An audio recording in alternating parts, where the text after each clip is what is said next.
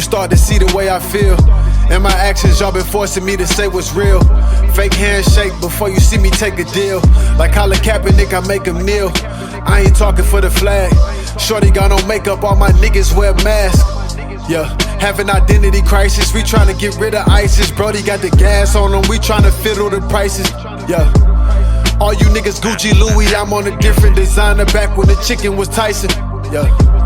Lately I'm killing my rivals, all of my women is biased. I know she thinks she a diamond. Yeah.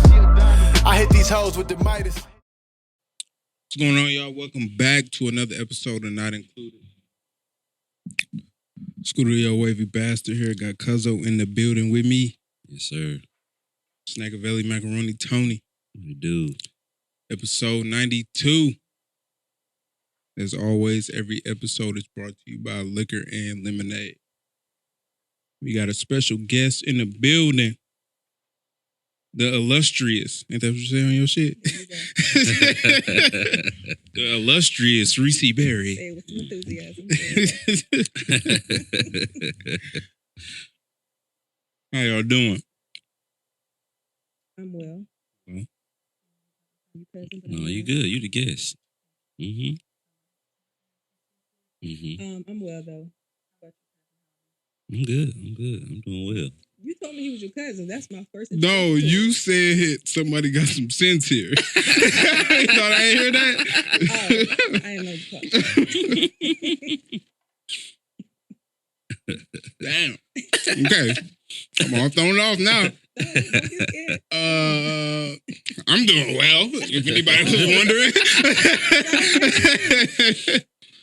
My birthday is tomorrow. Yeah. Yes, 30. Oh. Are you excited?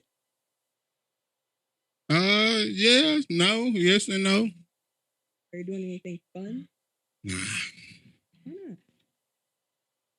I'm not fun. Why you say it like that? I don't know. No, I don't have nothing. I thought I was on my podcast. I was gonna press the button. I hate that. Or what'd he say? I don't like that. Yeah, no, I don't. Yeah, I had something planned. I was gonna go to Dallas, but the person that I know in Dallas told me to come next month because he's a rapper. My boy Darius D-Bass. He's a rapper. He's shooting a video, so he wanted me to come next month. So I was like, all right, I'll postpone it. I'll just come next month. I'm going to Dallas on Monday. So, what's the best thing y'all did for your birthday? Like, as men, do fun things? The best thing I did was probably go to Vegas for my 24th birthday. So, what'd you do? Gamble? Smoke? Gamble. No, I ain't smoke. I don't smoke no more. No.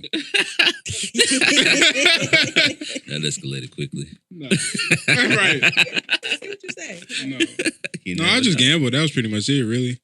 And I went out. The out. real question is, did you have fun? Honestly. No, Is it no. because you went to Yes Vegas and no. You had fun? Well, the problem was, so it was supposed to be a bunch of us going. It was supposed to be a bunch of guys, a bunch of girls. And it ended up being a bunch of girls and just me. So it didn't turn out to be that fun because I spent a lot of time waiting on all of them to get dressed and stuff cute. like that. It was like, So it wasn't that fun. I can see That took a little bit of the fun away. But aside from that, I did have a pretty good. What about you, cousin? I don't know. Went out of you town. Like you just be cool and like you don't give a fuck about nothing. Like your girl just book everything. No, I ain't got one. Shit. I mean, at some point. My who? My who? I don't know. It's good to know y'all. It's good to know y'all. Okay. Yeah. Last fun thing I did was for my birthday was go rock climbing and stuff. We're here? Yeah. Spent the day by myself. Oh, okay. That's the best. You know Okay. what I'm saying? You got to worry about waiting on nobody. People That's canceling. the thing I learned from that, boy. Oh, yeah. Never rely on nobody else to do something for my birthday. Ever again. I like the solo travel, so that makes sense. Mm-hmm. So what is the best thing you've done? Oh man, where do I start? Exactly. Probably when I went to Cuba the second time. That was probably my The favorite. second time. Yeah, Okay. I went back to back years. That's a subtle stunt. It's not, because a lot of people are. Because I guess for me, Cuba is one of those untouched places where you can't necessarily go or whatever, and then you don't really have any type of connection. It's not really glamorous, like if you go to a Vegas or Bali or some shit. So it's different, and that's what I liked about it. But like all the people were nice. It's super safe. Everybody had their doors open. I was in some country like Afro-Cuban area, just partying with people. It was fun. And then I was meeting people from America, so we would. And my phone didn't work, but I made it fun. Oh, that'd be cool with me. Phone out. I don't even pull my phone out. If I'm having fun, that's when you know I'm having fun. If my phone ain't out, I'm having fun. You know when you like by yourself somewhere and you may subconsciously pull out your phone just because that's what you're used to doing. Right. But like when you do that and you walking down the street, you like, I can't do shit with this. Right. So it's just like you get used to it, especially when you're there for some days, and then like when you meet like-minded people from America or something. Y'all just end up like one night I went just walking with this girl. I'm not even from here. We walking around town. It was dark. We stopped at some barbershop. They looking at us like, you don't speak English, but it was cracking though. I had a good time. That's one thing when if about my birthdays or anything, period. Like if I had fun, it's not documented. Because I've been having too much fun. I've been enjoying it too much to even pull out my phone and take pictures. Like when I went to Vegas, I probably got like a couple pictures of me when I was in a hotel room, and that's it. Peace girl. Like I just can't. I don't know. When I'm having fun, my phone is the last thing on my mind. Or taking pictures and all that. It's like I ain't. For me, I like to document it because one of my things is I want to look back on time and see where I'm at. Because what I do is print out my pictures, and I got like photo albums. I'll be able to pass them down to people. Because I like seeing pictures of my mom and everybody from the 70s and stuff. Right. My mama always said, like, my granddad was like, make sure you take pictures because you look back on 30 years. Now, like, for example, today my niece finished high school. My mama finished high school 40 years ago today. And she like, damn, like, I can look back and see me walking across stage at Riverside in 82 or 81. And then she finishing today. So that's one of my things. And it's just fun, just looking back. For me, I can see that. But, like, I don't know. When you with good people, they're going to record you doing some silly shit anyway. Like, I ain't know these people that was recording me. Yeah. When I did a photo shoot, I think it was that trip, this girl that happened to be on a little excursion or whatever you want to call it with me, she's like, let me take pictures with your phone because you're not going to get these pictures till like 3 days later. Today your birthday, you want to post some shit? I'm like, bet. But like when you just meet cool people, it just happen. Yeah. I understand, but you know. I think a couple of my people do got some pictures. I just ain't seen them. They might not be too flattering though. I mean, that's what I'm worried about. You be ugly as hell, but don't post that shit. So I mean, yeah. I don't know. I know one thing that I always think about too. Like Lil Duval be saying, like at this point, like we pay for our memories, type shit, with phones and shit. Mm-hmm. So it's like for me, it's like I feel like it's taken away from my memory. Like if I'm pulling my phone out and doing shit, the memory of this is gonna be through the lens of my phone. You know what I'm saying? Like instead of like actually seeing this, the memory I'm gonna have from it is my phone being up. I mean that's fine, but nah for me. I don't know. That's the type of stuff that I think about though when I'm thinking. But I'm not gonna sit there and consciously think like I'm not having fun because my phone out. I'm just right. gonna have fun. Like my phone out, okay. Right. So yeah, because I be recording. No, it ain't conscious for me. It's just that I know that's when I know I'm having fun. Like after everything over, and I look back and then I like, damn, I ain't got shit in my phone. Like I know I was having fun. I mean, I ain't put my phone out. No. Because I'd be like, damn, I had fun. Let me see what I got. Well, I mean, that's you. That's you. You know what I'm saying? That's my experience. Okay. Yeah. Because I always record when I go to concert. Yeah. And I think you got to get out of habit. Like, I went to see Drake in Houston 18, Drake and Amigos. I'm like, let me put this damn phone down because this shit annoying. On top of that, I was like, I'm a fan of the Amigos, but I ain't really know that shit like that. So, like, I was recording a lot of that shit. I'm like, why am I recording this shit? I ain't gonna look back. And then I think I took my niece to see J. Cole in Chicago before that. It was fun. But it was like, I think those are easier to, like, live in the moment of. But other than that, on my trip, I'm recording some shit. I try to get better at it, but No, I asked that because I think men need to have more fun. so because we don't take pictures. No, we that's having not fun?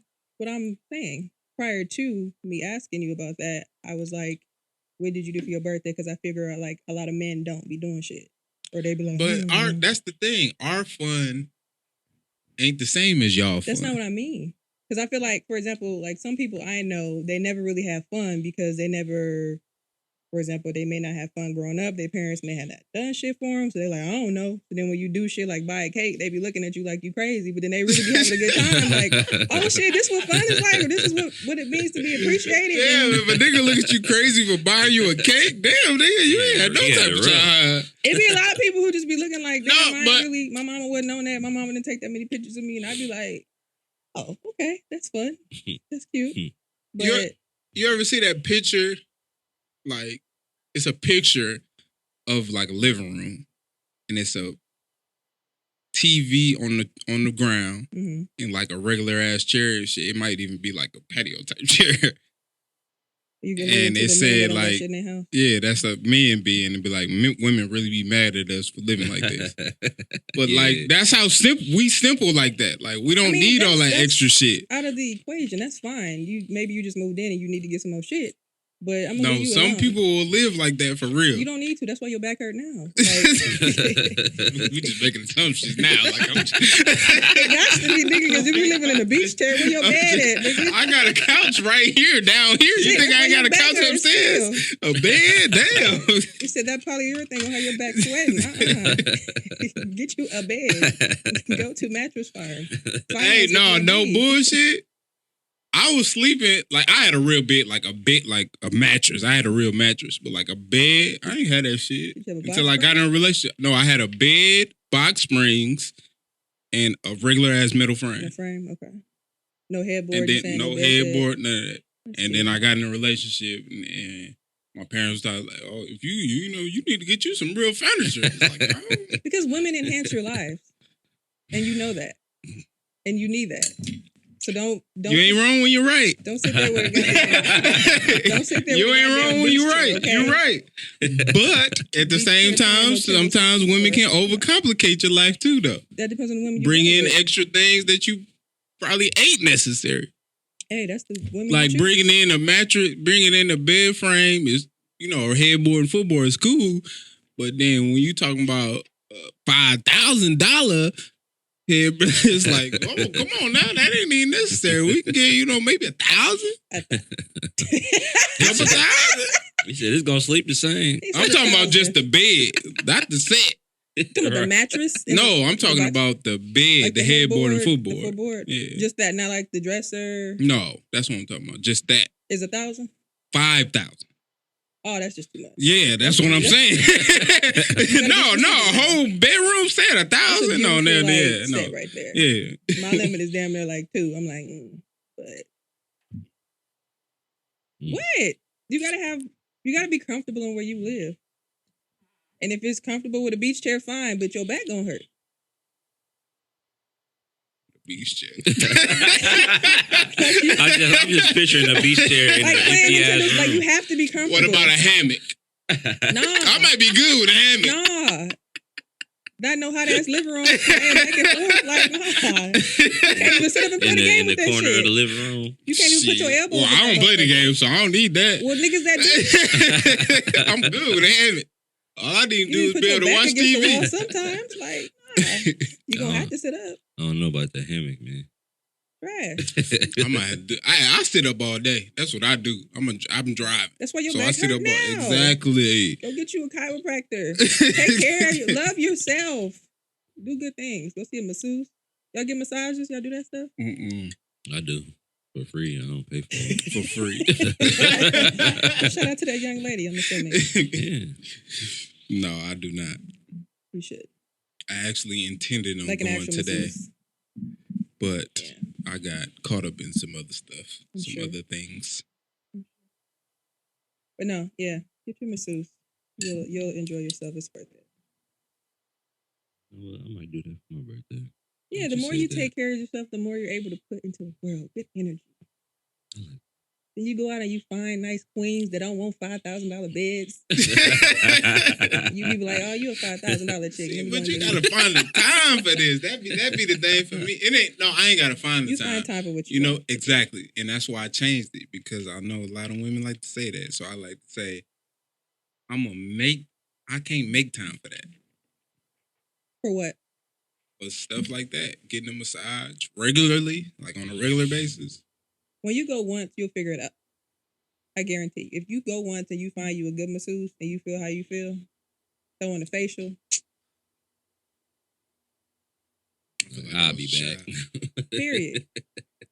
With an exclamation point. I don't know. We'll see. You do know.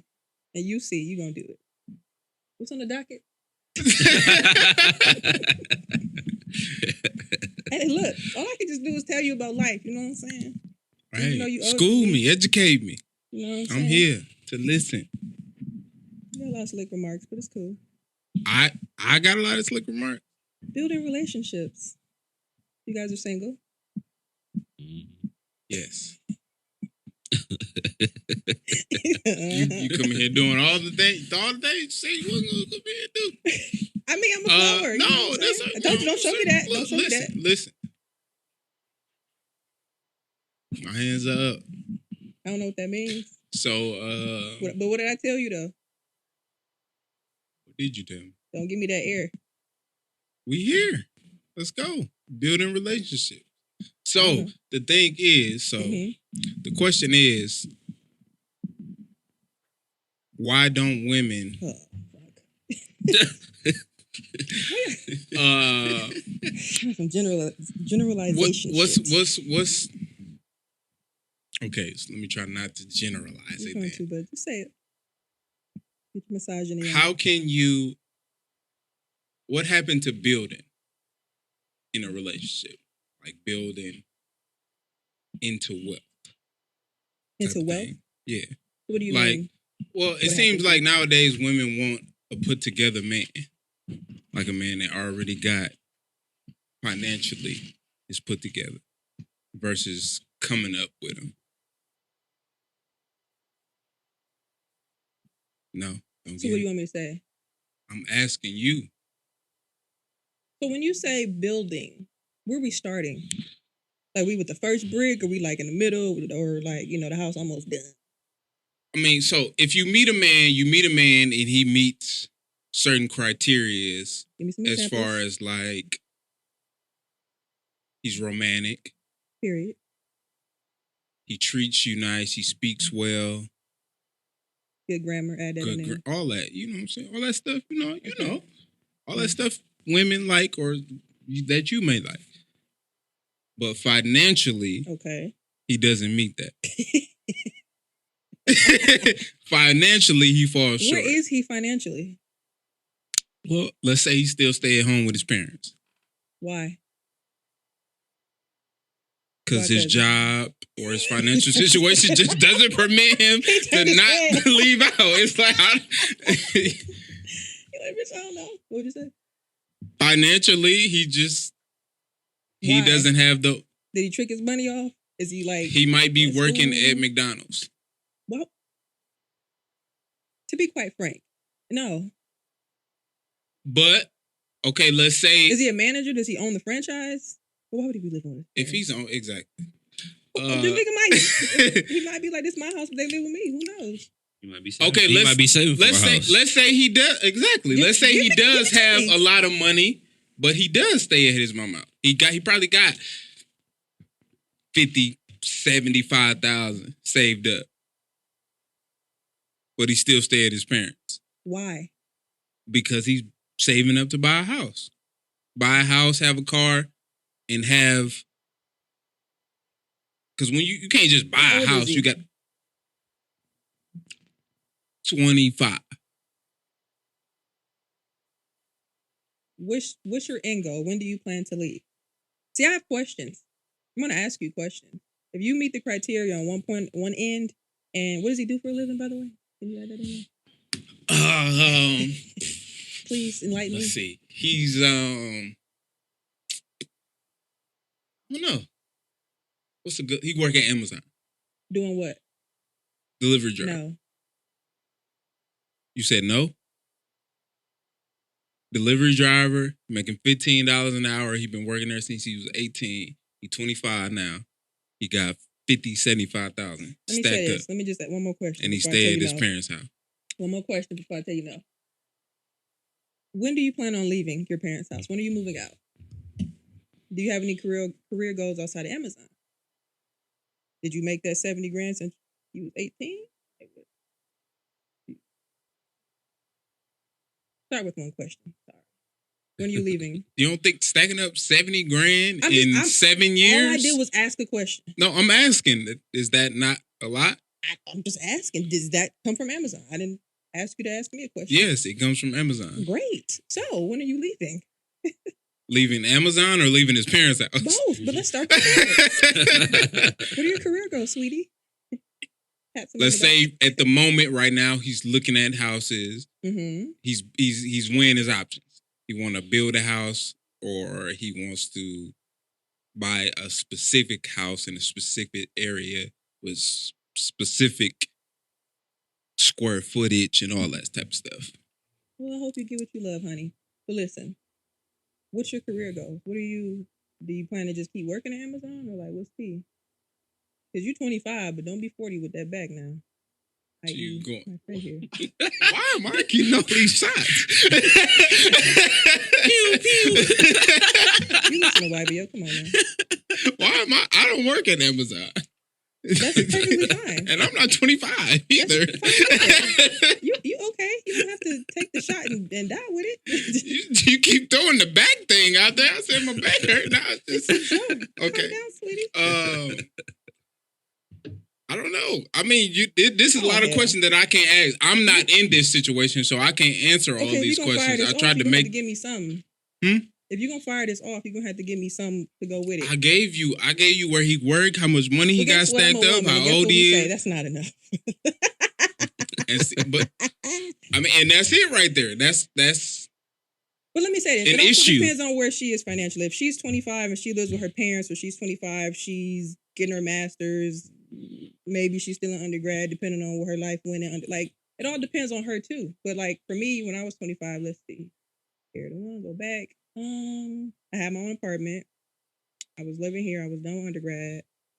I was working at this place. And I was okay. I would at least expect for you to have your own car, or your own home, or like own apartment house. What I mean, like something like that. But I need to know, like, but what if he's the type of person that doesn't want to live in an apartment? that's fine. Like But he never that's wanted why I to live in asked, an apartment. when are So you it's leaving? like, And what are your career goals?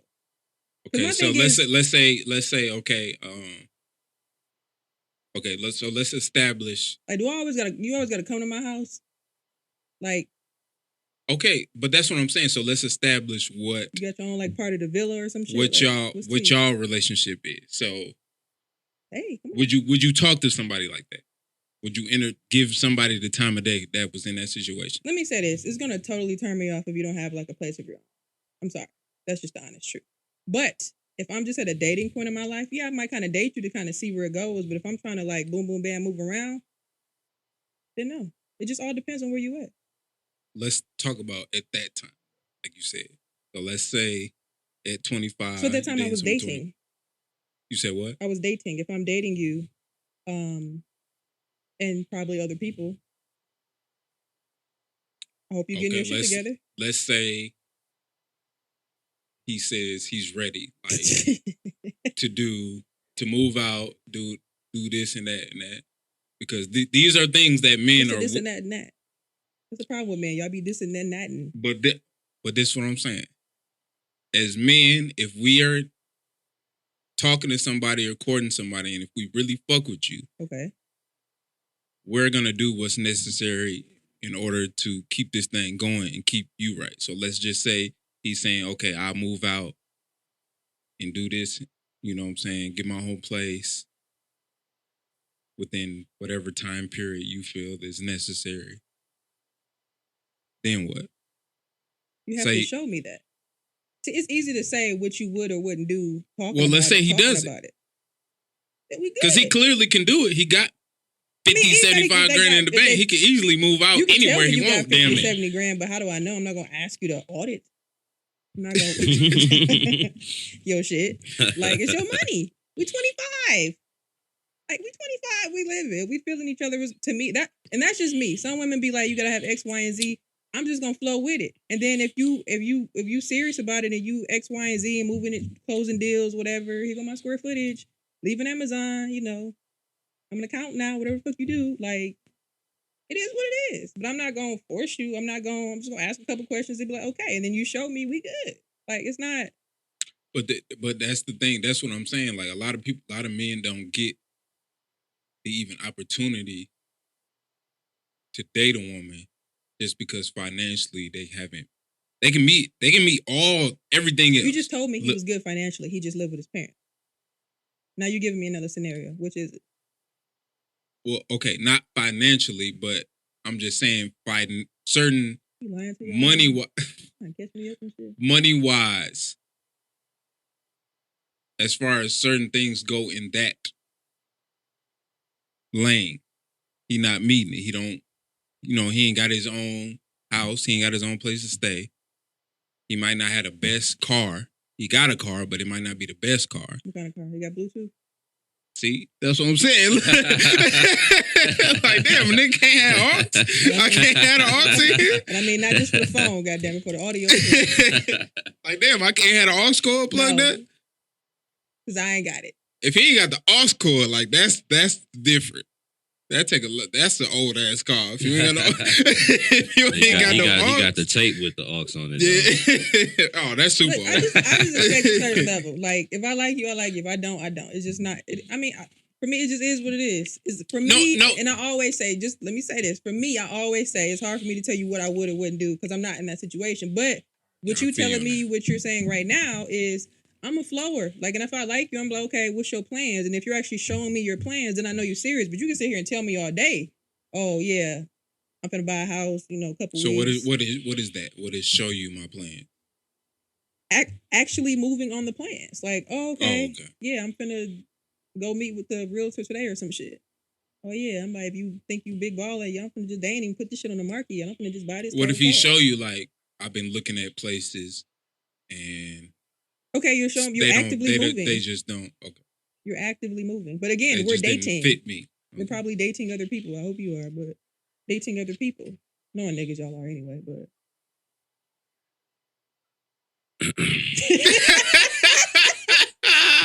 What you got to say, cousin? Hey, different strokes for different folks. What's your stroke? Why you laugh? I'm just going off what you said. Hey, what's the term? So what if it was a woman? What's like? What if this was her? She lived with her parents. She had some. I don't care about that. His niggas are different. Y'all, she can live in a box. I don't know about that. Took it to the bottom. I don't know about that. She got to at least be working at the very least. What's working? And have her own transportation. Let me say this. She work at Dollar Tree. I always tell niggas I work at Dollar Tree to see what they say. But she work at Dollar Tree. She live with her grandma. She finna get a car. Keyword finna. Her goal is to get a car first and then she wanna get a house. 26. Y'all around the same. You met her out. She cool. Y'all been kicking it. Whatever. You like her, but this is her lifestyle. This is what she's going through right now. Is y'all really giving her a chance? Yeah, give her a shot. He's funny. Why not? Because niggas don't give a fuck. As long as y'all can fuck her. I would say that, but why she take you there? Niggas are terrible people. Why is that? Niggas are terrible people. Yeah. That's a horrible. You'll have to quote that. Listen to YBO. I don't say that in like a. You're a terrible person, but you're a terrible person. No, we just don't care about that. We good. Like, we living. We don't need. Because we don't need that. We good. Time, we got our own spot. We got our own ride. We got our own job. You're supposed to do that as a man. You're supposed to. That's what I'm saying. Why should I have to deal with you not doing that shit on the other side? Like, get your but he shit. On his way to doing it. Okay, if you're showing me, fine. But I'm not just gonna wait around. And then on the side, you could be a terrible person too. please. We're dating other people at this point. I mean, but that's how we are as guys. We don't care about that because we want the other intangible shit. Like, are you a good person? Are you not a nagger? Who says we don't want that? I didn't say you didn't want that. I'm just telling you that why we can deal with a woman not having the greatest financial situation is because we don't care about that. Are you gonna bring me peace? Do you have God conversation? Well, for us. All men are not like that. You are correct. You just told me if she didn't have no car. Oh no, she gotta have a car. And she gotta have some type of gotta have she can't be going on. I was just telling somebody that the other day. But y'all wouldn't talk to a man that worked at Dollar Tree. You wouldn't talk to a man that worked at Dollar Tree and possibly had his own car that was like a hoopty type shit. You want to know what? Because I'm not there in my life, and I don't have to do that. You can do that, but we cannot be there at that point in our life and still talk to that woman. What I was saying, because men are programmed to believe that and to do that. Right. But for me, I'm not finna. But I just said that because you said and she see this nigga pulling up in his 2015 Charger. I just said that because you said we're horrible people. Niggas are horrible. Joke. I said terrible. Or terrible. You're right. Thank you. And it was a joke. So, but you guys are terrible people. It's okay. It's all in fun. We love y'all though. Y'all just terrible people. You gotta find your right terrible guy, you know? I like that. That sounded good. You gotta find your right terrible guy. You're right. You are absolutely right. I'm not gonna deal with a nigga working at Dollar Tree at my age. Oh. You know, that brings me to the next thing up here. I got up here understanding, acceptance, tolerance. And what you just said is how I feel is like, that's a tolerance. You got to feel, when you in a relationship, everything ain't going to be perfect. Of course not. And you got to recognize what you can tolerate. But you have to date in another person. You have to date somebody on your level. Like, if that's not where I'm at in life, like, I seen something on Facebook. I think that's just a woman. Like, on your level. For you, it could be other men. I've seen men. There are you. Like, you're right. I talked to a guy one time. Told a nigga I work at Dollar Tree. Nigga told me I don't give a fuck. And I'm like, really? Because these niggas be wanting you to pay half and do this and come with this and do that, and you got to have something. Which, whatever, that's your preference. But I see a half and half. So just to say that men don't give a fuck, I don't believe that's true, especially in this generation. You better come with your half of the couch, your half of the you're table. Right. Yeah, you're right. In this generation, absolutely. What I'm saying, but if you go back in time, men were programmed to be the head of the home, had a job. The grandma, in some cases, and most of the time, worked at home. Grandma can't even have her own fucking bank account. So that's just different. But now we're in an age where things have shifted. I think the 90s women started it where we doing our own shit. We having our own money, own cars, own life. And it just kind of transpired to where we are now. But, yeah, I'm only, like, I'm 29. Like, I'm not finna date somebody that has the credentials of a 21-year-old. And going back to what I was going to say, I seen a post on Facebook saying, like, I think they were in their 30s or something, saying that they met this guy or whatever, and they were like, he was in his 30s too, but he was still in, like, undergrad, and he had, like, an undergrad, like, lifestyle. And she like, but nah, because I don't want to have to deal with you having to be up all night, turning in papers, doing all this shit that I don't got time for no more. Like, I want to go on the trip, and you got to do homework and shit. Like, but you know what the thing with me about that type of is that is like, if you, like, you don't know his life before that and what he had to do with that probably set him back. I do. Like that. Questions. So, okay. As much as I hate it, I be niggas therapist. Okay. Well, generally speaking. All you terrible people got stories, and it's okay. I do too. Okay. So what happens if 5-10 years from there, he get to the level that you want him to be at, or you think he should be at, or beyond that? Okay. And then you try to slide on the nigga again. Who said I'm going? That's just my loss and his loss too. Like, life goes on. You're gonna meet somebody else. Like, that's not be all, you know. So you ain't spinning the block? No, for what? Like, I didn't have people do though. Spin the block on me, and you can spin back the other way. Like, People do though, and that's their, like, and that's where my issue comes in. It where it's like he not at that level now, but if the nigga if or whenever the nigga meet that level, you gonna present yourself to him. Who's you? No. Women. I'm just speaking in general. You can say that, but this woman might be in a whole different relationship, married with kids and a husband, and figured this out already. For sure. So why would I have to spend? Like, there's more people on earth that have to think about Earl from '99. Like, you don't Earl have to from '99. Like, you don't. Damn, I'm thinking back '99. Like, but shit, with social media, like the nigga married, pop up, like damn, you I've been following this. Oh shit, or this divorced, nigga. or had Remember, a nigga like Earl, and you could be okay. Like, it's okay. Hey, Earl, how are you? Keep growing with your grocery cart. I'm glad to see you got it together. Keep growing with your grocery cart. Remember, Dog made that post we talked about on here. Dog made the post, and he said he slid into this chick DM, and she shut him down. And he started getting on his own independent financial shit, like some stock shit, I think, or something, some type of investment shit. Okay. And she jumped right back on, like she tried to jump back in his DM. Okay. Like on some, like, oh, can you help me with such and such? Oh yeah, like, that one. Yeah. Can you help me with investment? No. You said so what? how did I said ain't nothing wrong with a little help, but how did she blow him off? Did she just say, "Nigga, you ain't shit, you ain't got shit, you don't want shit, you ain't gonna be shit, you ain't shit"? What? Pretty much. No, pretty much. What did she say or what did she do? I can't remember exactly what he said, but she shut him down. Let's give like, two sides. Let's give that one and let's give no, or I ignored your DM or whatever. No, that's what it was. She just completely ignored it. Okay. That's what it was. She completely ignored it. She didn't even address it. That's how he feels. If he wants to be a great financial person and help her, he should do that as well. But it's his preference. But I guess for me is. But the me bringing that up is that's what I'm saying. It's like when I was trying to talk to you, you ain't give me the time of day. Now I'm doing good.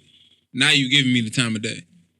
But isn't that just historical what people do? But it's not what I do because I'm always going to have me. I'm always going to be good in some way. So I'm not going to have to just slide in. Not really my thing to slide in nigga DM anyways, but it's just, I'm just going to be good so I don't have to like spin the block. And there's like people in the world, you know? Like you're going to meet, like you can go on with life. You're going to be okay. You can cry a little bit, but you're going to be good. And if Earl gets himself together and he get his credentials, great. I'm rooting for you. It's just that we weren't meant at that time or you weren't for me at the time. And it's okay. And I think that's what people miss. Like, it's really okay. People get mad and do the Facebook statuses. You're like, it's been in my DMs and you ignored me. And now you want help with stocks. You just go on YouTube. Like, or are you going to help her or not? Like, if no, then ignore it. And he did. He said he ignored her. And then he said, he made sure everybody knew. Like, yo, she jumped in my... Why? I mean, that's him. That's me. Hey, listen, men so are. You generalize these things with women, right? You like, y'all. But when I say why did he do that? I was just gonna say, men's ego are fragile. Yeah, we way more fragile. Not terrible people. We way more fragile. Why? I ain't gonna say more fragile. We just as fragile. Some of us. No, y'all more fragile. But why though? Give me an honest I think answer. because we're taught to be strong, yeah. Why? And when that's presented, when somebody try to hit you with that, like try to knock you down type shit, you gotta show them like, no, I'm strong. Like, check it out. I jumped in your shit, you shut me down. Hey, but you right back. Just to hit me back up. Like, you hit me down, but when you come back, I gotta say, no, I'm good. Just to put me back up. Ego thing, okay. Mm-hmm. So, you're 29, you're about to be 30 tomorrow. How old are you, cousin? If you don't mind me asking. 28. You're 28, okay. In your 28 and 29, almost 30 years, how many times can you recall have you been rejected by a woman? And how many times has it hurt? Countless. Oh, it's never hurt. Countless. Oh, number you of said times the I'm hurt rejected, part. but it's never hurt. On approaching a woman? Approaching DMs, whatever? Yeah, on initial approach, yeah. What type of rejection do you usually get? I'm just curious because I'm not a man, so I don't know. Just no, I'm good. That's it. I got a boyfriend. Yeah. That's I'm married. Nothing crazy. Yeah, nothing crazy. Like, because I haven't really got the guy that be like, I just got the guy that keep talking or just do that little stupid grin thing and y'all walk away looking stupid. But I don't know. I think It depends on what you. It depends on what the woman's saying, because sometimes a woman be trying to like shut you down. Mm-hmm. But as a man, if you keep looking at me or keep talking, you keep like responding, I'm gonna keep talking. So basically, we gotta shut the fuck up. Yeah, you just gotta be like, no, I'm good, and that's it. Yeah. I do that anyway. They still. Well, yeah, there are some guys. Like I was at Walmart a couple months ago. This man starts. He didn't seem. I don't even. Well, I had a mask on anyway. I'm like looking for bread and shit. Like I'm at the bottom shelf trying to find the best one. And he just started talking to me and shit. And I'm looking like, I know bread was that deep. But... It's that deep. You gotta look at the dates. You said you don't grocery shop, so I understand. Yeah. So listen. And he like, and I'm like, no, I'm good. Same line. I got a boyfriend. Okay. But anyway, I'm gonna give you my Instagram because y'all might not. I'm like, no. But what's your name? I'm like, Christina. Christina, I'm Rob. I'm like, okay, Rob, nice to meet you. Like, he just kept going.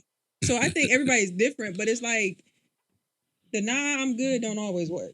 It don't. You're right. What's that comedian? He said you got to be like, say something about the Lord. Start talking about Jesus. He's like, hell no. He said, no, that was D-Ray. He said, this is Jesus, bitch. We're going to talk to this Jesus, bitch.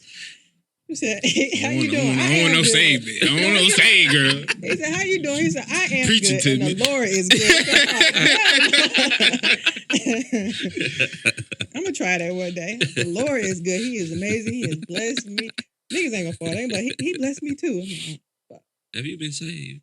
Right. Oh, that's the one right there. Yeah, it's just but there's some thirsty niggas out here that'd be like, nah, thirsty. You right. You right. Blood of Lord. Look, you look too good for me to. No, he's saying niggas gonna play along with it. Oh, yeah. Like I can't pass up on especially this. When they ain't got shit to do. That's funny. But shit, yeah, I don't know. I mean, you know what y'all gotta do? Gotta find women on your personal level. Get a little nagging. That's what we do. when did we say that we had these problems? It's just a general statement. But that's what we doing. We making general statements based on. How come every time I say something you got fired? I'm just saying. You said y'all gotta find women on your level. We have listeners. Hey guys. You got it. He think I'm crazy. Well, transitioning from that, because that reminded me of. Mm-hmm. So I wanted to know, how can you tell the difference between a woman being flirting and just being friendly? You tell me, you a man. How can I tell you? Some women just friendly. You said, how can you tell? You tell me what you think, and I can tell you how I feel about it. I have no idea at this point. You don't? Zero. Flirting, what's the word? That's a blurred line. Friendly. Exactly. It's a blurred because line. Some women could just be like, give me just an example entertain of a time you. Where a woman gave you blurred lines. Shit. I don't know. It's like, it's just like how I was just saying, like, if you're talking to a woman and she's responding, and sometimes she could be like making jokes or like she friendly, saying just friendly. But like, still gonna turn you some down. people, some women, I ain't even gonna just say women. Some people are just like that. They just friendly, and they'll converse with you and make jokes and do this and that, make touch you, do all that. But that's just them. Okay. See, but is that flirting? So it's like, how can I pursue? Like, it's like, okay, should I pursue this? Is it something I should like? You just might have to get rejected. But it depends. For me, like I always tell people, I'm like friendly, or if I don't really like know you, or if I'm not in like my podcast zone, or I'm not in a talking zone moment, I could be reserved. But naturally, when I talk to people, I'm very friendly, and I've had people that really thought like I was flirting, and I'm like, nah, I'm just funny like that. Exactly. That's what I'm saying. But men do that too, because I do that. Like, I just talk with somebody. Like, I done been out and somebody be talking. I make a joke. Boom. Oh, it's a joke. I get to talk for them. Boom, boom. Like, I don't want nothing. I even exchange numbers and never fucking text it. I don't know. I'm just in the moment, and I'm just. I'm just in the moment, and it's like, yeah. If it's not like podcast or something like that, I'm not giving you my number if I don't like you. It's like, that's creating a blurred line to where I'm texting a nigga. You like, so you trying to go out? I'm like, I don't like you. You're like, give me your number. Like that's just being extra. Some people might do that, but for me, I'm not doing that. It's easier on the men's side because ain't no woman gonna be like, oh, you want to go out? Women don't do that. Some, but not me. Very few. I mean, seldom. 1%. But like people always tell me like, I always tell people like I can be a conversationalist. Like I can have a whole conversation with you. But that don't mean I like you. But and see, that's what I'm saying. That's me when I'm, especially when I'm out and I'm drinking. It's like, you know what I'm saying. I'm control your liquor, nigga. I can't talk. When I'm out, I'm drinking. I'm just, you know what I'm saying. I'm mingling and having fun. You know what I'm saying. I talk to whoever. Fair. And then it's like, oh, this is going. I don't know, let me get your number, or what's your number? It's like, oh, okay. I can sense when I don't just jump in and be like, oh, that nigga like me because he been drinking and he talking. Like I can always just kind of tell. Because you know what? I have to like you too. So whether women know that or not, they not gonna text you first anyway. So it ain't like I ain't never led nobody on to that point where it was like they hit me up and it was like, and I actually had to entertain it. It was like, you know what I'm saying? We talk, we mingle. I might have depends. If you say take my number down and she don't have yours and she like you, she'll probably text you. That's never happened. For example, I have a friend who they're married now. She told me she met him out and I think they may have exchanged numbers, I'm not sure, or he may have texted her, whatever the case may be, he could have texted her and she ignored it for a while or she just didn't think about it, or he gave her the number, she didn't use it until she thought about it. And she texted him and they started a conversation from that and now they married with 2 kids. So, it depends. Well, never happened. What I'm saying, ladies, if you bored, text that nigga. You gotta be bored. It's never happened to me, right? It's never happened to me, so maybe I should be done. Just giving out my number randomly. You just give your number out randomly? No, I haven't done it in a long time. And it hasn't happened that many times. But it has happened. I don't like giving people my phone number. Listen, iPhone got the new feature on there where you can silence unsaved numbers. Well, they got the old one where you can block a nigga. Like, my shit ain't gonna ring no way. So it's like, if you call me, it don't even matter. Yeah, that's what I was saying too. I was saying I prefer to give somebody my number than my social media. Because if you call me or something, you do? I don't. So you prefer and people number say over weird because like I feel like you can be on like other pages and come into my just been doing crazy shit. But if I give you my phone number, I could just block you. Mm-hmm. But they can get other numbers. I don't answer with random phone calls anyway. So I don't either. But if you're showing up X, Y, Z. You're right. And that's what I always thought when people, you know, be out and women be like, you know, I give you my social media. Like, you're not going to delete your social media and make, like, you'll change your number. But people But you ain't going to, especially if you got thousands of followers, you're not going to make no new social media page, but you'll change your number in a minute. Yeah, but I'm not changing my number though. Fuck you. Fuck that. You just gonna get blocked and leave me the hell alone. But I don't know. I just feel like people get the picture more when you block them anyways. Like you can't get through. Like you can't. Have you ever been blocked? Either one of y'all ever been blocked? Where? On anything? Probably. Yeah. You just don't know.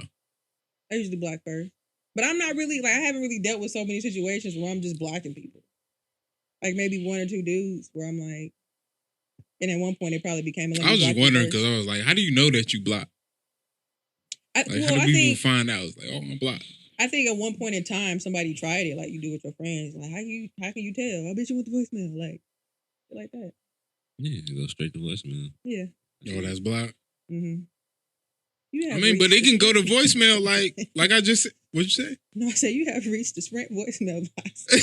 Right. That's what you're gonna get. I was just wondering. No, because like I just said, I got my shit where it's like, if you ain't saved in my phone, the phone call ain't gonna come through. It goes straight to voicemail. Yeah, you're not blocked though.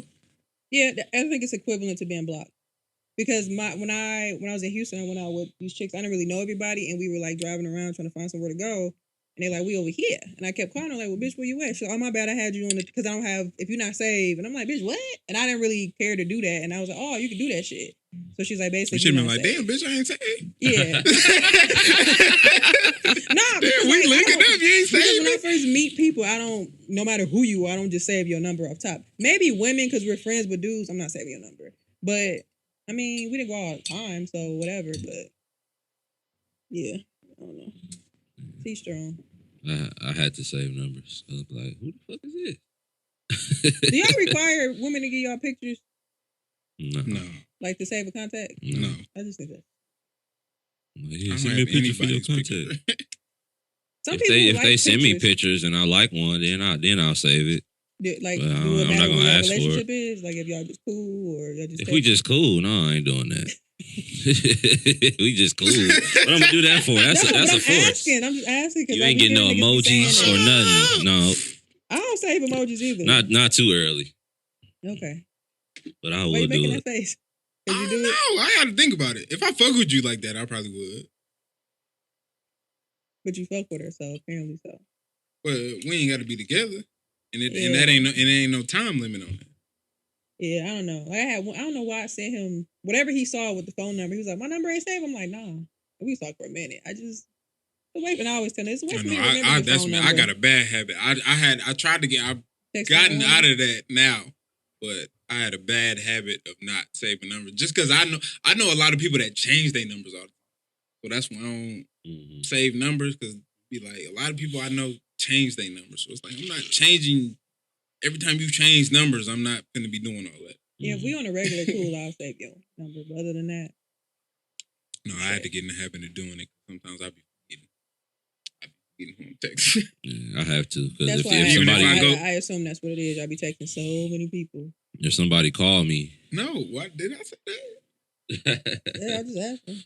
Yeah, I just got a bad memory, so it'd be like if we go like 2-3 days, it'll be like. You can't read what you said last and remember? People are a piece of shit. Why can't? Jesus Christ. Right. Hey, man. Maybe I don't save threads. Maybe I delete threads. I got to keep memory in my phone. 2009? No, it's fine. Maybe I'll tell you. Receipts. You know what? I would say 2017. I'm gonna say 2017 because I remember I broke my phone and never backed up. You know what? And that's a good thing. That was another something I was thinking about this week. How often do you go through your phone and delete shit? When I'm running out of space. Yeah, pretty much. But my shit, once my shit is set up to the point where if I have to delete. So how often would you say you run out of space then? A couple times a year. To be honest, I'm cheap. I didn't get to like 100 and some gigs. So you can get the AirCloud. I have that, but just still on my phone. I don't want to do the shit where you gotta load your pictures. I want my shit right now. So, but usually it'd be like it does, depending on where you are. If I'm like somewhere in the office or something, I don't got time. Like where I used to work, I'm like on the 50th floor. It's terrible. I got time. I want to send it right now. Especially if I'm I'm talking about saving it. Just saving it? Just saving the picture? They're in the phone, but they're on the cloud. Yeah, so it's optimized. But it's saved, but it's like to a lower grade of the photo. So you have to download it to get the full image, and then you can send it. I'm not that deep into it. This is broke bitch problems, okay? So I pay for the iCloud for the extra like 500 gigs or some shit. Yeah, I have the 200 for $2.99 a month. 200, yeah, it might be 200. It is. So other than that, you have 10. You gotta download it before you send it. So that's if you have it optimized, because they'll say, "Hey, you're running out of space." Oh, I'm not. You need to, if you want to, you can optimize it to where they're on your phone, but in order to like get the clear image of it, you have to like download it because they're still in the cloud. But even to send it? Yes, because you want to send the actual picture. So even if you like, if I go back and like try to send an old ass picture from like up at the beginning of my album, it's gonna have to download it. So.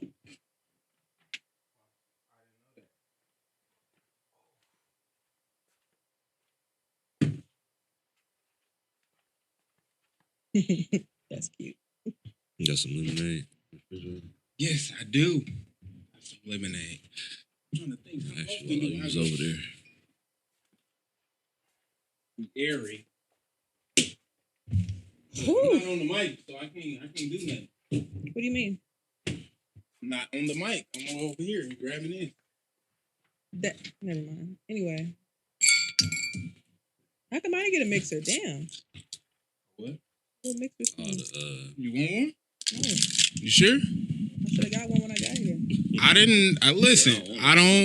Listen. I'm not. I don't assume. I just, you know what I'm saying. It was better. I'm really just messing with you. I hope you know that. You listen to YBO. Don't do that. You can't say that though. Why? The hospitality? It was a joke. Come on. A little jokey joke. You bought this shit that you're not even gonna drink. Hey, I wouldn't do that. You gonna drink what the fuck I got? I'm polite. Hey, Drunk all that shit them niggas drunk. All that shit them niggas drunk up. Bought that big ass bottle. Niggas drunk up. They talking about. I was like, nigga, y'all done been here before. Bring your own shit. Y'all done been here plenty times. Bring your own goddamn shit. What does it be? Y'all know what we do here. Bring your own damn shit. To be fair, I asked. I said, is there anything I can bring for you guys on this nice Very Saturday courteous. evening? He's like, no, just bring yourself. Okay, that's cute. That's basically what you said. That's basically what you said. Okay, we'll go with that. Okay. We didn't go as deep on that as I thought. Understanding, accepting, tolerance. But Where you thought it was gonna go? oh well, I wanted to go more into like the understanding, acceptance, like the difference between them. Between what? Understanding. Understanding, acceptance, and tolerance Well, in a relationship. I always tell my people we have to start one at a time. So let's start with one. Understanding. Understanding where people are emotionally, mentally, subconsciously in life. And those are things that you have to accept as a person. But see, and that's if what you're I'm in that saying. You doing the next one, which is different. But I say, let me roll with it. Let me just talk. Don't break it down. Period. So, and those are things you have to accept as the person in the relationship with them. And obviously, I'm assuming if you're in that relationship, you're accepting it. But people are ever changing. The person that you were at 20, you're not. I hope not all the way going to be at 25. And those are just different things. What's my next one? Understanding, acceptance. Tolerant. Woo, tolerance, child. Listen. Tolerate. Not a lot of bullshit. I'm going to tell you that right now. What does that mean? What is bullshit? That's little stupid shit. Don't get on. That's my what first is rule. little Don't get on stupid my shit? Nerves. Like just. What's gonna get on your nerves? Exactly. Like we just saying shit like everybody just say, oh, okay, don't get on your nerves. Oh, okay. Like you gonna tell a nigga that you talking to like, oh, just don't get on my nerves. That's it. Like, oh, okay. What is that? that? About the chicken episode, you should know better. Like you should just know better what's gonna get on my damn nerves. You should just know because you know me, right? You understand. At a certain point in a relationship, yes, absolutely, for sure. So, but I can I guess I can only use me as an example. Like I like personal space. I like to have time. Over like I always tell people, you're probably gonna have to have like a woman cave. Leave me there alone, then I can come by to you. You can probably come in there, but I just need time because I'm used to that. Like that's just what it is. And that's never just what heard comes of with a me. woman cave. Right. Now you know. That's new. Y'all want y'all space, right? Y'all want your own little room. Hell yeah. This little part right here. I might want my own Kobe house. in the background. He said my own house. I always tell people I want my own house. We can have a little bridge in the middle that connected. It'd be cute. You ain't gonna get no key, but that's gonna go. Damn, can't get no key. I'm just kidding. I'm just kidding. That was a joke. I think it's like you can live in the same home. I just feel like I'm just because I've always lived by myself since I left home, and I find peace in just being alone a lot. And I realize a lot of people can't be that way, especially like the pandemic. I learned a lot of people, and it's nothing wrong with it, but I think it's a way to discover yourself, and that's just how I am. So sometimes I just need to be I don't think alone. we're necessarily meant to be. Huh? I don't think we're designed to be. To be what? Alone. That's fine, but for me, that's where I kind of find my solace because I'm not really alone. I have God, but don't laugh because he's. I didn't laugh. You smirked. No, I didn't. I just perked up. I'm looking at you. Your face moved, but no, and that's fine. But I'm not alone because you're there, right? But for me to gather myself, and I think people really need to feel like understand what it feels like. Because if you don't know yourself, Yeah, a lot of people have, That's true. have you're a gonna problem end up with being in a alone. situation that you stuck in because you tolerating and some bullshit that you don't want to understand and you can't understand. What's my other one? And you gotta accept because you don't know yourself. So, gotta get them on. Mm-hmm. That was good. Period. Quick, come on. What's next? No, can I elaborate on it? Yeah, go ahead. Thank you. So I think a lot of people get all of these things confused Tell me more. when it comes to being in a relationship. They feel like because they understand you Okay. that they can be with you. Like, I know that's you, so I'm gonna just stick with it and do this. But that don't necessarily mean you can accept it and or tolerate it. Yeah, it's about choices. You as a But person. some people don't know how to differentiate the two. differentiate. Differentiate Mhm. understanding versus accepting and tolerance. Because even if you accept it, don't mean you can tolerate it. It's like, okay, And I it's your choice to understand that leave. this is you, and I accept that I can't change you, but that don't mean that I can deal with it, And I'm tolerate leaving. it. Huh? And I'm leaving But some people don't know that. because they don't know. Some people think that themselves. they understand it and accept it, but they don't realize they didn't reach that last one. And that's what I'm It's saying. tolerance. I think people need to understand that regardless of what somebody else is going through, everything comes back to you and what you can deal with and understand and tolerate. That's what it is. That's why I say if you don't really know what it is to be, and I say I like to be alone because for me it gave me a chance to understand who I am. To be like whatever you just said, because I'm not gonna repeat it because I don't really remember it. If you understand me but you can't accept this, okay, I understand me and that's not what on my time. That's what I'm not on. So I'm not gonna do that. So I'm leaving. But if I'm not a person that understands that, or I don't understand myself to where I'm like, well, maybe you going teeter-tottering, you're just gonna sit there and be like, I understand you. I don't really want to deal with it, but okay, fine. But what I can say is that once feelings get involved, a lot of that shit is get confusing. It's like, I want to be with you, and I know this you.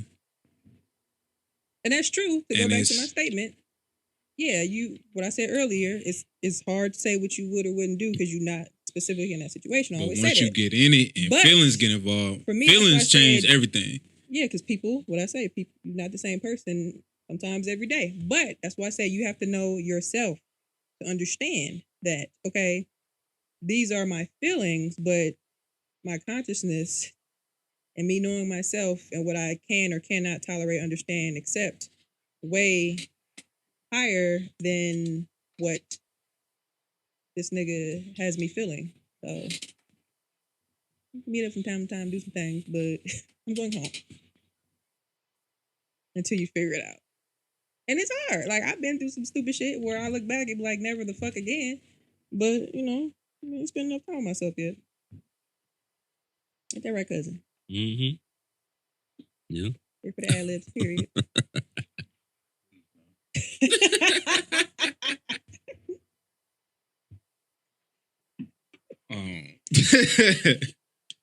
Anyway, moving on.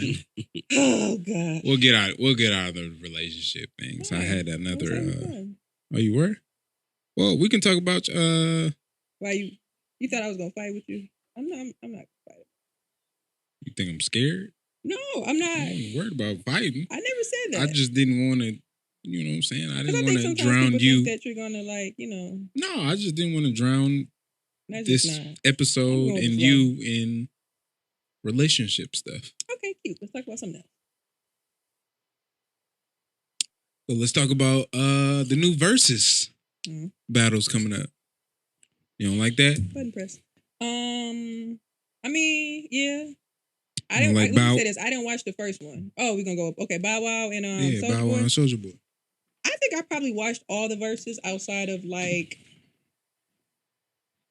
what's the one? I didn't watch Method Man and Redman. And not necessarily because I wasn't interested, probably because wasn't it on a weekday? 420 was on a weekday, right? Yeah, it was. And I didn't watch that one either. I think that, and then I just wasn't totally invested. So I didn't watch that one. I didn't watch the other. Am I making this up? Was it like Ghostface Killers and shit? Ghostface and Raekwon. Yeah. It's just not my cup of tea. I skimmed through it. I didn't watch that one either. I can't tell you anything about like that type of rap, New York rap. And it's just my preference. Nothing wrong with it. Right. Other than that, I think I probably like New York rap either. Most of them. I'm probably missing something here and there, but Bow Wow and what's his name, Soulja Boy. I think it'll be cute. It'll be good. This your time. You ain't go to the Scream tour? Is that what it was?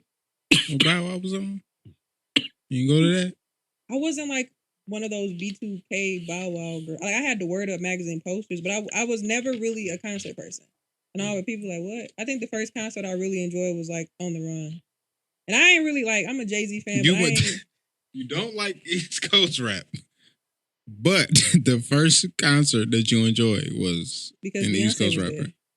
Oh, yeah. Okay, that's On what the that Run. was. Hello. Run man, education. So listen. And what I'm saying is I went there for King at the time. It was like King B. And it was great. It was in New York or New Jersey. We was having a good time. And it was one of them places like where the concert was over. It's been 5 hours, nigga. 7 including transportation. And it's like, that's it. Like I had the best time. But when I went to see it was a Kid Cudi or some shit at UWM, like I was asleep in the seats. People was kicking me and shit. I'm like, this is not really my thing. So, no, I just was never really a Scream tour. What's the other one people used to go to? Jam for Peace ass person. That shit was crazy. I did watch Early like on. I got all about that shit. I did watch like 106 in Park and all that shit, you know, to get the deets. But I just wasn't a concert person. But Mr. 106 in Park. I like Soulja Boy. I remember when Don't came out of high school and shit. Frank that. What else came out? Booty Meat. She on all the cut. All of them. I was a CD burner in school. Reminded me all that Give me shit. your USB, your what's the iPod stick that came out the first time. I had all them. Shuffle. Yeah, I used to be at school. Like, drop your shit in my bag. I got you tomorrow. Like, just give me your CD list on a piece of paper. Call me if I miss something. You was the plug, huh? I was the plug. I was the LimeWire chick. Rest in peace, LimeWire. Right. That was me. Rest in peace of them computers. For real. Mine lasted a minute now. Shut all them bitches down. I sure killed my pops with them computer. Yeah, Fucking my own around computer in with my that. room. I was It in was there like, like a "Ooh." scientist. It was Dad be like, like, what you doing in here? I'm like, burning the CD. You want some Isaac Brothers? Nigga, what? But Yeah. we was getting the cracking. But yeah, I mean, I heard Bow Wow was acting a fool on the internet, saying something about he didn't get paid. I mean, that's usual, right? Yeah, but it's like It's on brand. Swiss Beats was like, knock it off. Like, sign the contract or something. But I mean, I don't know. I think it'd be fun. I don't know what else to say about that one. It's gonna be some good memes. Yeah, Man, they're both Soulja Boy gonna be Soulja Boy wild. animated. Boy. That's what I can't wait for. It's gonna be fun. It'll bring back some memories, especially if they bring out some special guests. Give me some Shorty Like Mine with Omarion when that came out. Or is it no? It's Chris Brown, right? Sorry. What's the other No, one? that was Marion, right? That was Chris Brown. Shorty Like Mine? Anything that keep me up? Yeah, that's Chris Brown. Mm-hmm. What was one with Omarion was Hold you down, I think. Let me hold you. Oh, Yeah, maybe that's when he was in the video like this. Yeah, so he said that. I was just He had the thinking little that. braids with the bees and shit. Yeah, that was like, was that high school? Let's see. I feel like I remember being in the hallways at King back then. That was good though. So who you got though? I'll play that when I get in the car. 05, 04, 05. I was in 8th grade. Who y'all got? Soulja or Bow Wow? Really? Yeah. You ain't ride. Yeah, I better stop You sleeping ain't on bumping Shad like- Moss, man. I think he has probably more Shout out like Mouse. mainstream Got the shit. And then he can go back to when he was a kid too. Right. And he has more main like Soulja Boy got like of course he got shit, but he got some shit that, you know, like I feel like back then those songs would be like the dance shit. All the 15 million crank that's and shit. Yeah, like for example, when we went to freshman fun night at King in 06, right? Yeah, 06. We was doing the crank that shit. Crank the Soulja Boy. My niece just finished high school today, but when she was a freshman at 18, she sent me a video. They was doing the crank that shit. And this is years off. Like 06, 2018. That's a long ass time. 12 years. So that's one of them things what I'm saying is he has those danceable songs, but Bow Wow do got them cuts where like, you know, people may not consider him the rapper's rapper, but he got off on Fresh Up for some years, you know. Like he spent some shit. So it'll be when he got grown, he got a little bit older, he ended up signing Cash Money. He was rapping a little bit. He had a couple things. He had Green Light. He had the Green Light series. He had like 5 of them. Yeah, like 5 of them. Green Light, 1 through 5. Stevie J said I don't record. I'll go listen to it. He had some cuts on there. Oh, he had I Am Sierra. Ooh, that was a day. Like you. His little stuff. Standing on his tippy toes. Those was good times. I'd never. What? Standing on my tippy toes in a picture? Oh, I was sure that one time in my life, I would never be in no picture standing on my tippy toes. I'd be like, hey, if I'm gonna do that, cut my feet off. Make sure my feet ain't in there so you can't see me standing on my tippy toes. I'm still not gonna do it because then somebody's gonna release the unedited version on some bullshit. Especially today. Yeah. It's gonna be a good time though. I like to see what their setup looks like though. That'll be fun to see. Yeah. What was your favorite verses so far? The Ozzy Brothers and Earth, Wind, and Fire. You definitely give me that. Okay. What about you, other cousin? Probably Brandy and Monica. That was like my favorite. Those two are probably my favorites. You know, people didn't like it, but because I like him, it was the best night ever. I really enjoyed D'Angelo. I didn't watch it. I just when they was talking to the and friend shit, and it was like, I don't know, I don't feel good about it. See, y'all are doing that. I just don't feel good about it. It was like they kept saying and friends. I was like, I don't feel good about it. They just said and friends, and they was like, whoever show up, whoever show up. Be there. I don't give a fuck. My man there. That's all I care about. I ain't like that. Whoever he bring, take it. Be my wingman. Take one for the team. I'm gonna have to go back and watch it because I didn't finish it. See, for me, I get like why some people don't know his stuff, and some people didn't get it, or like they joked about it. But that's just his aura. Like Brown Sugar's probably my favorite album. That album cold. The stuff that I saw from the highlights and shit, it was good. But some afterwards, people said it was terrible, and I'm like, I just love his music. So I was just in the living room. I think I was wine drunk, and I was having a great time. Like, what you bitches talk about? Fuck y'all. Afterwards, I see why they did it like that though, because that's when they got into the Triller deal. Like they had to deal with Apple, and that was the last one. And it was like, fuck it, we just gonna do it. They said he was supposed to go against who's that guy? Maxwell, but that would have bbeen cold. But I know D'Angelo was gonna win anyway. But I know they said D'Angelo was like, look, don't give me the night, I'm going home. I know. Right. Yeah. I love D'Angelo. It was amazing. Yeah, so like a lot of people, like, that's fine. But that's my guy right there. Too many cuts. What's Beats and what's his name? They doing tomorrow, ain't it? The rematch tomorrow. That's what I was gonna say. I didn't watch the original one, so I wouldn't watch it. I didn't either. But I guess I didn't know it was a thing till I didn't know Versus was really a thing till I didn't watch it, or I was watching pieces of it. The Sean Garrett one, but I heard they was arguing. Is that his name? Sean Garrett. Sean Garrett and The Dream. The Dream, yeah, and I like The Dream. That's probably why I paid attention to it because Versus back then was one of them things where like you be on Twitter or something, they be like, y'all watching the Versus? You like, bitch, what? And it was a pandemic, you ain't shit to do, so you just like, not today. But like, I like The Dream. I caught it later, and then it was. See, a lot of people like that platform, but I didn't really. I don't know. The first one I probably really watched was Nelly. What's that man name? And Ludacris.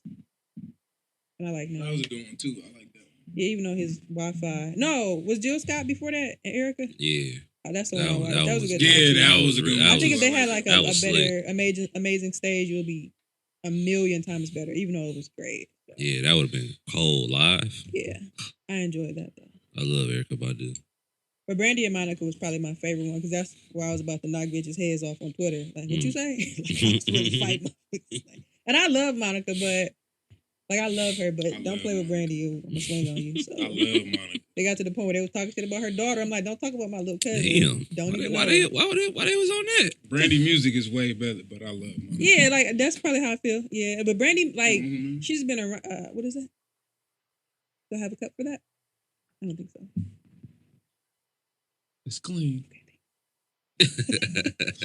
Mercy. Ask these questions. Can't just take stuff. I'm gonna just give you a dirty cup. You just talked about me being courteous, so I'm gonna just give you a dirty cup. I just met you. But you gotta make that. Okay. I don't know. I just met you.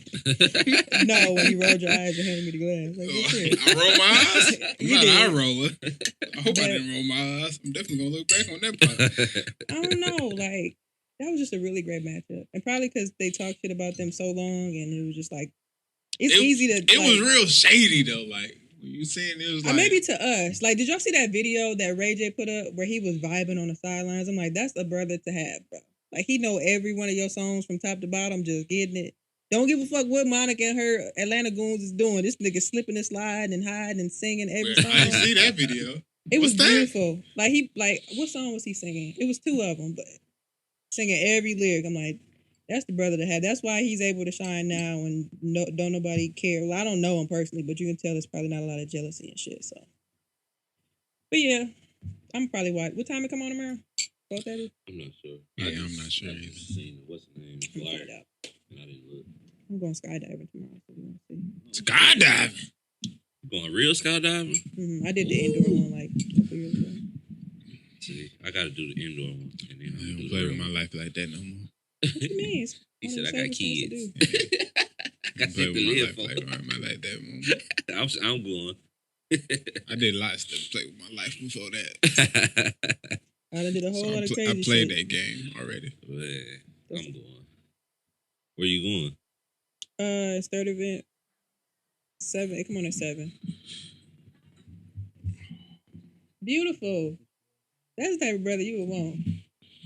He was vibing. Yeah, full moon. And then there was another one he was singing.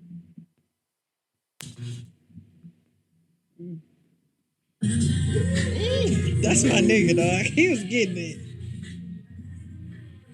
Oh, this off the new album. That's not the new album? Full moon is off of full moon. Oh. It was What I'm another hearing. song he was singing. Damn, what was it? Oh yeah, I ain't know this one. And I thought I knew. I thought I knew a little bit of Brandy, not a lot, but I was like, oh, I like Full moon was going this. off in the club at 01. I mean, I was like 10 in 01. I was lying, but I knew he was going off in the club. I did like her new album though. I love. What's it called 7 or B7 or some shit like that. Yeah, somebody bought me the actual album, but that's one of my favorites. I Like do the think she CD? needs to do a better job of releasing certain songs at certain times. Cause Say Something was probably my favorite song. I'm like, that's a song to me that could have slapped like Full Moon. Yeah, So that's it. But I love Brandy. That's my sister girl. man, I like that, and I like those them interludes. I forgot what they was called. It was like 3 of them on there. I like the one with I mean, it's fine, but people was mad that Ty Dolla $ign was on there. That was sound nice. Yeah, but I think people was mad. They was like, "Yeah, nigga, that be on everything." Say Something is cold. I'm like, bitch, you should have been first. But she released it like late. She performed it on one of them award shows. I'm like, might be too late, sis. No Tomorrow. That's what it's called. What Ty Dolla $ign? It flows well too. I can say that. But Yeah, I don't remember that one like that. talking about like All My Life. It was the interludes. Yeah, It was like music and shit. yeah, but Her it was daughter her can sing, singing. Yeah, kind of in the background. But She I found out like them wasn't even like no edits, Brandy Cole. like because they talked about it on the Joe Budden podcast, and she they just was stacked them. they stacked them, Mm-hmm. and that's what make it sound like that. So it's like that's her voice. Mhm. I That's was why she my like, sister. damn, that's crazy. And she could act too. See, a lot of people Yeah. can't do all that. I was like, damn, she can sing like that. Like, And damn, she's that's Moesha. crazy. Like, what be making me mad is bitches be forgetting. I be ready to Moesha. slam. She's Moesha and Cinderella. Like, I'll don't still play be with my watching sis. Moesha. For real, I'll be on Netflix, like, all the episodes, tell you what happened. Period. You be watching everything. You be on your podcast talking about everything. I'm I be a like, personal damn, person. I don't know that. I'm glad you learned. How you put that much into? How you put that much time into watching all that shit? Because I can do that while I work. I tried to watch that. You was talking about them docs. Because y'all was talking about the Fred Hampton shit. Okay. And you started talking about all them docs. And I think it was 1968. Mm-hmm. And I tried to watch it. I was like, oh my God, it was too gruesome. I was like, I don't want to watch. I had to turn it off. I was like, I'm about to go to sleep. I don't want to watch this before I go to sleep. Gruesome. Which part? They was just showing people just getting executed. I think it was 1968. I don't remember complete executions. I just remember them kind of going over, just showing clips. So I think 1968 was broken down, which was, when you think about it, that's a fucked up year. Because it was just like summer, spring, winter. And it was like something happened every quarter. You're like, damn, bitch. But it was one of those things where, like, for me, you see how motherfuckers probably still are, but was, though, like, I don't know. It was just crazy just to see people saying, yeah. Like, I think the biggest part that I took away was when they were talking about how, because you hear about MLK getting killed in Memphis, but as a kid, you don't know why the fuck he was there. And now as I'm an adult, I can look back and watch this shit and know he went there obviously to support Black people, but it was more so to support, like, for the lack of a better professional term, the garbage man. Because, like, imagine you're a garbage man and it started raining, you can't go somewhere to get cover. And these people was, like, sitting on the back of their truck trying to get cover from the rain, but somebody fell in and got compacted in there. So people was like, why can't they go here? Like, because basically you a nigga, you can't get cover from the rain. So he went down there to get them better rights, benefits, and all that shit, you know, march and all that. But I guess it was just like to know that and then know that he went. And if you watch his last speech, for me, I'm like, he knew he was going to go. Because the way his eyes was darting and shit, and he just kind of fell into everybody's arms, like, this all I got, and got killed the next day. And they said he didn't even want to be there. Somebody else is supposed to give it, but they like, no, you that nigga. I'm like, I don't know if I could be a martyr. Like, people was built for certain shit. So I give them all the respect for all that shit, but shit ain't easy. Yeah, but see, they were showing clips like this. You know what I'm saying? There was stuff that was going on. That's what I'm saying. In like, the war. But they were showing people like. Somebody getting sprayed with the hoses just, and shit? no, they was popping people like this. Yeah, that one they just boom, showed. Yeah. Blew that man's head off. Boom. I was like, oh. I don't think this is it. This look. I don't know if this might not be it. I don't know if this is it. That's old. The one that I'm talking about is just called 1968. Yeah. But I watched it. It was on HBO, right? HBO Max. Yeah, I watched it. I was watching it, and I remember seeing it was some like Asian dudes or something, and they was like had people lined up, and they just had a pistol and just boom. Was it about the Asians? That part, I think. Yeah. I think they were talking about other people. Yeah, and that's what I said too. And they was just like he was just right there, and it wasn't like. They was just in a regular area. He just had the pistol and just said, boom. I was like, oh, yeah, I'm going to turn this off. Because I'm going to sleep. I'm about to go to sleep right after this. Late, so I was like, no. Well, I go to sleep early. That shit happened. So it's just like, no, not that I always watch shit like that, but like they got a doc about like that Fred Hampton shit, like that the people made in 1970. It looked terrible to watch because the shit looked crunchy. Mm-hmm. But just to see them walking around his apartment and shit, that shit crazy. Like that shit was open. I meant to watch that and I didn't get a chance to watch that one. Like they let that shit open for like a week for people to go see. Didn't touch nothing. Like a bloody mattress and all that shit. Like yeah, I was talking to you about the movie and shit. I was like, I'm glad it wasn't all gruesome and shit. Yeah. I'm like, that should be that shit. Because I watched a documentary before about that. Oh, I don't remember what it was. Remember I told you that? No, I didn't know you watched the documentary before. I don't remember exactly what the documentary was, but I watched something. They didn't show that part. Yeah. I'm glad it wasn't gruesome because that shit was rough when I watched that documentary. Yeah, no, there's plenty of motherfuckers that got killed like that, straight executed. Y'all watch, what's that shit? The Crime of the Century. The documentary is about the opioid. It's on Netflix? It's on HBO Max. Oh, yeah. I didn't watch it, but I heard about that. I started watching that shit, bro. I was like... Is that new or they just put it on there? I think it's new. Cause I watched something about that. No, you know But what? I watched. I was watching it, bro, and after like watching shit like that. Excuse me. Yep, it's new, 2021. After watching shit like that, and then watching like, did you end up watching Exterminate the Brutes? Did you watch that one I told you about that? After watching shit like that, I just watch shit like that and I'd be like, dog, white people really fucked up humanity. Yeah. Like basic living, bro. Like they really fucked it up. Like when you watch The Crime of the Century, bro, these niggas was, I didn't even know opioids, that shit actually come from a plant. Mm-hmm. I'm thinking this is some shit that they made up. Like this some real plant shit. Ain't that shit from like Afghanistan or some shit? I think it's Africa. I think. It's all over there. Yeah. It depends on what part of Africa, to be fair. But I was like, no, Egypt. Yeah, because Egypt is yeah, like I think it was Saudi Egypt. Arabia, yep. But I was like, because I thought this was some shit that they made up. This is a plant. But they end up processing and doing all the shit that they do that really downgrade it. But that's why they say that well, from what I saw, don't take my word on the shit.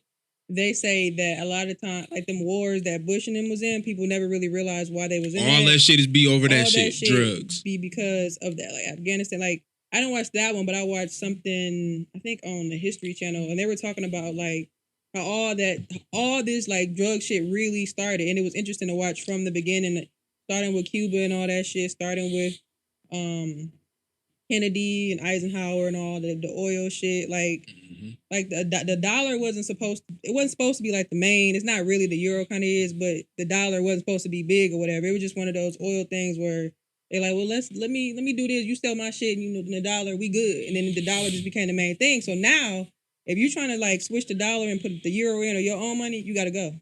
You gotta fucking go. Like all that Gaddafi shit, you trying to put all that shit in African gold, their own coin. You gotta fucking go.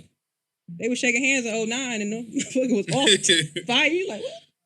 You a kid, like, but why? And I'm like, well, you don't want to go somewhere your dollar don't mean That's nothing. the same shit with this. They talked, the opioids was like, I don't even know how long ago. It was a long ass time ago. But they started a war over that shit.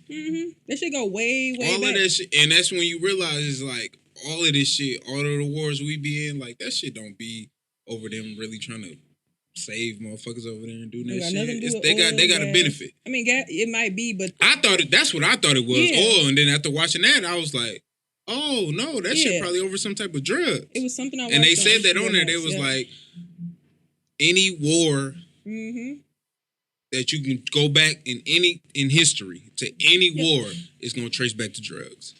Yep. Some type of drug. I think they were saying all that land over there in Afghanistan, all that shit, because Egypt is like here, and then Saudi Arabia and all that shit is right next to it. So, makes sense. But yeah, all that shit is, they said from some type of seed or some shit. Because like you said, I didn't know that either. I'm like, oh, I thought it was like a pill. But yeah, that's what I did. I thought it was a bad, you know what I'm saying? It was in that bitch cooking. Yeah, you know y'all really doctored that shit up. It was in that bitch cooking. So when I was like, no, this is from a real plant. Yeah. But to think about, like, they be working with them countries. Like, it was one I was watching. I forgot about one of them drug king lords, but they was saying how them niggas will literally fly them planes and just don't give a fuck about the plane no more. Don't give a fuck. Get that shit off. Shit, we got $12 million. Fuck that plane. Just leave it. Like, a whole plane, bitch? Like, money. Just, and then once you don't do what they say, get your ass over here. We putting somebody else in charge. And it's the same. Them countries, them drugs, they act like they don't know. Like, all that shit with George H.W. Bush and Reagan and all that. Nancy Reagan say no to drugs. Like, I had a white coworker when I was working my old job. She's like in her 60s. That shit's stupid. She was going in off top. Like, yeah, you know, all this stuff, like, they funnel the drugs in the black community on purpose. I'm like, I mean, duh, but tell me more. Since you old, tell me more. Duh, but tell me more. And she's like, yeah, you know, they pushed that because they were just trying to get guns for the war. I'm like, well, we know that now with, what's that show? Snowfall. They mention it a lot, but I was shit on the field with her, like, really, bitch? Like, tell me more. But yeah, it's fucked up. Fucked up how they use us as test dummies. You know what I thought about, though, after watching that shit? That made me fearful of them legalizing marijuana. It's like, what they gonna do to marijuana? Like, are they gonna Tax it. are they gonna do that type of shit?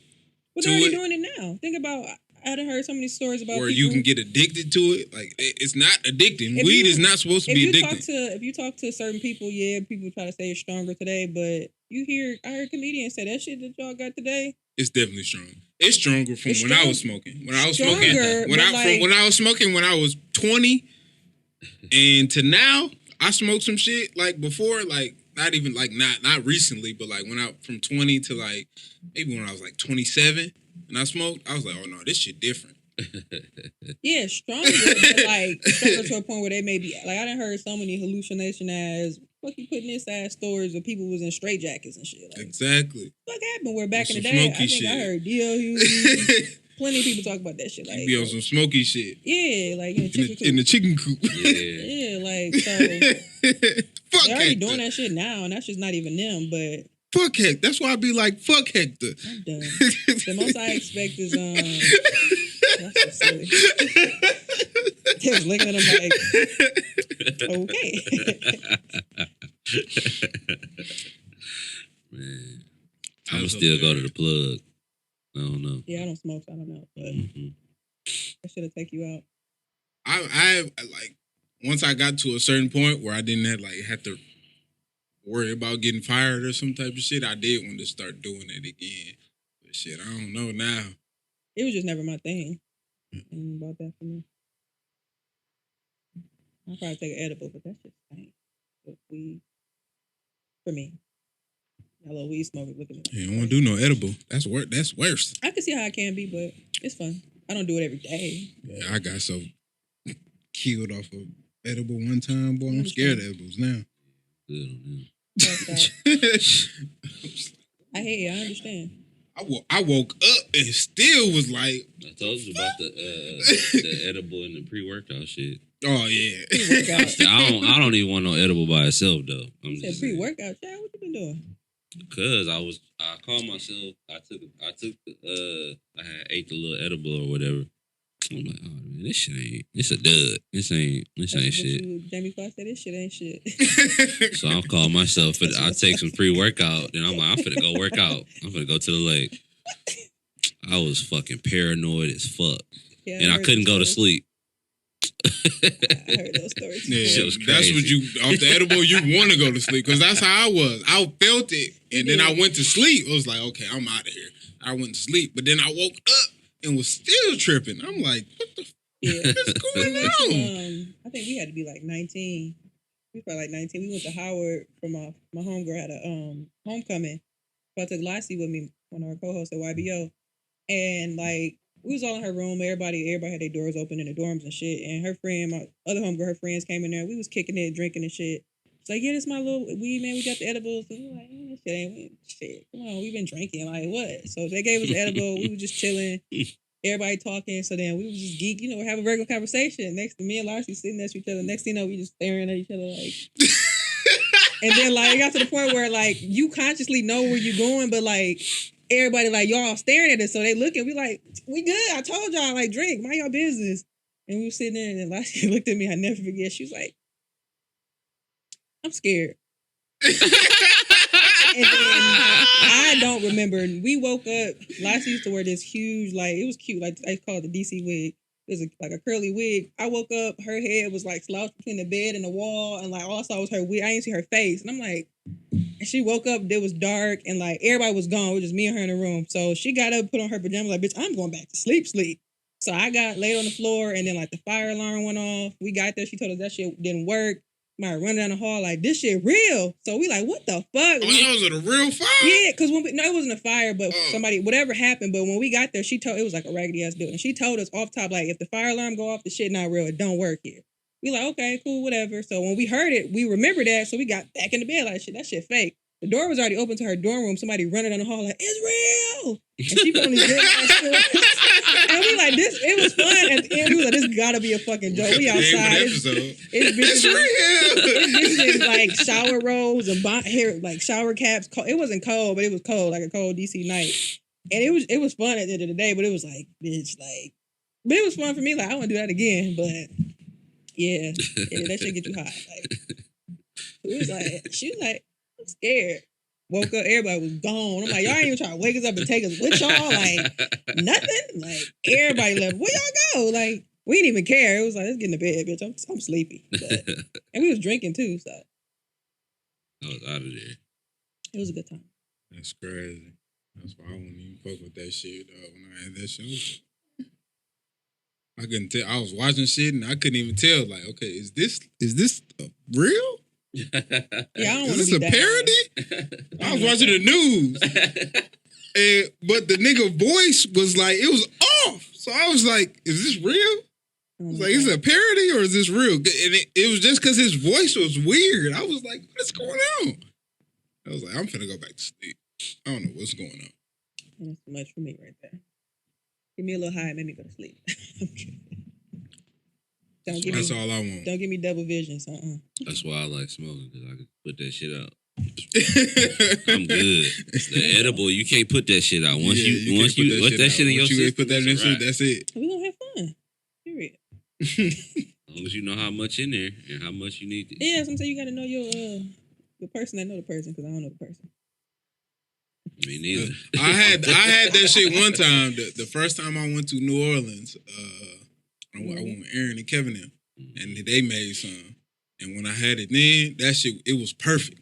Yeah. Like, because we went out, we was drinking, and the next morning we woke up, had the edibles. I was good. I was like, oh my God, I feel so good. Like, I didn't have no hangover. I was like, oh my God, this shit cured all that shit. I was like, oh, I feel so good. Y'all did this shit right. Wait, Huh? Why is marriage outdated? See, I was trying to avoid that, but you want to go back into that? You should wrap that. Why you got it? I was gonna go into Charlemagne on Kwame Brown. This is your pocket. Let's go there. We can do whatever you want to do. You the guest. Look, listen, we can go to Charlemagne. I was gonna say you could just put it in rock, order. paper, scissors. You could just put it in order so we could have swiped that already. But let's go to Charlemagne. Ain't no order. We ain't like y'all. We not structured. It's not about order. It's about making it make sense. We ain't got that neither. We ain't structured like that. We be in here chilling. Charlemagne and Kwame. It makes sense. We're here. Oh, okay. Y'all see that shit? Charlemagne, you ain't see that? You saw it? I know he apologized. Yeah. But that's all I seen. You ain't see why he apologized? I don't know what he said. Aired all that nigga family business out. I didn't listen to what he said specifically. Aired all the nigga family business. Said the nigga daddy. You gotta give the listeners context. Said the nigga, he said, so I can't remember because I usually listen to the Breakfast Club, but I had to stop listening to it because, you know what I'm saying? I try to watch my content intake and what I take in. But can I just say this? Go ahead. It's a free form. Thank you. So, what happened was cousin, right? I was getting to that, but it sounds like it. So, you listen to All the Smoke. You know what that is? With Matt Barnes and Steven Jackson. They got a basketball podcast called All the Smoke, right? Mm-hmm. So apparently they had Jeannie Buss, which is we know is the owner of the Lakers now. And I think she mentioned something about him being traded with whomever for Pau Gasol. I didn't even know. I thought they just traded brother for brother. Because they traded Marc Gasol for Pau Gasol. And I was like, I thought it was just brother for brother. And I didn't even know that until then. I was like, oh, damn, Kwame was in that? I'm glad you said that because I think that was the problem with what she air quotes said. They were saying that because you, like, if that's what it was, people thought that because you know that. She made it seem as if he was just extra, like, yeah, take him too type shit. So that's what people was like, okay. Like, that's what I'm saying. I knew Marc Gasol was in it. I didn't know he was in it. That's what I'm saying. So, but whatever she said, I didn't listen to it, but I was listening to something. Yeah, I listened to it, but I didn't. They said that she said that it was kind of like, oh yeah, him too, and it was just like, you had to say it like that. So then I think the following episode is when Gilbert Arenas. Like that too. It was like, Gasol too. Like, we don't care about him. Yeah, but we probably knew that. But then so the next episode they had Gilbert Arenas. And I didn't watch it at first, but I skimmed through it and I found a part which is fair, they were talking about his tenure with the Wizards. And he was just talking about, well, when he got there, Kwame was already there. And for me, if I was Kwame, I think it was just keywords. So Gilbert didn't really say nothing too bad, but it was keywords. So he was just like, when he was there, obviously he was mentally beat down by Jordan. And he was 17, obviously, when he got in the league and blah, blah, blah, blah. And then he was like... the first he was number like, one high school pick. I didn't know that either. I thought Kevin Garnett was. Not number one, apparently. I think they said he was the first number one high school pick. I don't know that. We don't talk about that. Research department.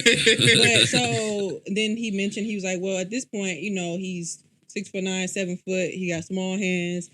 So at this point, he's already mentally beat down. He's not really performing well. He's like a show pony. That was the key word for me. So then I think when they brought it up, though, Steven Jackson was like, yeah, some. You said, Matt told me that you said Kwame was X, Y, and Z, but he did that little leg tap thing and then the little kick in started. I don't really like that for me. So, and then Matt Barnes was asking him, and that's when Gilbert Arenas said what he said. And that was pretty much it. They kind of had a conversation about how, and then Kwame did mention that, or he said that Jordan didn't want him. He wanted to trade him for Elton Brand. And then the Wizards owner blocked it. So he ended up keeping him, and then he was just being Jordan and being mean and yelling at him. And he's like, I'm a 17-year-old kid. So then at this point, I think that's when he came with his YouTube and went off like, I've been getting talked about for 20 years. Like, fuck y'all. And then he went off on, what's my nigga name on SportsCenter? The black dude. Stephen A. Went off on Stephen A. Because he's been talking shit about him for 20 years, obviously, and calling him... How y'all be saying his name? A bust. No, his name. People say his name wrong. And I don't understand how. They be calling him... Brown? Kwame. They keep calling him Kwame when his name is clearly Kwame. He was like, my name is Kwame. Kwame. Nah, that's not my name. I get it, because motherfuckers be fucking up my name, so I get it. Fine. So, then Jamel Hill was just like, Kwame woke up and chose violence, in which some people know that's just the term that black people tend to say, and he just went off on her. I don't know what he said. I didn't want to know because he was going off on everybody that had something to say. So then Charlamagne, it comes up as a popular topic is when Angela you do her little stuff. So that's when he said whatever he said, and maybe he can enlighten us because I didn't really hear what he said. He aired out all the nigga family business. He said the nigga daddy was a killer. He said his brother was a killer. They were all like mentally. He said all that shit. And they were all mentally down. Because he from Moncks Corner, Charleston. Yeah, I think he was born in like Charleston or some shit like that. Mm-hmm. But like his family, like his parents, is Moncks Corner, where he from. Yeah, and just aired all that shit. He was like, y'all better leave him. Yes. He said, y'all better leave him alone. His daddy a killer. His brother a killer. He ain't saying like that, but that's basically, he might as well have just said that. If you know like, yo, his daddy a killer, his brother a killer. Don't make this nigga snap. But I think if you know where Charlamagne is on his air quotes mental health journey, which is fine, I think, not to go there, but I think when you tread the line of, is you being serious or you really care? So I think for me, when I heard some of the stuff when he was saying it was like, are you saying it to be like, because you know how he says like mental health is important, woo. I'm like, okay, are you saying it in that term or are you just really airing it out but trying to tread the line and make it sound good? So it was like, I know his family, his sisters is this, his mom is that, his brother is this and this. I just pray for the brother because you don't want that. You don't want that, but just pray for my prayers because they done been through a lot. It sounded serious. And then it was one thing that he said was like that's what I mean. To the point I don't remember exactly how he worded it, but he was like, but the way he said it was basically like, be careful how you talk about Kwame Brown. I don't remember exactly what he said, but that's when I heard it, that's how I took it. It was like, be careful how you talk about Kwame Brown because his daddy a killer, his brother a killer. So, okay, I understand. I understand where he was coming from, but he just said too much. That's what I feel like. Yeah. So, furthermore, cousin, I was giving you backstory to tell you how we got here. Okay. Because backstory is... Thank you. It all makes sense now. Thank you for thanking me. Mm-hmm. So... You did a good job there. I know, thank you. So...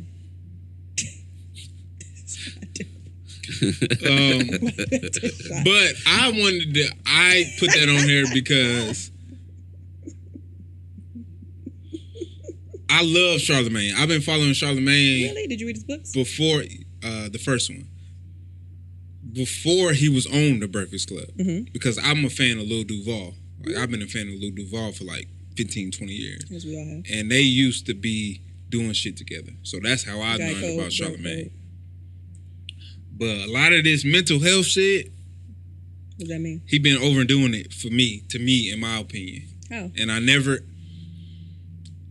because like this, what he did with Kwame Brown, Well, that was him calling himself doing a mental health thing, and But it was for me, like, that's what I'm yo, like, I you don't need to look out. know Like, when you're treading, like if you're trying to be funny, because I guess I when think say he was when- being serious the whole time until he said that one line that I was talking But about, that's where what he's I'm like, saying. be careful You can because say this one nigga line, family is but killers. you could be faking it the whole time and then just end up giving it away that you're faking it by whatever line you heard. And I say this because when we hear Rumor Report, and I think that's where it came from. With I Angela hate Yee, Rumor Report, by the that's way. probably but where it came from, or she does another segment that's really similar. So I think when you hear front that, page news.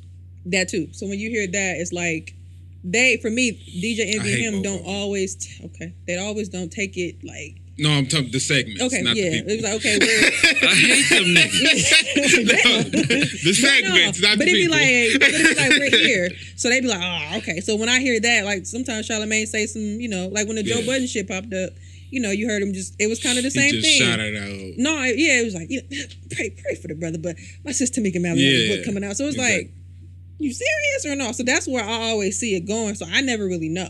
And to be fair, like Kwame, like I understand, but just in general, I'm like, the way people said stuff, it could be their type of context and what they understand. And he got a different, as you can see, he's really different. But I understand But do him. you think that's right for him to just say? What? Because most people don't Charlamagne? even know Kwame Brown And I to said it on begin YBO. with. I said, I and never now, heard a nigga speak. and now you talking about his daddy a killer and his brother a killer. No, I don't. We don't know him, let alone his brother No, and his I don't daddy. think that's right at all. I don't think you should say that. I just think you should say whatever your opinion is on the topic at hand, but you don't have to go deep into somebody air quotes business. Right. But that's what I'm saying. It's like But that's it then.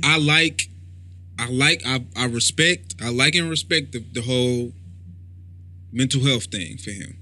But sometimes I feel like it's overdone. In certain interviews, I hear him asking people and kind of making them do this whole therapy thing. It's like you're not a therapist. But I So think don't sometimes do that when with people them. actually do therapy, they end up doing Therapy with the other other people. people. But what And that's what I'm saying. is- That's not your place. And Yeah. that's the part that I don't like with that. And that's why I like, not like, for lack of a better word, that this kind of thing happened, because it'll kind of check you. It's like, okay, this not my place But for me, to play I don't this necessarily therapy. place it with his therapy. I just think it's like you trying to be funny. No, Does that I make think sense? he was really trying to. I think he did funny things in it, but I think he was trying to tell people like, yo, look, this nigga been through a lot of stuff. So y'all need to understand. stop playing with him. But is that serious or is that really mental health? And that's where it come with him. You don't know. Because he is a And I said jokester it like because I that. know that segment where sometimes some stuff comes up and it's always like, oh yeah, I don't really give a fuck. Or he'd be like, well, yeah, I'm gonna make No, a joke. Oh. I think it was serious because you don't air a whole nigga business out there without it being serious. Like I we think don't specifically that. I think he was serious. exactly, because we don't know him. Most people don't know him. Most people do Who, not Kwame? know Kwame Brown. That's what I said. I never even heard a nigga talk. So I couldn't tell you. The nothing only about reason Kwame. I know him because he played on the Lakers. If he didn't play on the Lakers, I tell I people wouldn't that know too. him. But I'm saying I never even heard a nigga open his mouth. But that's what I'm saying. Most people don't even know him. So in order for you to feel like you can just be like, hey, this nigga, daddy a killer, his brother a killer, stop playing them games with him. It's like, He had. I think that's basically what he was. Say all that. he didn't have to say all that. But Yeah, but that's I basically don't- what I feel like he was trying to say. Hey, his daddy a killer, his brother a killer. All he had to say was He stop playing got with him. I that don't killer. know who He got is. that killer blood and gene running through him. Right. But I guess for So me, I don't didn't play them relate that games to with his him. mental health journey. I just thought he was like, nigga, beat your ass, and you just telling too much business. That's just not yours. Period. Because if you doing that, that's not caring about. Which I understand, it's not caring about his mental. That's why I guess I didn't just link it completely together. But okay. But other than that, yeah, I mean, I feel like you don't have to air it out though. You could just be like, I know. "Hey, the man been through this and been through a lot. Yeah, we're agreeing. Leave him alone." You could have kept it real. Have simple. I watched any of his videos? I seen a clip. I That's don't really remember. I just saw the one where he was airing out Charlamagne about his alleged rapist. It's crazy how this Things. shit sounded because. And this ain't the first time that this didn't happen it to seems like it Charlamagne. pops up every 2 years. So what's killing me is that I guess I didn't really know what was going on that end of it, but I just seen Wendy Williams' ex-husband pop up. I'm like, oh shit, Kelvin. And he was quiet for a long time. They got an Instagram, so I'm doing me being nosy because I got time. Scrolling. Then I find Sharina page because I'm nosy too. You know, she cute or whatever. Fucked up what you did to Wendy, but she cute. Oh, she is? She's a nice looking woman. Seen it. And me either until then. But so he ended up making a shade room or whatever because he put in his story like, y'all don't know this nigga talking about Charlamagne, like y'all gonna find out the real him. And I'm like, what this mean, Kelvin? But whatever, let it go. And then Funkmaster Flex pops up with And that, I meant to watch that today, and yeah, I I didn't just get a heard chance to clips see that. of I guess he had the woman's mother. I guess at the time she was a young woman that he allegedly raped or whatever. Her mother, I believe, on the show, on his radio show, Funkmaster Flex, and just crying and saying X, Y, and Z. Go listen to it. And then Kelvin comes back in his story like, yeah, he's a monster, blah blah blah. So it's like obviously, what's Joe Budden's term, the little smear campaign thing. Don't know if it's true. I just remember they said the rape kit. I don't know. That's all I know. But it all ties together, which is so interesting to me. And I'm like, this is crazy how X, Y, and Z, you put it together here. And then Kwame Brown had like Judge Joe Brown. It's just so much stuff. No, I meant to watch that too. It was trending on Twitter. I was like, oh, Kwame Brown had Judge Joe Brown Because he said on his yeah, live. the clip, the thing that I did watch, he did say I was like, and they said Judge Joe Brown was on there giving it up. he was it Charlamagne he was talking about, because before I watched the clip in some clip, I gotta see in that. some YouTube video, He in some said he was YouTube on there video giving it that Kwame did, I watched the whole thing. It was early, I had nothing to do. And he was saying like, yeah, because Judge Joe Brown told me some stuff about you. What's it? I forgot who he was talking about, but I'm like, damn, how he know this shit? But I did watch the clip on YouTube, on Instagram. I think it was a shade room or whatever, and he was talking about Lizzo and Cardi B. It was yesterday because I was. He was talking. Yeah, I saw played that. for my That was mama. the first thing I said. Yeah, He and was my talking mom was about like, Cardi B, "Ooh, yeah. no, he didn't." I'm like, "Girl, yes, he did, child." He was like, "Lizzo, she's out there like a big old fat, got her fat ass." And then he I'm was talking finna Google that about when I Cardi B. This That is why was I'm listening. that was a good ass This impression. when he talking about Cardi B. He was like, "Cardi B ain't That was a- do that again. That was a good ass Cardi impression. B ain't nothing but a street walking whore." I'm like, what? It's not. I'm not trying to be funny. Like, I support all my ladies, but it was just. I'm laughing at the impression. I That's what I'm understand, but laughing I at. gotta clear myself. So it was just like, Judge, like. Yeah, he was on there giving it. He's like, she up there with her big fat ass, his kids around you.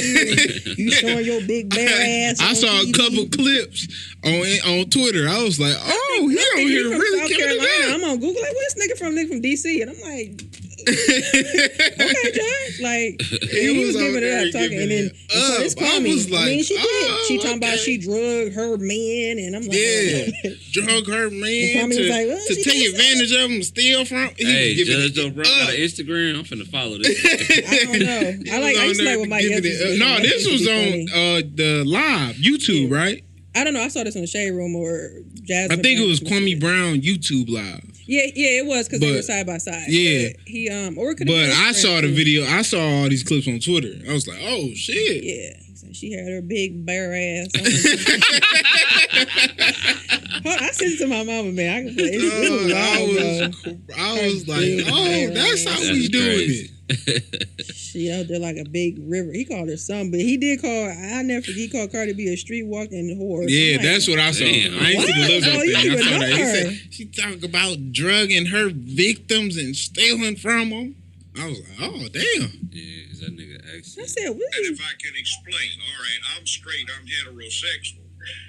But when I see Lizzo, the lizard hippo, The with lizard. her bare, fat, flabby ass trying to twerk in public, looking like a damn harlot in front of children, see, that's not right. When I look at Cardi B, who is a street walking hoe who brags about how she used to drug her tricks so she can Drug- rob. he said more, but I'm not gonna play it all. But- Drug her tricks. That was the word he used. I was trying to think of the word that he used. I'm like, Tricks. Judge, like, okay, you don't even know he's like, it was just mean. I'm like, He's going off. I gotta watch the whole thing to get context, but it was just like, Damn. still the wording is just like, jeez. I don't know. Like, obviously it was funny, but just, I'm talking about my queens. We all have a past. But, I mean, not that. Hey, you know.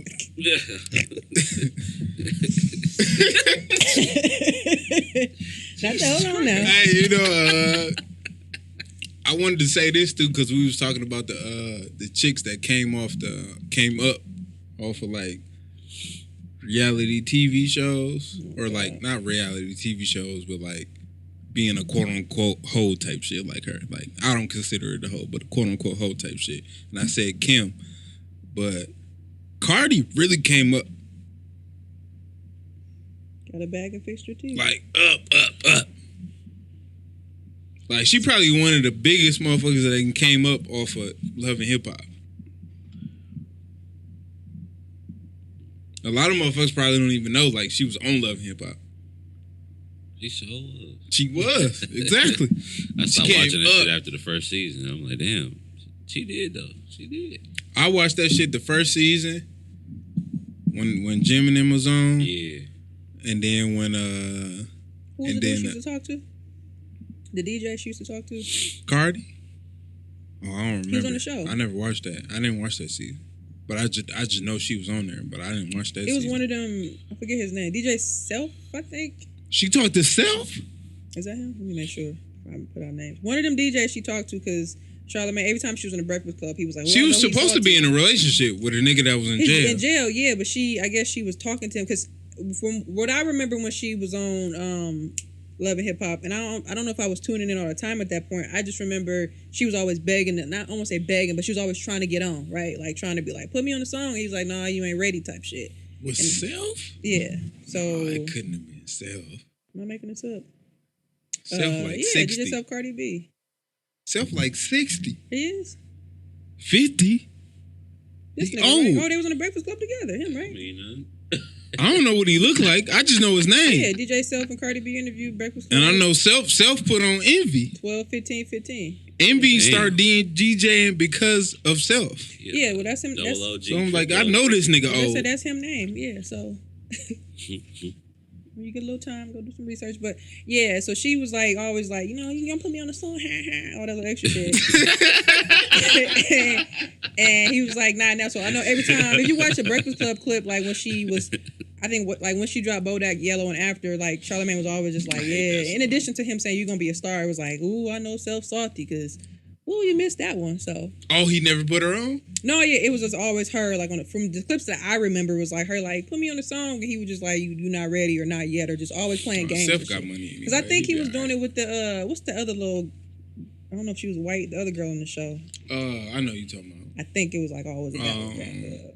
I don't know. I know you talking about. I can't Basically, he think just of her never gave Cardi a real Yeah. chance, and she recorded that, and she blew up, and she's a star. So shout out to my name. Mariah Lynn. probably. I think that's her name, Mariah Lynn. You said the white girl, yeah. But nevertheless. But oh shit, I hit the search on this. I didn't mean to do that on here. But shout out to Kwame, I guess. Yeah. Got a little come up off this. Do what you a gotta little do, bit. sir. Don't let these people talk about you for 20 years. I ain't asked y'all to talk about me. Shut the fuck up. Shit. Call me a bus hoe about my mama's house. The fuck? But going back to what I even said, did you listen to because you listen to Joe Budden, right? You know, no Patreon though. I can't remember if that was a Patreon. I can't remember if that was on Patreon, but he talked about that. Talk about what? About that shit. About how he talked about Kwame. He talked about a little bit then, the last episode. He gave himself Donkey of the Day. And then Joe started talking about like he sent campaign? the cease and desist. I think that was on his Kwame. regular episode. Yeah. I think.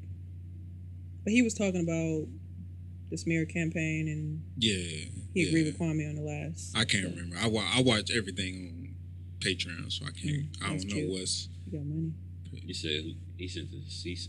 Cease and desist. Charlamagne sent the cease and desist to Kwame because he started talking about the girl that he allegedly raped. He said, "Shut the fuck up, nigga."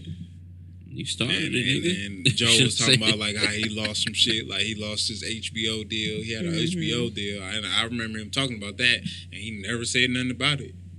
He did. So he never said. Lost his yeah, he had an HBO deal. He was talking about it, and the shit never came out, and he never said nothing about it. Because like not coming out. If y'all listen to, he was like, "Oh, it didn't come out." I lost the deal. I don't remember him ever saying anything. If y'all listen to Brilliant, it was like a couple years ago. It was just funny. He had Derek Jackson on there. That was like his comeback episode. I was trying to look for that when Derek Jackson. They were saying Derek Jackson. I was like, I don't remember that episode. That was like his comeback because him and Andrew was going for a minute right when this shit popped up again back then, like at 18. It was like 18 or 19. So he was already like always talking about the HBO deal because he was doing what's the nigga name on HBO already? The two New York dudes. Is it Bill Maher? Like he was doing Bill Maher or like that type of shit. He was positioning himself, but he was doing the like Trevor Noah, like all them other like nightly shows, you know, kind of putting himself in that position. And I think what I'm saying is I think he kind of like grazed the ground with it, right? Like kind of was like, okay, the deal is like over or whatever. I'm blessed. I'm moving in a different like way. And I think the way he said it, like we know, and that's probably why I don't remember because he just grazed over. Yeah, we know what happened, but like I didn't know. Yeah, I just remember him talking about it, and I just know it just never happened. Yeah, but I can't remember if it was like one of those things where we know that's what it was, or he tried to say like I forgot what he said something about it, but I think it was leaning towards all the shit going on, and it was like I did want to find the episode, or they were like player hating with Derek Jackson on there. I did want to find the episode. I was like, because everybody was saying that, I was like, oh, he was on the bridge, so I was like.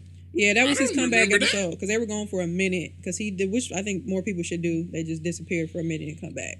So that was like because Andrew wasn't on, it was just them two. I do remember that when he was saying somebody was after him, and I thought he was talking about Wendy Williams' husband. But he said something about he did say that it was a clip on. That's what I saw too on Shade Room or some shit. Where Kelvin, Wendy's ex-husband, was saying that he is the reason why Charlamagne lost his deal. Because he was probably giving it up, too. A lot of people was probably giving it up. Information. Kind of like how didn't Joe lose Cash App? I mean, on his own, but... Spotify. No, Cash App. No, he still got Cash App. Oh, they say he lost it. He don't ever mention it no more, so I don't know. Oh, maybe he did. I don't know. Recently. Yeah, he did. Well, after this Rory Mal shit, for sure, yeah. Because he don't say it no more. But people say he lost the deal. And I thought he transferred it from his pull-up shit. Because it was on pull-up. That's what he said, at least. Oh. He had it on his pull-up. It wasn't on... That's Patreon shit? No, that's regular. It's on his regular YouTube. Oh, I don't watch that. He do interviews with... I just listen to podcasts. I don't really... With artists. Yeah, okay. I've seen that. He done more... He done not just music artists. He done other people. Yeah, I could really he had one with Duval. Video, so it ain't just music artists, but yeah, that's what he do. And it was on there. And that was supposed to be with... I think that was supposed to kind of be with... But when did he record that, though? Randomly. It ain't that many episodes of it. I said when did he record it? Do you know? Are these like recent episodes? Pull up? Yeah. No, he haven't done one in a long time. Okay. But I just know he brought that Cash App deal was on the pull up.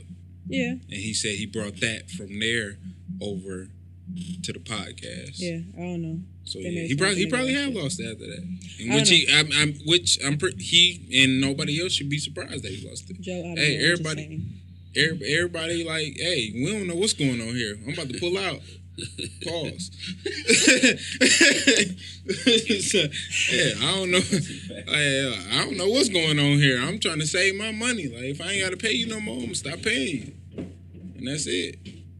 Cause period.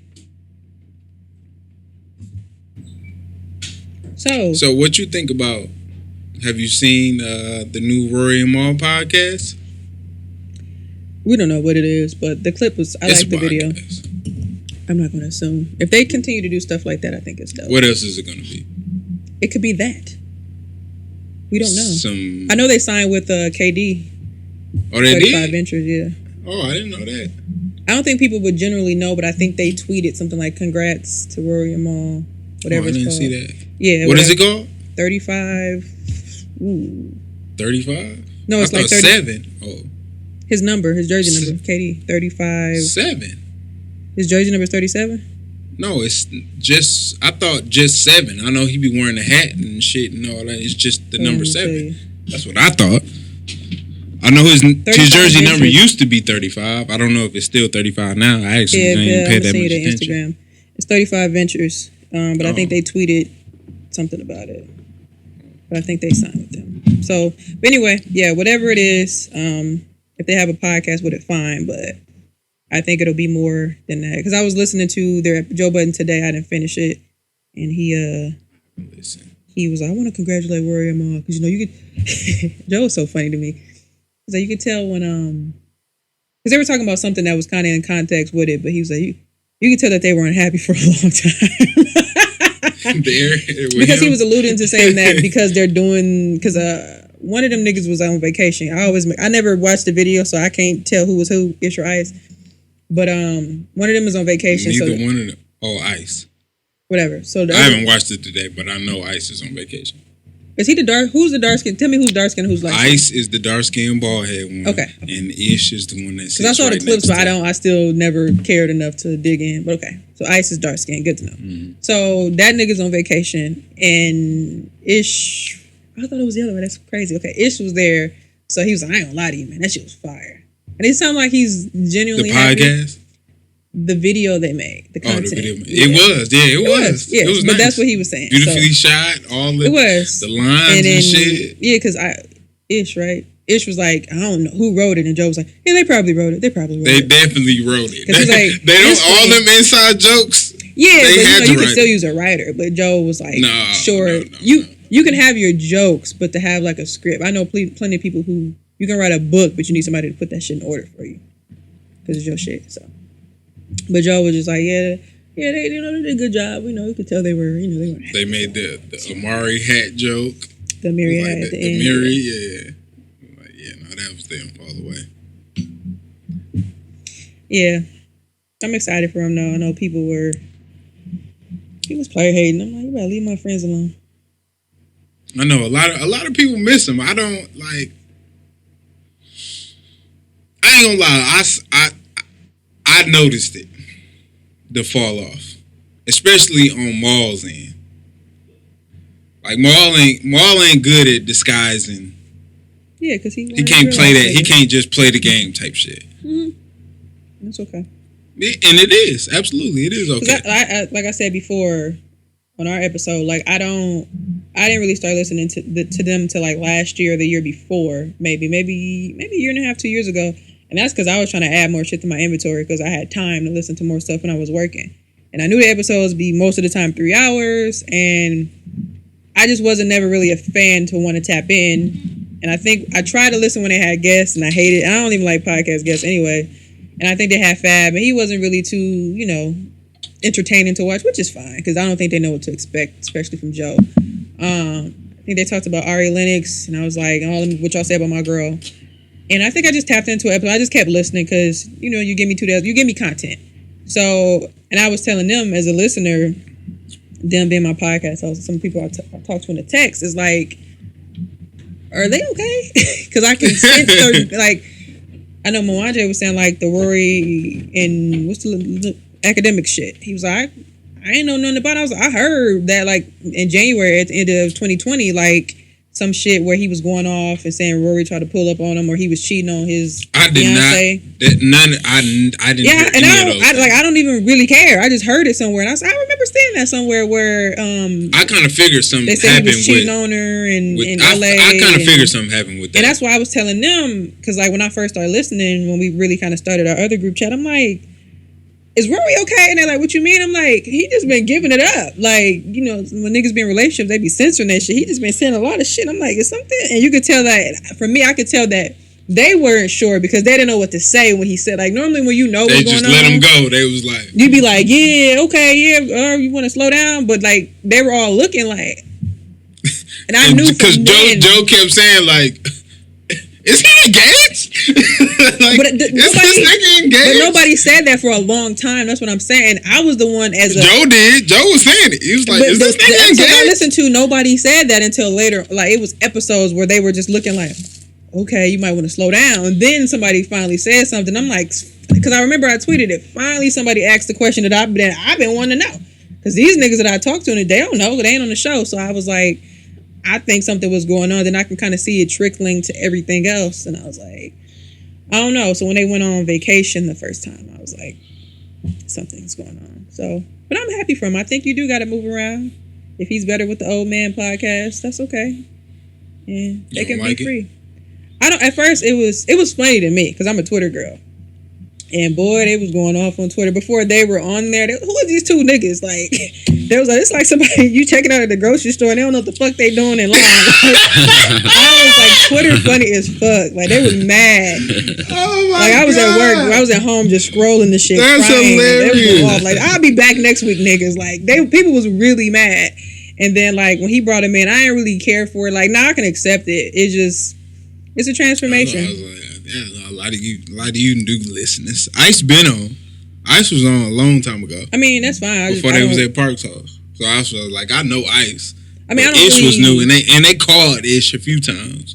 But I mean, Ice but been on. I don't really care. It was just like, whatever. Just give me content. And I just accepted it. But the first niggas, I agree with the Twitter people. It wasn't it. I think it was like Alex and Freeman. They had Savon and Ice. Ice was there. Yeah. Ice was there from the beginning, but they had Ice and Savon. Yeah, Savon wasn't the mesh wasn't well, but it was funny. Yeah. And I think Savon got his own podcast. I know that too, but I think it would have got shot down anyway because Mal and Rory went there. So it was just funny as fuck because Twitter had me cracking up. But when he brought in Ish and them, it was straight. I think towards right before he brought Rory and Mal back for that one episode, I was like, I'm starting to kind of enjoy these niggas for what it is. I'm one of them people. I can take stuff for what it is and to see that they're happy doing something else where it looks like it or they can able to probably be more creative. I'm cool with it. So congrats everyone. I knew it was over. As soon as them niggas left, I was like, oh, it's over.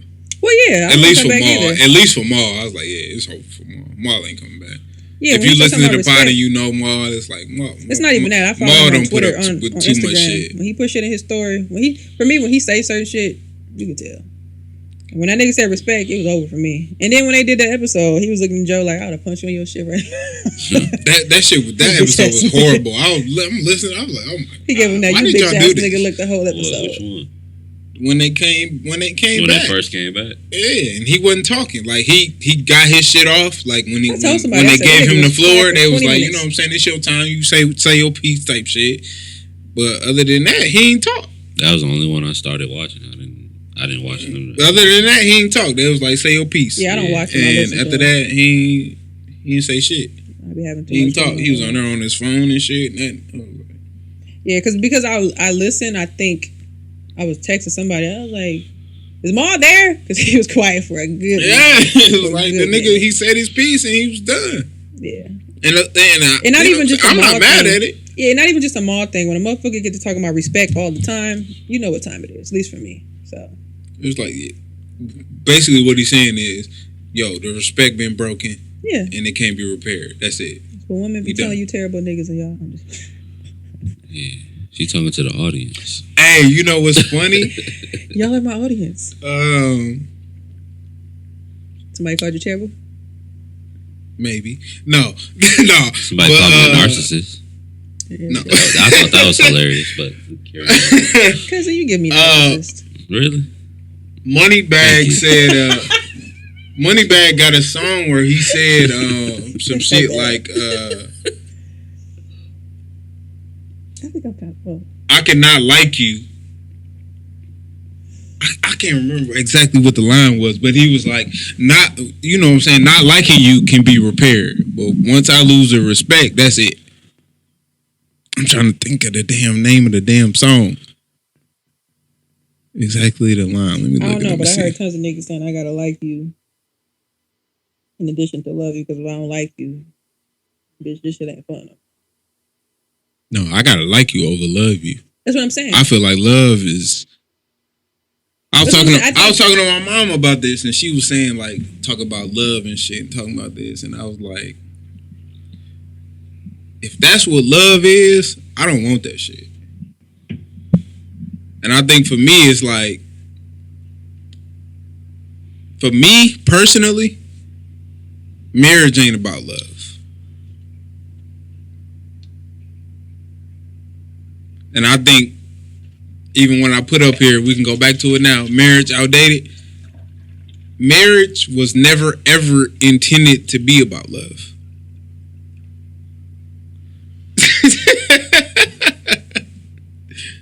Marriage ain't about love. Marriage is a business thing. Think about the religions. Most religions have arranged marriages. Can I ask you a question? Do you want to get married? Absolutely. Okay. Why? See how his voice got soft? Niggas ain't shit. My voice didn't get soft, did it? I'm definitely gonna listen back to see how much. Now you're trying to hire it, but go ahead.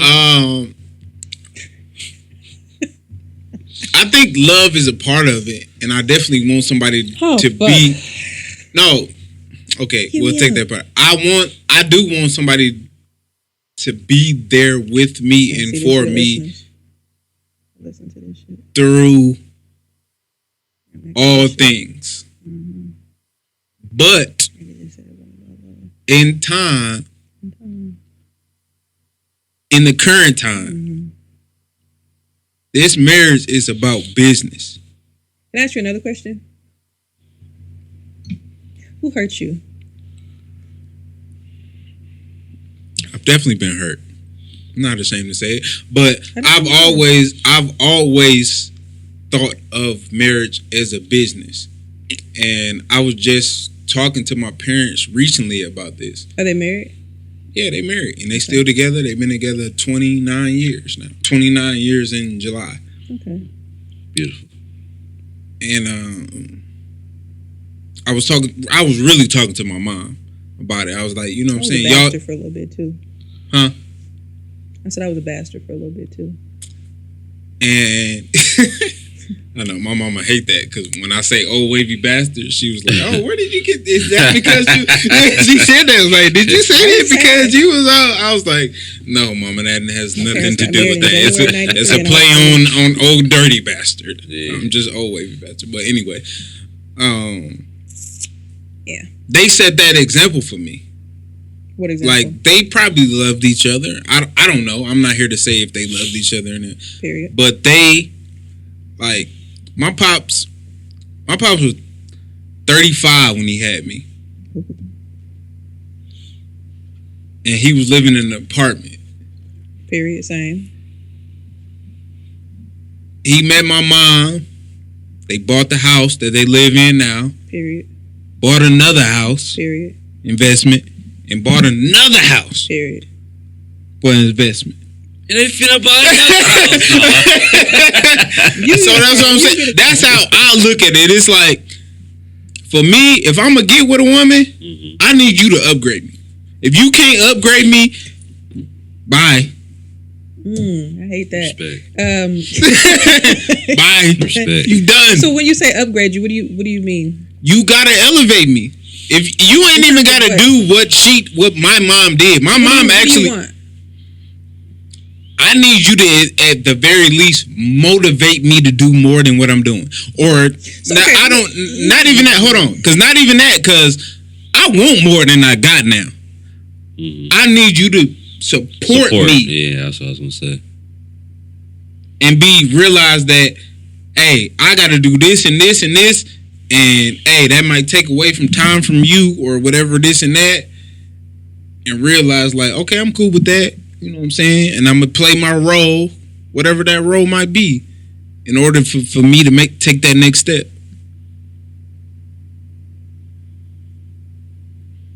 All right, so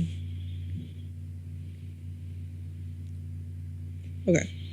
Anyway, you living it airy right here. You just making it airy. I'm making it airy, but I was talking. No, because you said something different than. Okay, I'm not gonna go there. This is your podcast. I'll leave it there. Go there. Let me say this. So it's funny you say this that. Ain't my cat. This the people. What I used to say. This the people's spot. Yeah. This for everybody. So That's say cute. what you want to say. That's cute. I am. Let me get here. Let me start here. I think men should watch reality TV, certain shows, and I'll tell you why. There's this show called Married to Medicine. It's really great. I love it. I know it. Perfect. So it was an episode where Dr. Simone, she's a doctor, she's an OBGYN. Her husband Cecil, I think he did something in technology, but that's besides the point. They got together, I think it was a Morehouse Spellman love type thing. And it was, I think 2 episodes ago, they have 2 sons. One just went off to college. One went to college but didn't do so good, so he back at the crib getting his life together. And they're still young. So anyway, little background.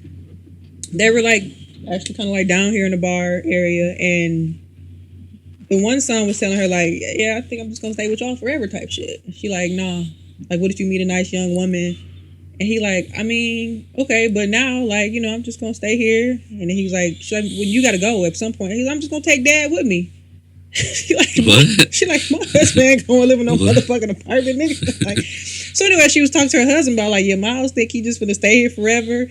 And he like, her husband like, what's wrong with staying at the crib? You know, I stayed, you know, in my mama's house. And she was like, nigga, you stay in your mama's like garage house. You know, and I was the one that was like, nah, you need to get your shit and get the hell up and get up out of here. He was looking at her like, so when you say that, that makes me think, is that what you're saying? Like, he think it's cool to just kind of be like, it's my parents' house, it's free. And she like, nigga, it was me. I was the one who told you to get up off your feet. That's what I'm saying. That's where they go back to the building shit. It's like, to tell you that, bro. I'm sorry. It's like, yeah, nigga, but it even go back to what I was just saying. Like, hey, I was sleeping on a mattress on a frame, metal frame, no headboard, no footboard, until I met a woman, and that's when it was like, hey, you need to have an actual headboard and footboard on this motherfucker. Were y'all living together, or did she tell you, nigga, you need to get this? Well, actually, my mom and dad told me this. You said that. I remember that. But yeah. You were okay, whatever. That's this woman. Okay, fine. Yeah. So give me But even after that, me and her ended up being together, and I had this couch up there, and she was like, "No, we need real furniture, like some different type of furniture." And I was like, "Okay, let's do it." But that's what. Okay, so elevating, fair. Okay, if that's how you look at it. But I think accommodating. That's not my taste. So we're gonna put some other shit in there.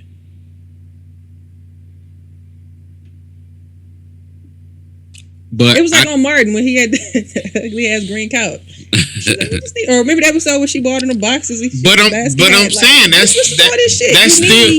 still the same thing. It's like, I got this. This is what I got. This cool for me. And it's like, you come in and you like, but that's what I just said. As a woman, it's elevating. But I'm like, that couch ugly as fuck. I want a sectional, nigga. The fuck? No, that's elevating because for me, you, but I'm saying for her, it might just be like, this is compromise. Like but that's all it takes. So, for me, that's all you need to do.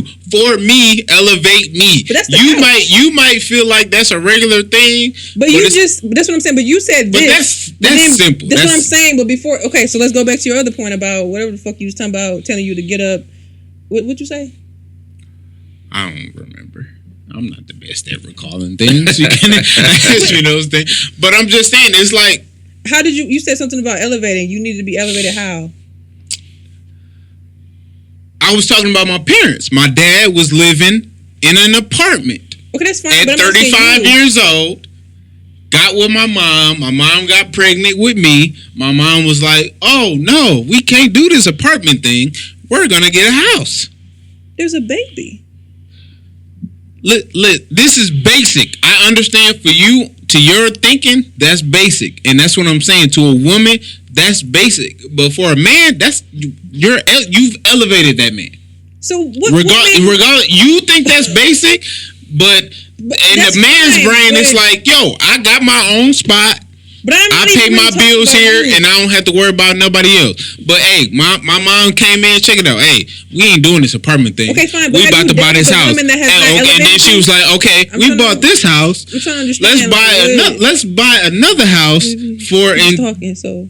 I'm trying to explain to you. You said it like 5 times. So but I'm saying it's like, okay, the buying a house is some basic shit to you, right? I didn't say that. I don't even have a fucking house. I can't say that. Okay. Well, buying a house in my mind, it's basic. I've never have one. Well, I've never rented. So buying a house is basic to me, and I know them. So they bought a house. And it was like, and then so my mom, it clicked in my mom's head like, okay, we bought this house, we paying this rent here. Let's buy another house. Okay. That wasn't in my dad's brain. Okay. My mom was like, oh, let's go buy another house and rent it out to people. He did some stuff that made her think different ways. It's communication. It's a relationship. That's how it's supposed to work. But I'm speaking. You are 100% right. But that's it. But what I'm saying is, we are supposed, as men, as a man, is when you are in a relationship. I guess a healthy, good relationship or something that's supposed going to elevate there, each other. You're doing that, but I'm saying if you're talking about women that don't bring you that, maybe we got to adjust some things, some scenery, some clubs, maybe go to the grocery store and find your woman picking apples or some shit. Like I don't know. Like I'm not. Me speaking on this right now is not me saying that women that don't do this. I'm just saying that this is the type of man like we are. Okay, well, that's cute. The type of man that we are is like, I'm looking for a woman that's gonna challenge me and elevate me beyond where I'm at. Okay, maybe I'm cool right now. I got my own spot. Yeah, I got a car. That couch ugly. Nigga be ready to tussle. You minimizing it based on what I'm saying. I'm trying to be real right now. I understand your realness fine. Your parents are great. They bought houses. I agree with you. Amazing. You feel elevated. I feel like I got the ugly ass couch in my house. My house. Just kidding. I'm not talking about the couch. I know you're talking about elevating you to buy another home and just to do things that you don't think about. That's perfectly fine. I think we both should do that because if I don't learn from you, I got a problem too. Absolutely, great, for sure. I agree. How about it, cousin? Yeah. But that's my point. We both in a relationship, both man and woman should be elevating each other. Amazing.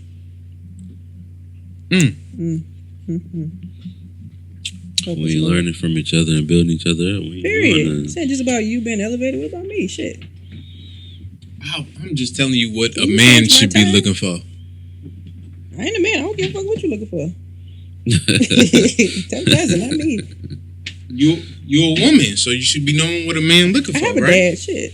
Huh? I have a dad. Oh, okay. My bad. I'm one of them. You ain't one of them. A broken woman looking for any nigga to come in. Women that don't have dads aren't necessarily broken. I can't speak for them. I'm not one, but I'm just saying. I ain't say nothing about. But you making that statement is alluding to that, sir. But yeah. So my daddy told me to be a strong black woman. So you know how to change the tire? No, he worked clip-ons. Talking ass. You know how to change the tire? You said change the tire, and then she said I thought you said change the tire. I'm like, no, who changed? What is that a thing? It's a good water. What y'all talking about? Is that a thing? Change the tire. hey, baby, change my tire. That sound like what? That sound like he wore clip-ons? Like the fuck? No, change a tire. I'm sorry, that's that accent. That country shit. Exactly. Tire. No, sorry. You had that aura. That tire. No, I said a tie. That's like tire. No, he looked at me like a tire. He was looking at me the whole time like I was crazy. That time it was like, bitch, a tire. You know how to change a tire? Who, me? Yes. No, I have my Triple auto A. insurance. They come and do that for me, and then I just take it to Firestone and give me the car. I remember the first time I changed the tire, I dropped that motherfucker. I'm glad Put that you know bitch how on to do that jack, that motherfucker. Yeah, I was like, oh! Jack that bitch back up. I have one flat tires too, so give me where I need to go. I had to change the flat in a minute. I done changed the flat a couple times, few times. About. I ain't had to call nobody yet. About 3-4 times I done changed You guys the know how to flat. cook? What's your meal? To survive. What's your go-to meal? Exactly. Did you see that? You see that Dirk video I put up on my story? My phone it. That Dirk video. The girl asked him, "What you know how to cook?" That nigga said, "Cereal." I seen it on noodles. She looked at him Popcorn. Okay, so, but what do you know how to cook? What's your meal? Oh, me? You too, cuz. I know how to make spaghetti. Okay, that's basic. I know how to barbecue. My daddy, you saw my daddy and I do that too. I know how to fry some meat. Pause. Okay. That's about it. I know how to make some rice. You know, warm up some. Excuse me. Warm up. Bless you. I don't know. That's that champagne, boy. That champagne coming up. That's bubbly. Go ahead. It's the bubbly. You know, I throw some some frozen vegetables up and just warm them up real quick. That's it. I don't know how to do nothing crazy. I know how to follow some directions to make some. I know how to make an omelet. Okay. I make mean ass omelet. Niggas ought to make omelets. I dated a nigga that could flip that bitch real good. Okay. No, you gotta know the right stuff to put in there. Though. Yeah, he did all that shit. It was fire. Anyway, cousin. I can fry shit. That's about it. I don't really like cooking, to be honest. I love eating, but I don't like cooking. You expect your girl to cook for you? You know what I'm saying? I would appreciate it, but she ain't got to. You ain't one of them niggas like, my food better be on the stove when I get home. Nah. My food better be on the stove. I'm just playing. I'm joking. That's a joke. That's cute. Yeah. My nigga better be Chef Boyardee. What? Okay then. Let's see. Cause period. I ain't gonna lie. It's a lot of stuff that I know how to cook.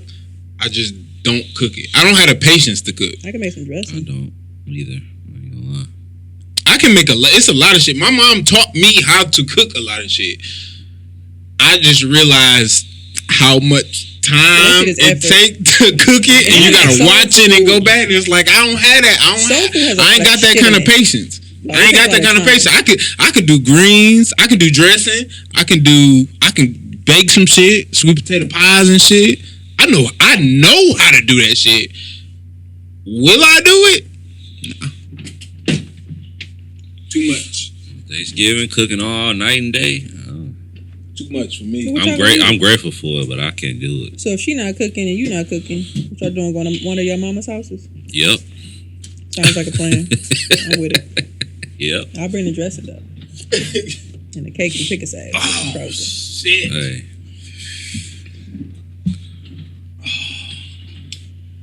My back is killing. I got my glasses on. You need a chiropractor. I heard that. Huh? It was a crack. Oh yeah. My shit don't be hurting though. You ain't gotta hurt. I just gotta work it out. So you say I guess I shouldn't wait until it start hurting. It take 2 minutes. Crack, you win it out. It's amazing. But that's what I just did though. No, I'm talking about a 1, 2, breathe in, breathe out. Flip over for me. Have a nice day. I saw a video. Check out I my might have seen story. that video on your head. That shit was funny. I never got my pelvic. They say. I want that one. They said Reese said her pussy. What? They was saying that. Yeah, he was very animated. They said Reese said her pussy. I was like, oh, because they had her. He had her right here. He did her right here. He was like, he pushed her shit out. He readjusted her pelvis. Yeah, He was like, her pelvic bone.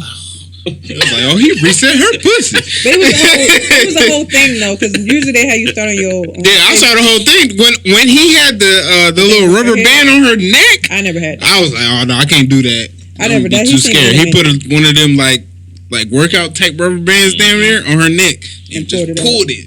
I was like, no, I'm not doing that. But normally they have you face down first. You lay down and they do like the back, and then they'll put you on the side and then kind of put you in like a little omelet or some shit. Yeah. And then they crack you, and then if they don't got it, they do it again, flip you on the other side, and that's pretty much it. And I never got the pelvic one. That sound like it's a readjustment. Or they'll do the thing where they drop the thing and they pull your leg, because sometimes like one of my legs be longer than the other one. So. Oh, yours are. I'm like that too. Yeah. I had surgery on one of mine, so that's why. But he just had to readjust me though. Somebody's listening to our podcast. You got time to be out here? Checking your watch. No, I got a message. Apple Watches. Yeah, I got a Twitter message. She got I don't have money. Fancy. She fancy. That I am, but I don't have money. Guess period. Well, since we got back on the relationship No things, shit. I figured we'd get back on this question. That grin. Stevie J. The Stevie J. That's why I meant to say that. Those were the only ones I watched early on. Yeah. Love and Hip Hop, and when Same. Stevie J was on, I was like, I gotta watch this. Same. But so how much of your past should you reveal to in your new relationship? As time goes on, don't show nobody your whole hand. But I think No, what I mean is like past about other relationships or yourself. yourself, period. That's what I'm saying. Well, I was talking about yourself, but you can kind of put it all together. Because I think essentially you're going to talk about your past relationships at some point, right? Mm-hmm. But I think about yourself, you need to make sure, depending on what happened, I feel like it should be there's levels to this shit. I'm not going to cook you a whole meal on the first date. But Take me out, nigga. there's extremes to it, right? Would there not be certain things that you feel like you would have wanted to know early on in the relationship? Yeah, but it's not my place to judge what somebody tells me about their life. If it's something serious and I would have loved to know, That's fair. I can't tell you to tell me when this happened to you when you was this age or that age.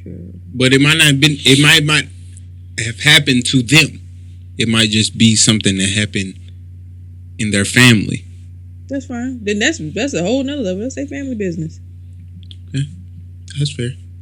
My thing is, I always tell people in general, of course shit happened to you or you saw shit, which is totally fair, which is why therapy is important. I personally only did therapy once, but I'm just saying, for me, my whole personal time thing has got me through just getting to know myself. But I feel like you have to understand that you have to be the person to want to make the changes in your life so that those things that you saw happen to you don't overlap to kind of lead to like self-destruction or whatever in a relationship or something like that. Self-fulfilling prophecy type shit. So you have to be the one to want to make those changes. Like, yeah, you could have saw your mom and them fighting or some shit. And you don't know how to deal with it or some shit happened, whatever it was. But you have to be like, okay, I want to be better. How do I make that change? That's it. Next question. So, I'm prepared. Why? So, would you want to know about your new partner's infidelities? Now we talking about relationships? Yeah. Yeah. I think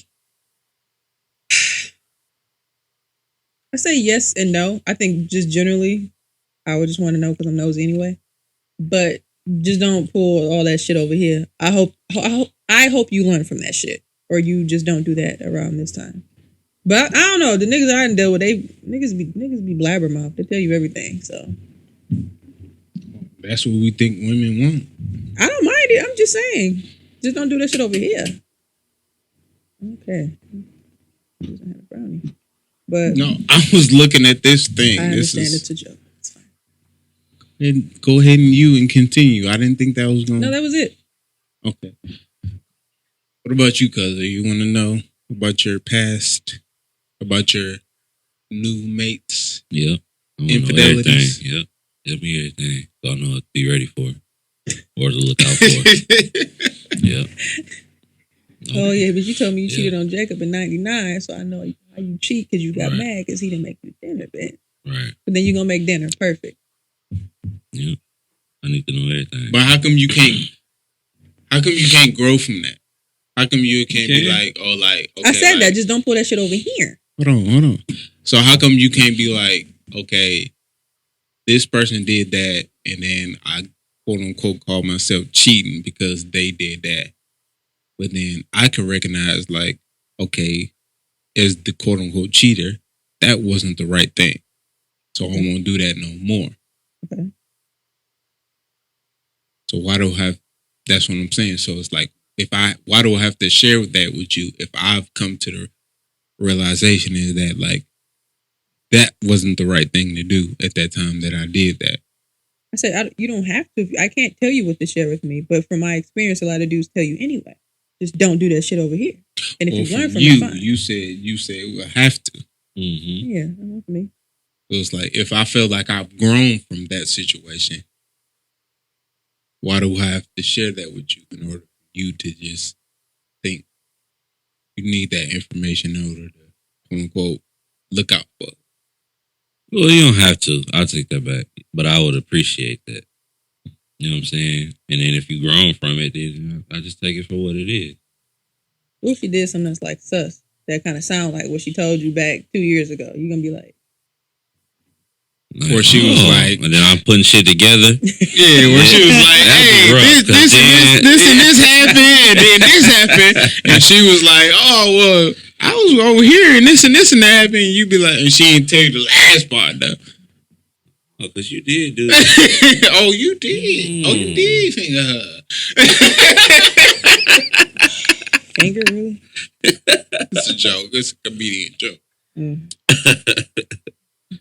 I didn't get a chance to ask Chris when I said when Chris pulled up. I thought about that after the episode. I didn't even get a chance to ask him. Yeah. But I know it was on Def Comedy Jam, though. The All-Star shit, I think. What happened? It was a comedian. He was telling a joke. And he was talking about how when they was younger and they said like fingering girls was the thing. And they was doing that. He was like, oh, you were talking to your homeboy. He was like, I did it. I fingered her. And he was like, no, you didn't. No, you didn't. And you put the finger like, oh, you did finger her. I'm usually good with that shit, but I don't remember. I remember the dude that said it too, but I don't know.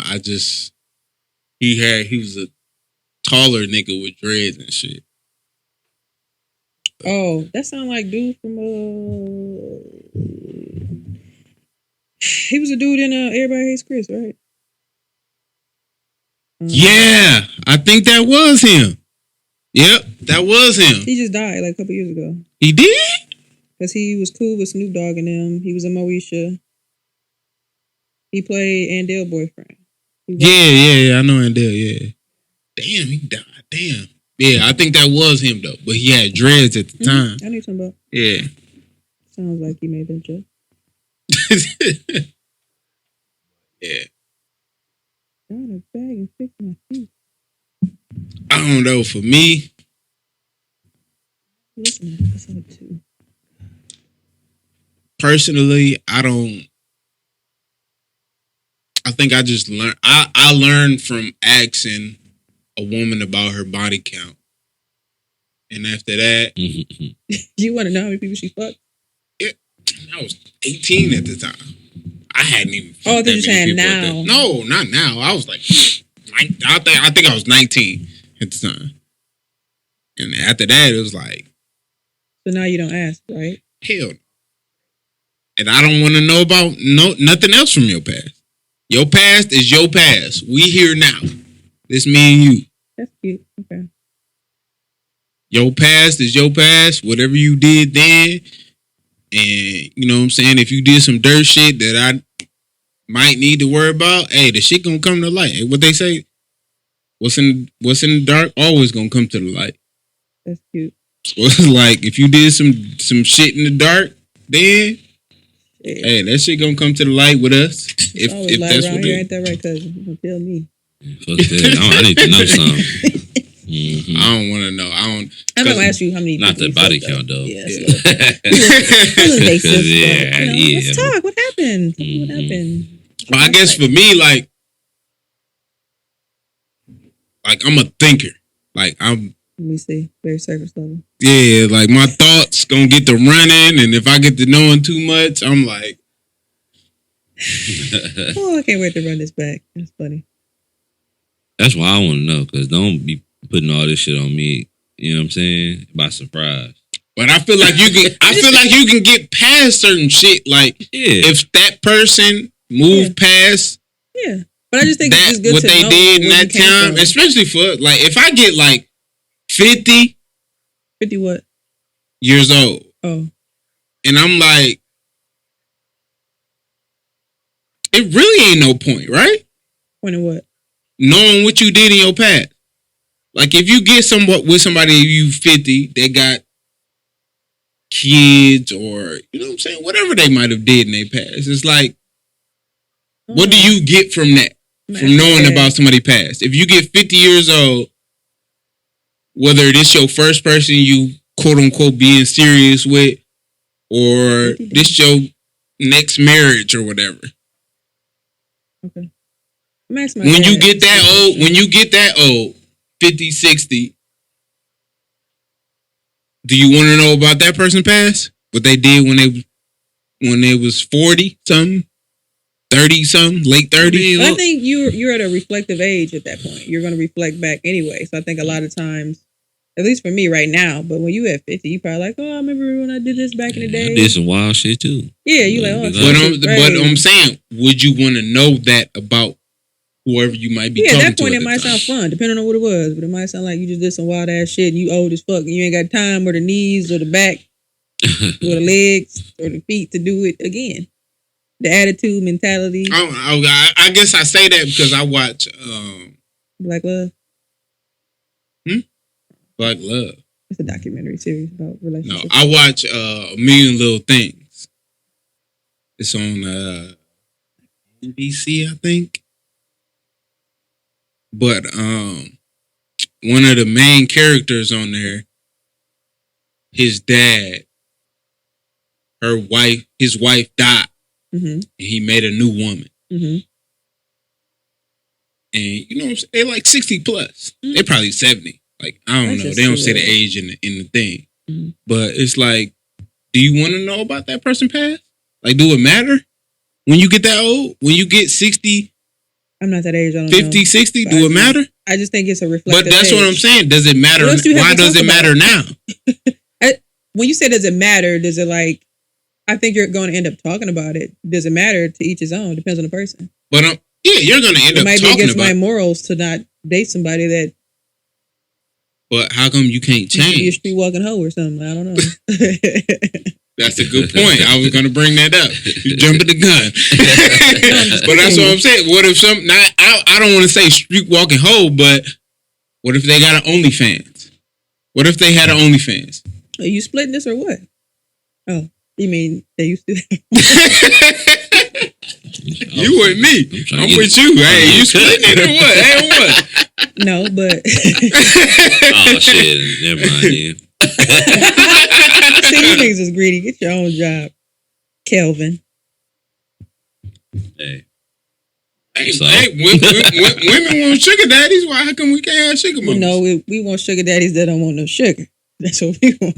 Oh. I don't want no sugar neither. If you gonna give us the money, it don't matter. I don't need no I gotta sugar. Clarify. You just making it all willy nilly. I cut the grass. I come over there, cut the grass. Wash the car. What? No. Wash the car? Cut the grass? What Mike Epps Do a say? little plumbing? No. I want that one owner that's in the No, garage. what Mike Epps say? He said the lady kept calling him over there. He said she handed him the hedge cutter. He said, "I don't want no hedge cutter, bitch. What the keys to the car?" He said, "Mom bought your new hedge cutter, baby." He said, "I don't want the keys to the car, bitch." That's cute. Mama bought you a new hedge cutter, baby. He said, "Bitch, give me the keys to the car." That's cute. Oh, that's all I'm saying. I mean, So you want to know about the past? it's gonna come up, and you gonna tell me because niggas ain't got nobody to talk to. So y'all friends don't care. So Damn. I ain't gonna lie. I'm bad at that. are you guys good? I bring friends? up old shit. Are men good friends? Like if he called, well, y'all cousins, but if y'all whatever. If he called you like, yeah, man, I'm hurt, like deep down inside, like I would never do that. I don't care. I would trust him to do that, but would I do it? Why wouldn't you do it? That's Because I'm a man. I don't what know. does that mean? I Look, listen. You're not good at expressing yourself to your male friends? No, I say this. Look, women always talk about men not being, you know what I'm saying, open and expressive and about. That's fine. I'm talking about your friends. But they don't realize, listen, hold on. I'm not about women. They don't realize that the women in the generation before us then played a part in that, of us not being that. So, Fam, my mama didn't see. I done been in the house with my mama. She be watching people on TV, watching men on TV, and them crying. She be like, "Oh, look at this bitch. Look at this nigga being a put. Look at this soft ass nigga being like." Not exactly in those direct words, but that I'm saying, but that's basically what it is. Like, look at this nigga. Look at this soft ass nigga in here crying. Mm-hmm. Only time I seen my mama cry was somebody was sick or passed away. yeah, I done seen my mama cry plenty times, but when I saw my mama see other men cry and the way she talked, it was like, no, I'm not finna cry. Oh, why would I cry? Why would I be that? The way she talked about them niggas. I mean, I can see that being a thing, but back to my question. So you wouldn't... Okay, forget you. So what would you do? Yeah, forget me. I'm damaged. Okay. Ladies, pay attention. So you don't want damaged goods. You want somebody emotionally conscious. So No, I'm emotionally conscious. You're damaged goods. You said it. So listen. This is a joke. See, this is what I was saying. But When I guess what? when I said the thing, I was like, I gotta But make guess sure I what? make sure I say it's a joke. But guess what? Guess what? That was a joke. So cousin, he called you. He like, yeah, bro. What D-Ray said, oh, my wife, nigga. Like I caught her fucking some other nigga. Whatever his problem may be. What you gonna say back? What you want to do, nigga? She ain't gonna be like, D-Ray told you she was a hoe. Gotta go having a great night. Click. No. You really gonna listen to him? Yeah. So, but like, what do you like? He literally crying on the phone, FaceTime. What's that? Don't FaceTime me though. I got an Android. I'm like, don't FaceTime me. You just call me. Well, fuck it. You have an iPhone, whatever. He zoomed you. Like, what the fuck? I don't know. Damn, this nigga hurt. I'm like, I have to go make sure this nigga all right. So you Because gonna if he do that, he really hurt. So you gonna pull up? Yeah, I'm gonna have to. Give him a hug. I know you want to. I already knew. I was trying not to say it. I was like, oh, he gonna pull up. So I was trying not to say it. I was gonna let him say okay, it. calm down. Lower your shoulders. Oh. So when he pull up, when you pull up, what's your next move? What do you say? What's your first word? Your first sentence, first phrase? I'm like, nigga, what's going on? He told you what was going on. But I'm still gonna be like, what's going on? He's still gonna have to say. run it down. Because I'm like, nigga, you fucked up. Okay. So we gonna have to run it all the way. Start at the tip. So he tell you off top, he just told me it's over. She don't want me no more.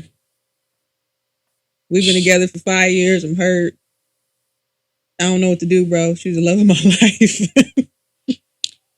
I'm trying to hold it together in this. Please hold it together. Please. Hold your claws to the end. It kind of depends on the situation because I damn near off top of it just be like, fuck it, man.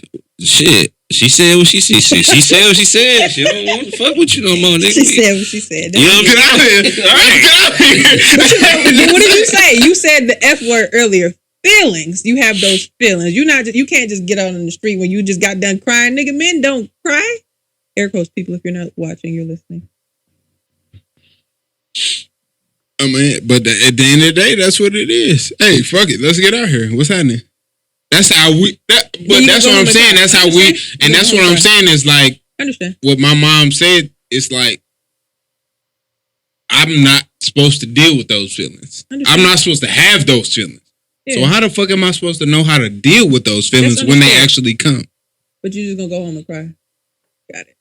I say this because I've had male friends, and there's nothing wrong with it. But when crying is a good thing. I never said it was a thing. No, I know. I'm just saying for the men that might be. No, I'm just saying for the men that might be listening is that crying is a good thing. It was for a lot of years in my life where I wasn't crying. And the last few years in my life, man, I cried. I was like, oh my God, I feel so much better. God damn. What happened? What makes you cry? What makes me cry?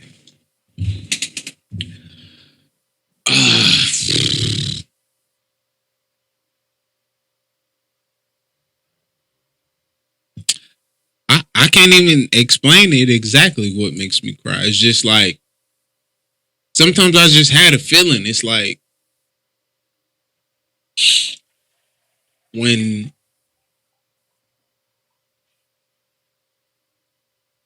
I don't even know. I can't even explain it, honestly.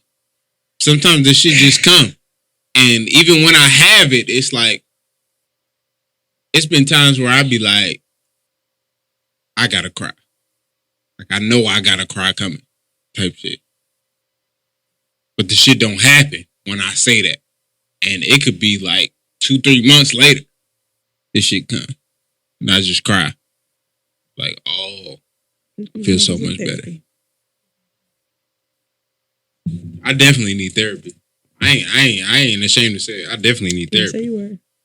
So, that was cute. That's nice. Well, it's too dark for you? Too deep for you?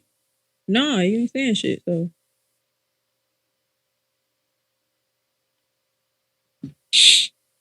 Airy.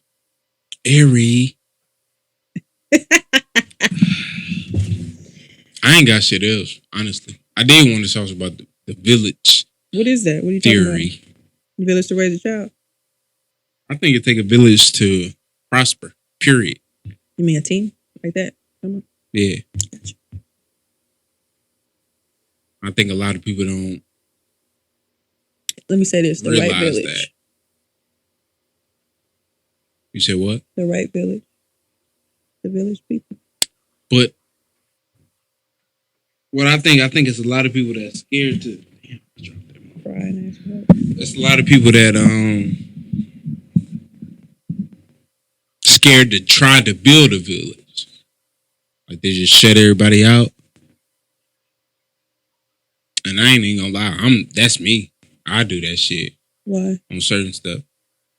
I got trust issues, probably. Why? Motherfuckers just ain't reliable. Why? I don't know. What That's them. What have you experienced to make you feel like people aren't reliable? I've never had nobody like look out for me other than my parents. Honestly.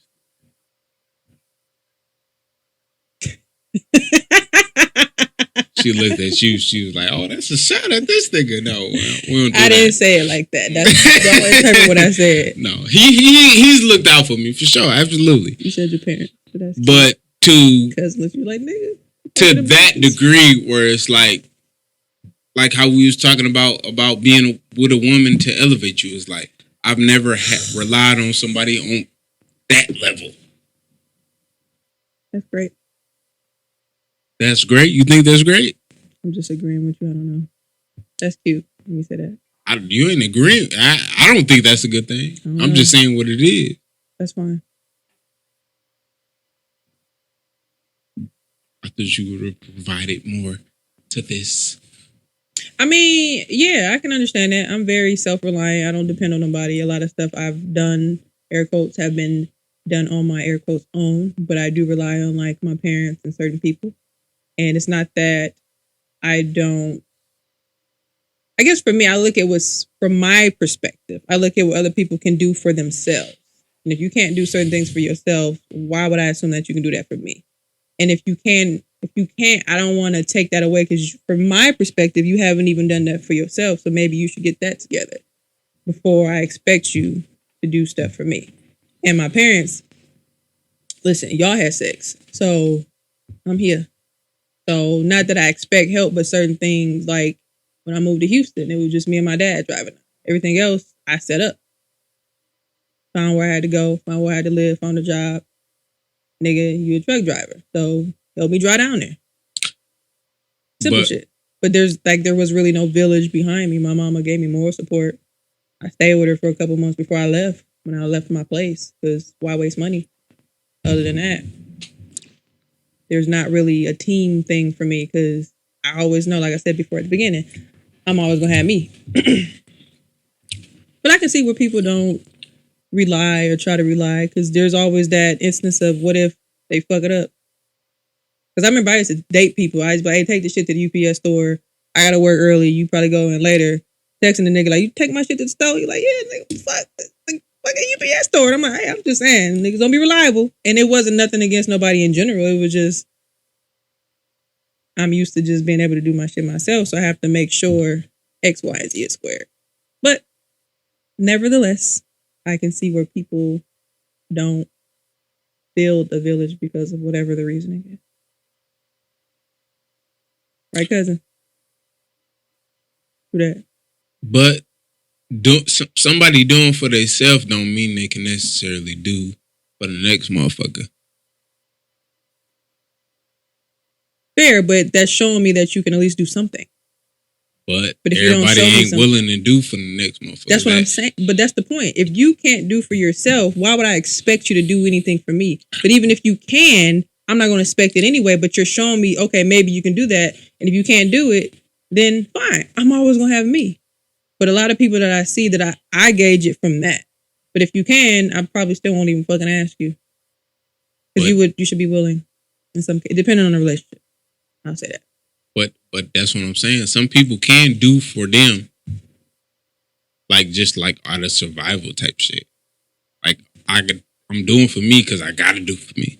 Depends on what it is. And it's like you can ask me to do something, but at the end of the day, if I gotta do something for myself, well, you can say I'm no. Gonna put that. That's different. Some people can't though, but that's what I'm saying. So some people will say like, "Yeah, I can do that for you," just thinking like, "Yeah, you know what I'm saying? That's easy." Because I done had these situations where I was like, "Hey, can you do this for me?" And me knowing just like how you think, like, "Oh, you know what I'm saying? They got all their shit together.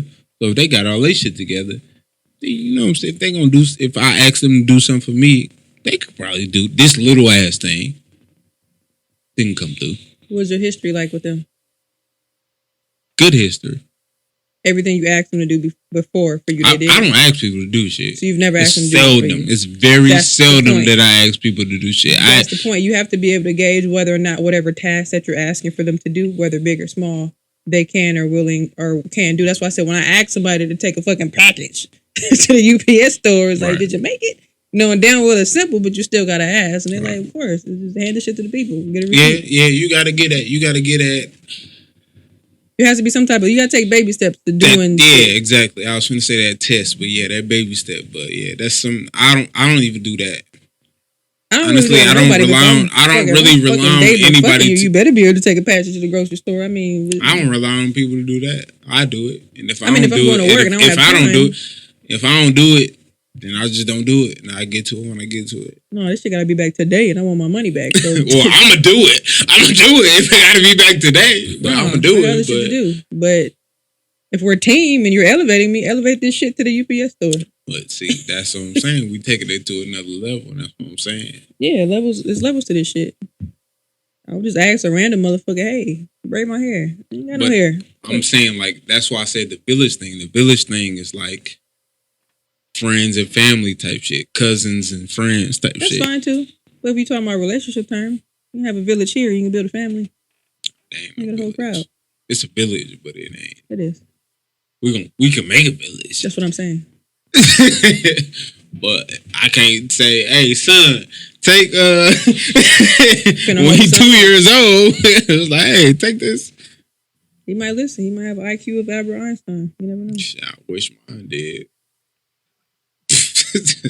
You got kids? Yes. Never knew that. That's hilarious. I got 2. Yes. I wish they did. A lot easier for me. That's life. But, I mean, I don't know. For me, I know I always wanted that, like to be relying on somebody else. And that shit, it's always been hard for me. Like, even in relationships. I done been in relationships for years. And just be like, certain stuff is like, I can't rely on you to do that. I don't care how long I know you. I just feel like people that want to do something for you, they'll actively do it. Like if they know that you're self-sufficient and you always do something for yourself, they would step in and be like, let me take this off of you and let me do this And they will come through. And if they don't, then they just don't. Switch it up. Do your own thing. But I just know that I'm but always that's gonna what have I'm saying. me. Like, I don't want. You don't want what? I'm 30 years in to doing shit on my own. No bullshit. You just talked about somebody elevating you. Now you saying you want. But that's what I'm saying. I want somebody to do like I'm 30. That's what I'm saying. I'm 30 years in of doing shit on my own. What don't you? You just said you don't want that. Shit is, what don't you want? No, I'm saying I don't want to do things on my own no more. Like always on me. Well, find like, a woman and build a house and put some trust in her. There you go. Pat her on the back. Like that shit is time. That shit is stressful. Taking care of shit all on your own is a lot. Depends on what it is. I don't have too many issues. Gotta have resources. I guess that's my village. Anyway. You got it. I guess you got a village. In a sense. Got a village, cuzzo? Yeah. Family. Can't go wrong with that. Yeah. I just got moms them. Moms them old though, they running out. Pop 64. I don't know how long I can rely on that nigga. Don't say that. That's family. Oh, I love him, absolutely. I say you didn't, but you know. But that's running out. Yeah. The old people say, find you a nice young woman and trust her. No matter how crazy she is. Y'all see that post on Facebook? It was saying something like, no, I ain't gonna say that, never mind.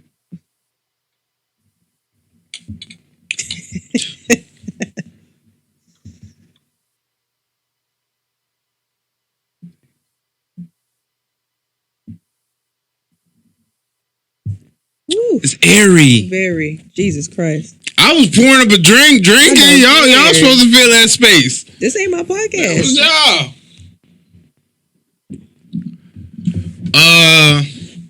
Shit, that's it then. We done. You got nothing else? I thought we were gonna talk about my shit. What you want to talk? Oh, yes, we did. I actually meant to get in that in the beginning. But we got lost. I'm sorry. You got lost. Dang, ain't nothing in the said pamphlet we. that say something about me. Boy, this was in me. I got some personal notes right here that you can't see. Sure, right. That's cute. But I did want to talk about that. So the YBO podcast that been going on for 5 years, 200 some episodes. You got your Fruition. What is it? Fruition. The Fruition Series. Fruition Series. Y'all did a radio show. So let's talk about that. How did you get in your media? How'd I get into what? Podcast? Media, period. Fruition Series ain't that's after. So let's start with YBO. So YBO came about because I already knew Mwanje. We worked together. We were like, well, Mwanje's a year older than me, so it was probably about 1920, 2021. You know, we worked at the same job for a couple years, and we got fired, laid off together. We just been cool ever since. And then, yeah, it was like a little part-time call center type gig. So what happened was I started working there. That was my first job out of high school, going into college, and I started with his ex-girlfriend. And I don't know how it works. She probably got him in there or whatever. He probably got himself in there. And we all were just cool because we was part-timers. And we was in school just picking it at work. And we ended up being like the last two part-timers after everybody got fired and shit. And then they ended up letting us go the same day. And we just remained cool because he used to go to MSO Weed and he transferred to UWM. And we just was cool for all the years. And then Lassie, I knew her since we was kids because my aunt and her mom worked together for a year. So I would see her every once in a while. And then when college came around, we would just kick it here and there. I used to do her hair and shit. We used to go to the BSU parties and stuff. So Lassie moved away a couple times to Florida when her mom moved away, and then she came back, and we were just kicking it one day. And me and Mwanje talked about podding in the past. I never was into podcasting, starting it. I never knew of any other podcasts. It just was never really a thing for me. So me and her was talking about like, oh, let's start a pod. And what year is this? 16. But me and Mwanje talked about it years prior. But we bought I was like, she worked the Best Buy at the time. So I was like, let's get a mic. So we ended up buying one of them little snowball mics. You put on one mic, you put in the middle of the table. And I was like, me and Mwanje, they didn't even know each other. I'm like, we've been talking about it. So put my guy, let's do it. He was like, well, I ain't doing shit. It was like a Saturday. And if you listen to the first episode, I was cutting some braids out of my hair. You can hear the scissors and shit. We just talking shit. Don't listen to it, but listen to it. Don't listen to it. And it was just fun. It was one of them things where we just consistently was doing. I think at the time it was every Saturday. And I knew nothing about podcasting, Logic, GarageBand, whatever you use on your Mac, editing, nothing, uploading. I didn't know nothing. I knew SoundCloud to be a platform that, underground rappers was on at the time and prior to. So that's kind of where we went. And then it just became consistent. I think around episode 6, we was kind of like, all right, it's getting like 13 listens. And nobody, for me, I could only speak for me. I didn't know no other podcasters in the city or just in general. So it's kind of hard to market something that's not really popular to people or whatever. And then I think episode 6, we just got a whole bunch of listens. And that's kind of what gave us momentum. And we just really kept going. And then I think we started to have a couple different guests. I know his brother, Jabari, he was probably one of our first guest. We always call him the 4th man of the year. And then it was just a consistency thing for us. We just kept going, had a couple different guests. And then 17, I knew some people that did do radio in Milwaukee on River West Radio on the East Side.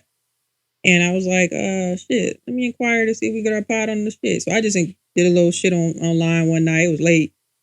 And dude hit me back. And we did the little interview type shit or whatever. So we had our own radio show. We did our podcast each week still on Sundays, Saturdays. And then our radio show was every Tuesday night at 7 or 8 p.m. And we did that for almost 2 years. Then I moved to Houston in February of 19. And they did it for a little bit after that. And they just called it quits. And we just kind of been doing our show. So I know like when I moved, they were probably like, what the fuck? How we going to do this? But it was more of a technology thing because we already kind of had the chemistry with it. And yeah, it was just advancing. I didn't know they were still doing it. Doing what? Move? Yeah, they probably did it for, I want to say 2 months, 3 months off the top. And then it was some other shit that came up too that was annoying for them. So, but yeah, they were still doing it. But the radio was fun too because I know a lot of podcasters that we know were just, why y'all do radio? You can't say what you want. But for us, it gave us an additional level of media control, which some people probably like, I don't give a fuck, but people always talk about they want to be the break. That's what I always hear when people start by, I want to be like Charlamagne on the radio. Like, you can't fucking cuss. They don't cuss. Certain things they can't say. So you saying, why would you do radio? But then people ain't been following Charlamagne before that. Charlamagne. People know that he came from Wendy and all that shit too, and the shit they used to say, but certain things, especially now, you can't say. Or you have to find, I always say, different innuendos and other ways to say things. And that's kind of what we did. Because people always tell me, damn, you cuss like him. That too, but that's a whole nother level to me. But I think when people think of radio, they don't consciously think that you have to follow FCC guidelines and shit like that, or you get fined. So those were things that we kind of took away from it. And people always be like, oh, Reese, you cuss so much. I'm like, I don't give a fuck. But I can get on the radio and not say certain things because it's just, I don't know, a mind control thing. So we have fun. I think a lot of times we have more guests on the radio because it was easier because we recorded the podcast at my house at the time. Sometimes we go to Mwanje's house. You don't want everybody in your house. But we had a lot of guests, a lot of fun. We used to take live phone calls. And at some points, they used to come back to back. And it was fun for us because we don't tell you what we're talking about. You just call in. We tell you what we're talking about, you know. And you can go back probably to the 20s. I think we took our first phone call. I listened to 50. Episode 50. Oh yeah, I was telling you about that one. Where the guys finally outweighed. Because it's me, Lassie, Mwanje, obviously 2 women and 1 man. You don't typically see that dynamic. It's usually 1 woman and 2 men, or 2 men. I was gonna say, 2 women. I meant to comment, y'all probably need to drink. He got y'all on the last one. No. But he got y'all. He finally got one. I've been listening. I was like, I don't even know what you're talking about, but no. On the damn, I can't even remember. It was the chick that Oh, the girl who said the DM shit or the Instagram? She gave her Instagram out. Yeah. Y'all No. was like, yeah, you know, you right. Lassie was like, because she brought what's her boyfriend name? McCoy. And he was kind of on y'all's side, but all he said was that he would want to know. But it wasn't the same situation that was presented in was it a Anon or was it so it wasn't the same situation. So I think that's where she was like, because I don't agree with you, but that's fine. But I mean, I guess that's the beauty of it, because you can listen, and because I know he gets certain inquiries, or like we get certain inquiries. But anyway, when I moved to Houston, I think we got kind of a different audience, because there's a bunch of, obviously, like I said, other podcasts in the city. And I know some podcasters in Houston, and I met some people through them, and we get people that listen to our podcast that way too. That's how you kind of get new people. And I know some people down there, like, for example, I always mention Erica. I met her down there. She always comment on our shit. She'll usually text me and Mwanje personally and say some shit, usually about Mwanje being wrong, or just commenting. So it's fun. That's it. Just know August is going to be, which is crazy, 5 years, because we didn't know where this shit was going. It was just, niggas just wanted to talk shit. I don't even know what we talked about in the first episode. It was terrible. Don't listen to it. It was just, I think every first episode for me, all you gonna hear is the scissors going like, Reese cutting out braids. Lassie was just, like I said on one episode, she was just a little different because she was single at the time, and just mingling. I feel like she still be giving it up though. She give it up, but it's different. Like, I feel like to me, and that's just me being a podcaster, where if you listen to her in the earlier episodes, it's just like, huh? And not in a bad way. It's just like, to me, it's completely different. Mwanje kind of the same. I always say he was a little reserved because it may be his church thing, but he started giving, I think after episode 9, when one of the Anons that came up, they was both like, oh shit. And I'm like, we got to go there. And it was, I think we got to a certain point where we talked about certain things. And I remember my homegirl hit me. She was like, yeah, I was playing this shit for my people at work, and they like it, but they want y'all to talk about other, like, sexual shit. And that's why when we get to the part where I be like, day relationships with sex with you nasty motherfuckers. And people always come to me. Because I know I listened to that other one. I was like, I ain't hear that part on there. Because people always, that's why I don't know why I started saying it, but I didn't know, like, people usually come up to me and say that shit. They be like, for you, and I'm like, all right. But I know I realized after listening to that, like, y'all always had that structure to it. It was really built upon, like, I don't even know how it was built. It was one of those things where, because for me, I know where it came from. I used to be on Tumblr a lot, and this guy, he actually our friend on Facebook, shout out to KLB. I think he's from like Dallas, but he lives somewhere in California. But he told me that he worked on, he used to do something with newscasting, but he had like a small podcast back then. And that's where I added the cuts in the episode, because he was saying with the news, when you listen, people get information overload. So you can go a whole, and I can understand it, because sometimes I may listen to a podcast, and it's not a bad thing, but if you add a marker in there, people can hear, okay, this is where I know we're going to talk about. Like when I talk to my sister, she'll call me every week and be like, then you add the sound, that's how I know y'all going to talk about something completely different.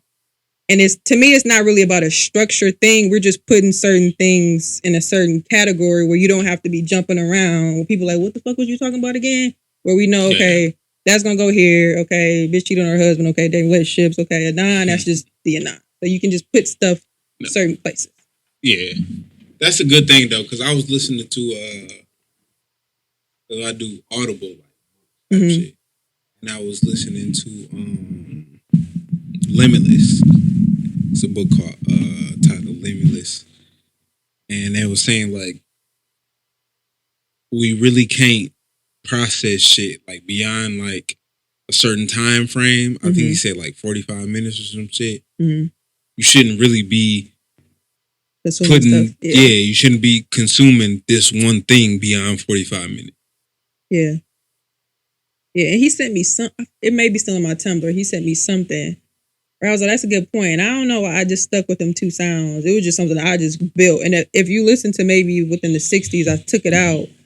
And I ain't gonna lie, I feel like motherfuckers wasn't appreciated. And that shit take time. So I just stopped taking it out. And I think Lassie was saying maybe it was her boyfriend friends was like, hey man, ask Reese where the shit at. I'm like, what shit at? Like, what the cuts, man? I don't know what's going on. I'm like, all right, niggas wasn't. Yeah, because even if you are listening to it, like if y'all going to like, you know what I'm saying, 2 hours plus, when you hear that, even if you stop listening in that last segment, that's gonna get you. You unconsciously you're gonna start. Exactly. You're gonna come back. It's like, and then it's like, oh shit. And if you what's are that? And you're gonna start back listening again. And if you are a consistent listener, you know, because I was talking to John, which is the voice.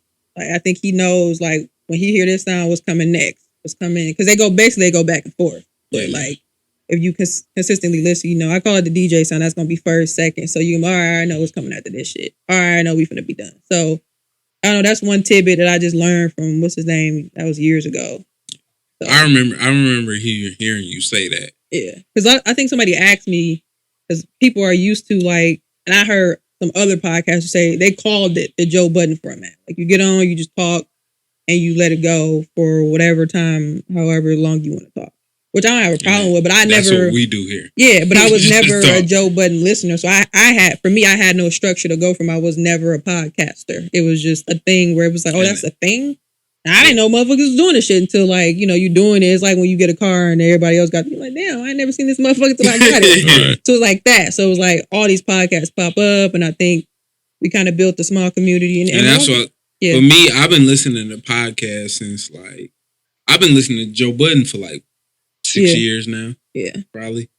So a year before we started, Yeah. So, because I can't remember. I think I started with the Brilliant Idiots. Mm-hmm. They've been doing it for a minute. And then they may have been longer than him. When I was listening to a couple other podcasts here and there, and then I started listening to Joe Budden after they kicked the girl off, Marissa. Now I know her name. I never do it. Yeah, and because she did a little thing, but when he was on the radio show that she on. Rosenberg. I can't think of the name of it. But that's when I started listening to that. And then after that, I started getting into it. Was at one point in my time, at one point, I was listening to like 20 podcasts a week. So that, like you just said, it just keep going on and on. And Bill Simmons, I don't know if you know Bill Simmons, the Ringer. Yeah.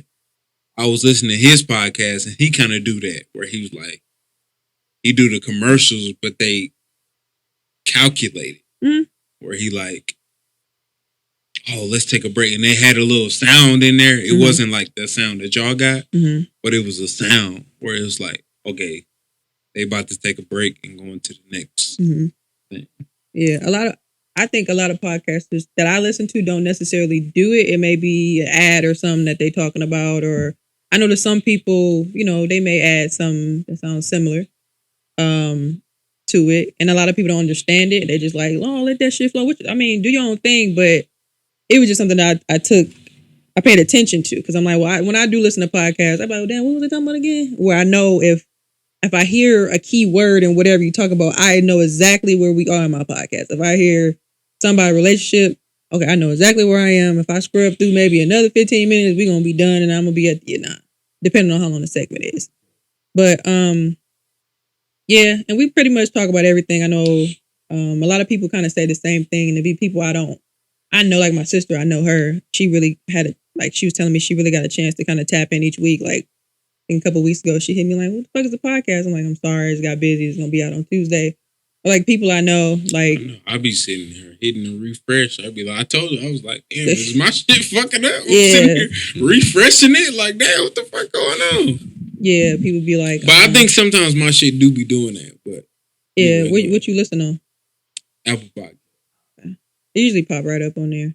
That's the quickest one. Spotify might take a little bit, but yeah, we've been doing it for a minute, and what was I gonna say? Yeah, the city has pretty much a huge network of podcasts. A lot of people kind of record with 2 other kind of like studios or whatever, but we've been doing it on our own for a long time. But obviously, we don't have a problem networking with people and doing different things. So we did the Milwaukee Podcast Festival in 2017. Yeah, that was a shitload of fun. We wasn't even included in that at first. Yeah. I know, because I when I went to that, I wasn't even expecting that. I didn't know there were going to be other podcasts doing that. That's crazy. I was listening to Brilliant Idiots, and they was just promoting it. I was like, oh, so right, okay, that makes sense. You heard it from their end. You didn't hear it from their end, yeah. Because I was talking. So I was like, all right, and I go, and then I showed up, and then it was like 3, 4, 5 different other podcasts before that. I was like, oh shit, I didn't know this. I'm gonna show you because I went there, and this one dude I kind of know, he was telling me, he was like, what you doing here? I was like, I came here to see the Brilliant Idiots. But he knew some people that was there doing the podcast. Yeah. I was like, shit, I'm here to see them. Yeah, because I was telling Mwanje, you said that, but I thought that you didn't. So that makes sense then. You heard it from their end. Because there were like flyers and stuff in the city. I think they did Jungle Signal and stuff like that. Did not know. I heard them them promoting it on Brilliant. On Brilliant, they said they was going to be in Milwaukee. Yeah, because we ended up being number 2 on set, but we weren't included because you had to like air quotes apply or whatever, but I guess for whatever reason we didn't get picked, but then they hit us up at the last minute. And to be fair, we were the ones, we were second, but we switched. Shout out to Lakeisha, she was number 1. She did like more mental health. But when we came on, we kind of set the ground for the whole show. Cause I remember y'all, Sweats and Suits, I think. And then it was another one with some women. It was 3 women. Oh, I can't remember the name. That's probably my favorite podcast in the city. Well, actually, they're pretty much remote like us. I know one lives in Atlanta, one lives here, and another lives in Madison. But yeah, it was D-Tip. And them only 3 that I remember. Yeah. It was us. No, it was Lakeisha. I remember it was another one. It was a sports one. Yeah, I'm going to run them off for you. It was Lakeisha. Forget the name of her podcast. Revolving Chair. It was us. It was, I think, Technical File was after us, which is what you're talking about, sports one. It was one woman. Yep, that's Technical File. Yep. 2 or 3 dudes, maybe even 4 dudes. 3. Technical File. Yeah. Because when we came off, we were still backstage on the high, so I can't remember who. I think 72 and 10 may have went after them. Then D-Tip, then Sweats and Suits. I remember that name, but I don't remember them. And then that's when Charlamagne and them went after that. Yeah. But I'm going to show you a video at the end that they sent us with like a combined, so you'll be able to remember faces if you remember. It was funny though, because I remember when they came out, they did the Ask an Idiot shit. Mm-hmm. Yeah, I got some clips on my phone. Somebody was like, who did y'all like out of all the podcasts that came out? And Charlamagne was like, I don't know. Hey, we wasn't here. We ain't see none of y'all niggas. It's like, we ain't see none of y'all niggas. Because when they came, they told us that it was some opera shit going on. Yeah, it was in another it was a hall. They have different halls there. Yeah. But so we were backstage when they came, and it was only 2 rooms back there. It was just basically women and men. Yeah. So I think because Charlamagne has like, I guess, his anxiety type thing. Yeah. You could tell like when he walked past, he had his hoodie on, he was looking. I'm like. And it's not judging them, but it was like when you see these, because I don't expect nothing from air quote celebrities, but it was like, oh, it's really that serious, like for real. So they came back, and we may have been the first and second people to take a picture with them. We was there. You could tell he was very reserved. You look at everybody's pictures, he was like, I don't know. With us, he seemed a little bit more loose. His traditional pose. Yeah, not even that. He was very like, I don't know these niggas, which is perfectly fine. But like, he had his hands in his pockets, and like, I think Andrew, he a comedian. He was a little bit more open. He was fucking with Mwanje about his name and shit. Like, wait, what does that mean? I want to go see him when he come here. Yeah, and Charlamagne, I know Mwanje had his book. He signed it. We took the picture. And I think everybody took pictures with him. That was pretty much it. And I know at the end they was fucking with him, but we had left. But overall, it was a good time, especially because a lot of people, they knew they was going to be a part of it for months. We maybe had like a week or 2. And because people always say y'all show is structured, which it sounds like, but it's structured in the sense that we have different segments. And for us, it was like, we're going to talk about that. Okay, like fine, we're going to get some serious shit. We're going to talk about some relationship shit. We had to pack that shit into 20 minutes, and then we do our 9. And that was it. We didn't have to do much, but we saw a lot of people. Was it that long? It was that short? Yeah, everything was about 20 minutes. It was that longer. I felt like it was longer than segments, but we broke it down where we saw a lot of people like practicing or doing different things, and I feel like everybody up there did. Yeah, for the most part, did a good job. Yeah, it was fun. It was a good time. But I know when we got up there, it changed the trajectory to have everybody have the platform to do things. Because I know motherfuckers was peeking. I remember last year, like motherfuckers peeking out the curtain. Because remember, we wasn't even a part of the shit at first. So just kind of people were just looking like.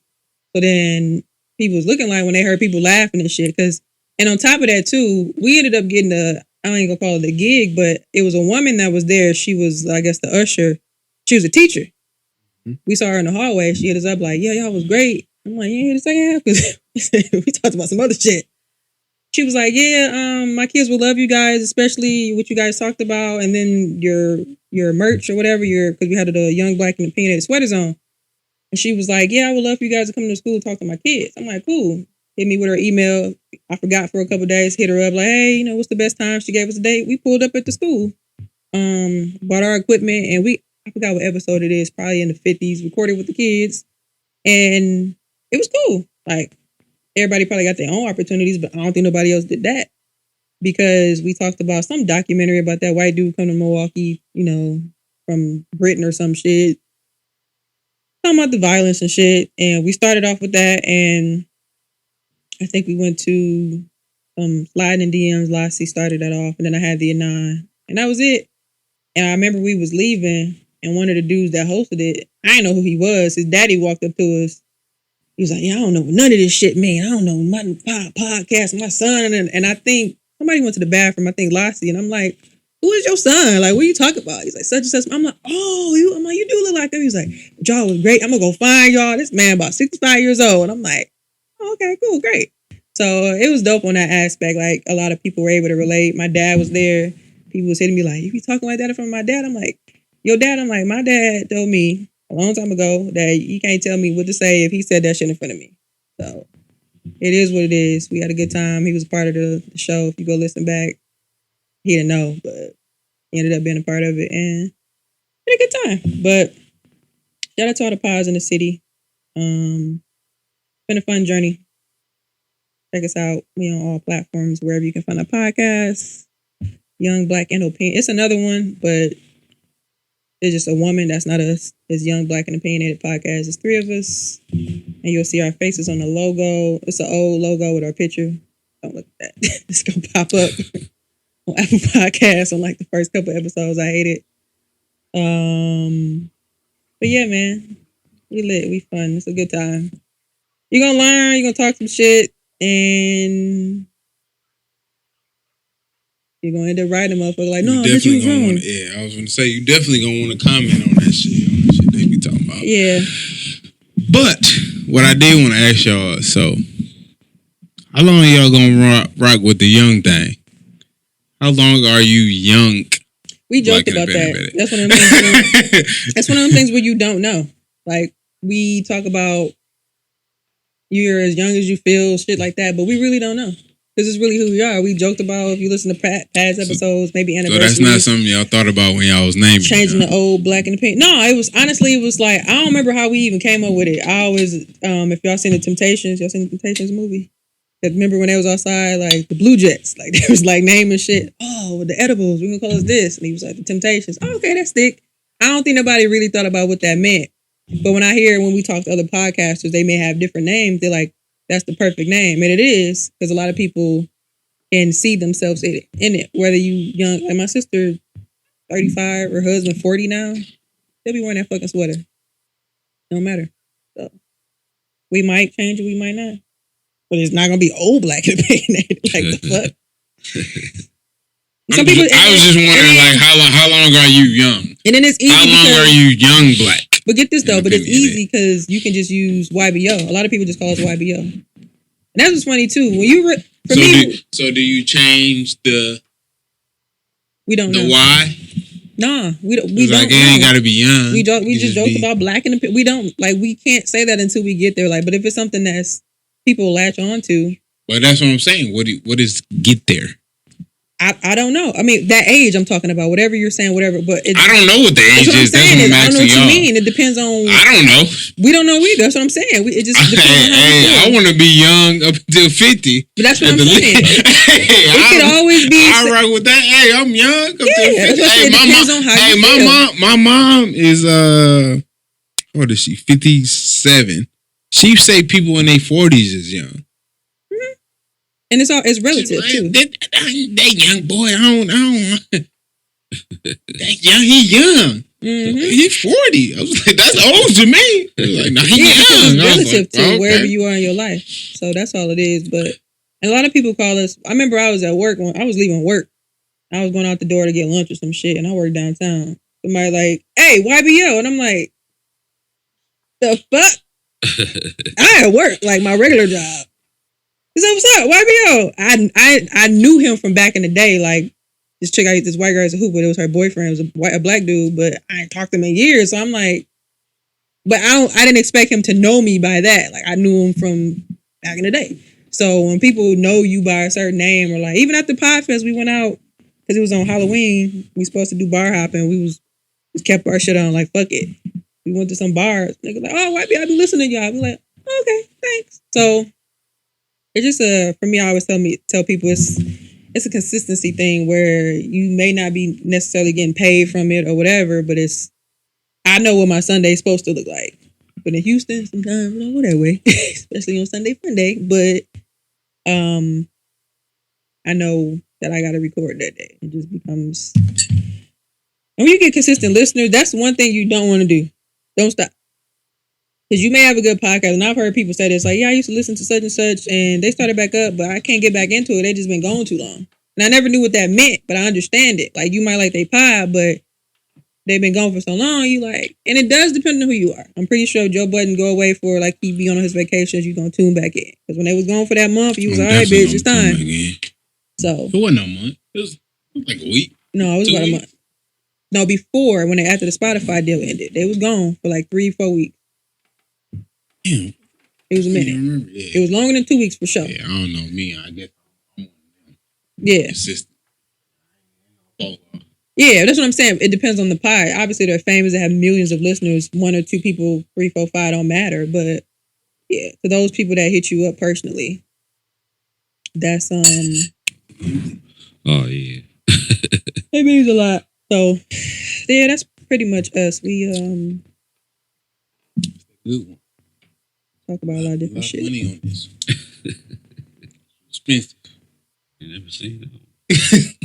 I was going to say, where you get that from? Oh, but I also, like you said, I have the Fruition Series. Yes. Which is I tried to check it out, and I listened. I ain't gonna say I tried. I listened. I went on one, and I realized what it was. I can't even remember, and I realized what it was. What they talk about? And I was like, I don't really. It's about other people, right? But I said, what did that episode talk about? I honestly don't remember. I just remember it was focused on whoever that was, that person. Right. I was like, I don't really care about that. It depends. That wasn't that. Well, for me, I was looking.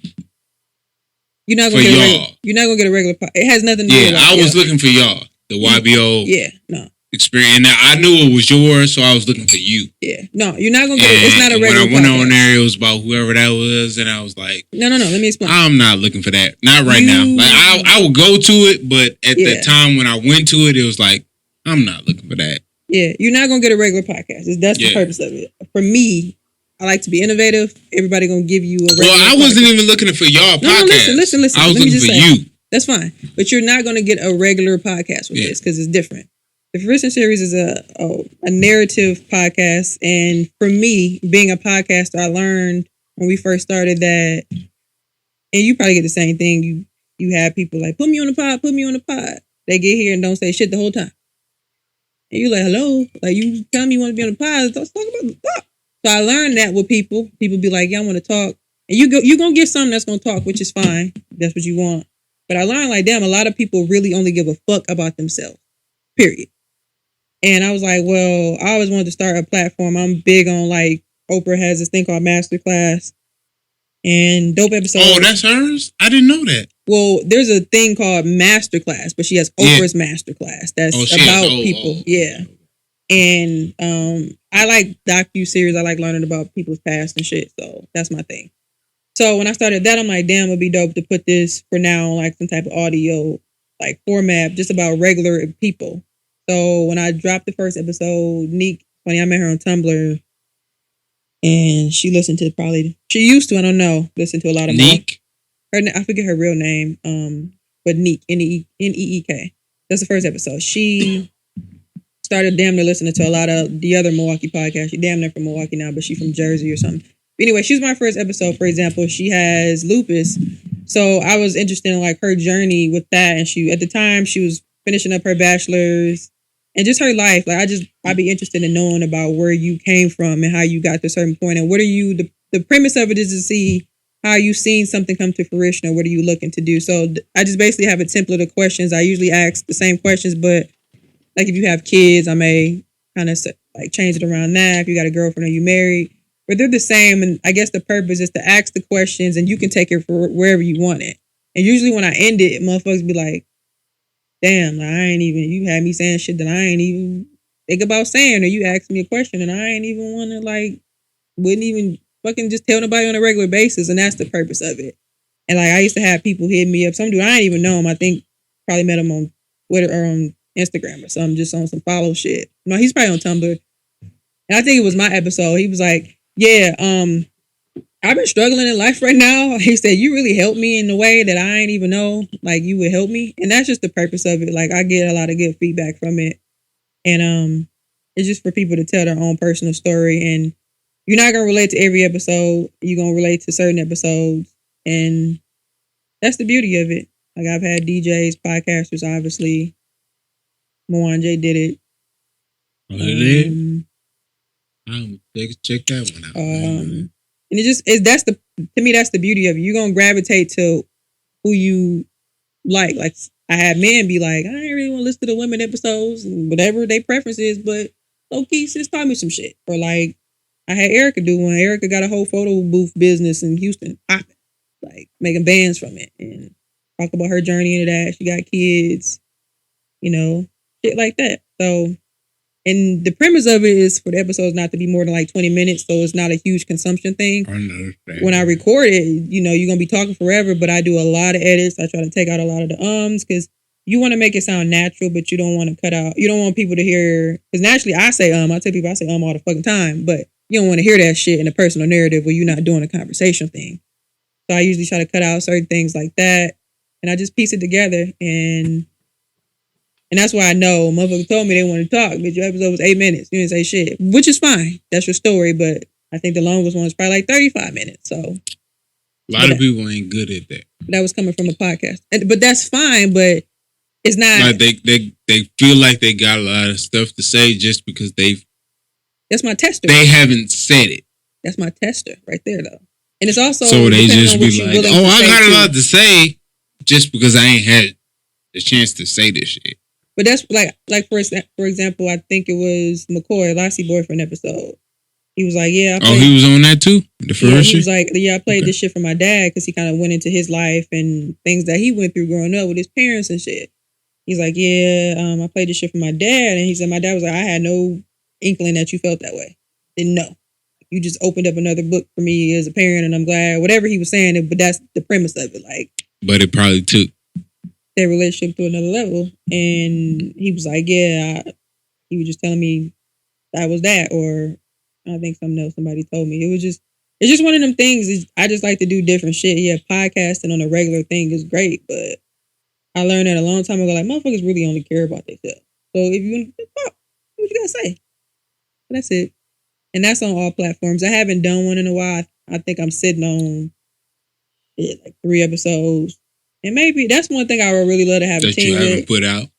Because I got to edit that shit. Like, because people be worried. Like, when you finish, they be like, "Oh my God, crazy." And I think every person, I'd be like, and they be like, Then I usually send it to you first for you to hear it. And most of like, they be like, "Put that shit out now." Like, better than me, I put that shit out. Nah, you came on here. You said what you said. It's not about what they said. It's about people worried about fumbling over words because you're really thinking like. Oh no, but you can sit here and say. But that's easy. It's not because you can sit here and say it's easy. But if I ask you a specific, no, I'm saying to like, for example, I might ask you. I might say like, what was like your childhood like? Like, tell me about the growing up process, your parents, your family. Motherfuckers be like, I started here, did this, but sometimes somebody just asks you that. You don't really know where to start. You might think you know off top, but if I'm asking you in an air quote serious setting, and then you think about some shit, well, damn, should I say that? And then you go back here, and you're like, well, then you jump into some other shit, and then you be like, woo, the fuck did I say? I had one person be like, damn, like one dude was like, yeah, I got into some trouble. He probably like almost in his 40s now. He's like, yeah, I got into some trouble back when I was in high school, early college, did this, did that. Damn, I was wild as fuck when I was a kid. He was like, I didn't even think about that shit. That's crazy. Anyway, I'm like, okay. Like, and then usually when I finish asking the question, they be like, I never thought about that shit. So it's interesting to, and Lassie used to do it. Like, she used to sit in with me when I did it when I lived here. So it'd just be fun. I think it was shout out to A. Will. I think I asked him something, and he ended up talking about his mom having cancer at one point. He was like, he's a very lively person. And when he ended up, I don't know how, I don't even think I asked him that. He got to that. He sat back in the chair in the whole room. We brought his friend when the whole room got quiet. We were just staring at each other. He was like, you all right, bro? He's like, I didn't want to talk about that shit. And I'm just like, it's not a bad thing. It's just like, I asked you a question and it's something that touched you never thought about. And it changed the mood. So it's fun to do. It's good to listen to when you're interested in whatever they're talking about in the episode. And you might not think you're interested, but you get to the end like, hey, how bro do that shit? Or, I ain't know that nigga, but he got a lot of shit going on. So, it depends. No, I fuck with that. That's, honestly, that's,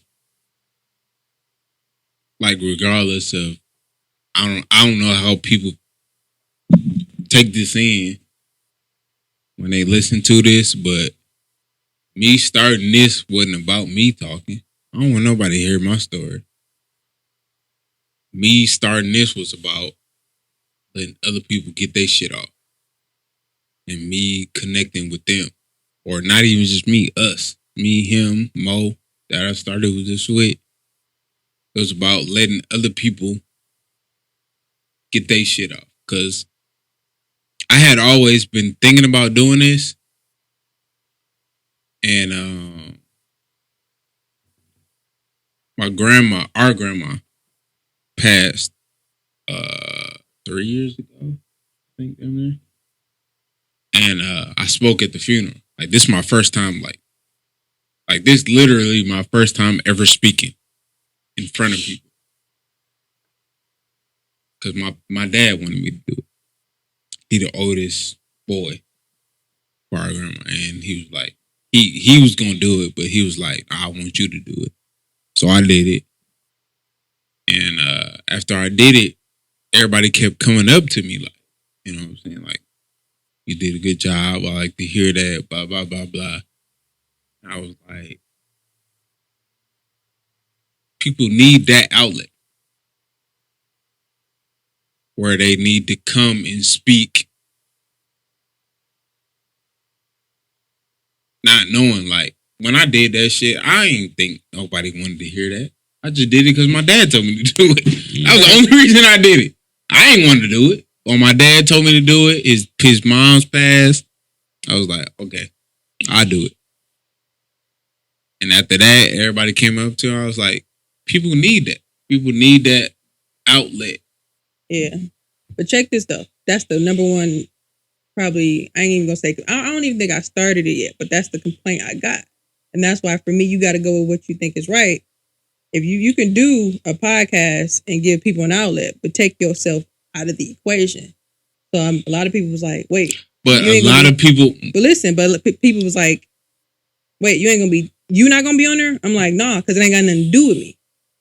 And that's the thing people didn't get at first. Exactly. And I'm like, ain't got nothing to do with me at all. And people like, what? I'm like, for me, that's how I know it ain't got nothing to do with me. Yeah, I could create but that's just YBO without everybody else. We're going to end up talking about other shit. I feel like any podcast based on something, if you're not really structured, is going to end up talking about some other pop culture shit, which is fine at one point when you get down the line. But I'm like, if I take myself out of the equation, it's really about you. And I remember I had one of the earlier chicks. She was like, wait, so you're not going to be talking? I'm like, ain't got nothing to do with me. You said you wanted to talk. I'm going to talk to you, but you ain't going to hear me. I'm going to ask you the question. I'm going to let you flow. So I know a lot of people, even before I did it, like I said, like, I don't think that's a good idea. I'm like, because you've never heard it done before. So I notice sometimes people try to create different things and it'll sound like what I'm doing, but you I ain't gonna say you can't do it, but you can't do it because you know that's what I'm doing, what I do already. Because it's just different than you sitting down with mics and everybody else talking, which is fine. But I just wanted to do something different. So yeah, when you hit that mic, you hit a camera. Yeah. Motherfuckers just they different.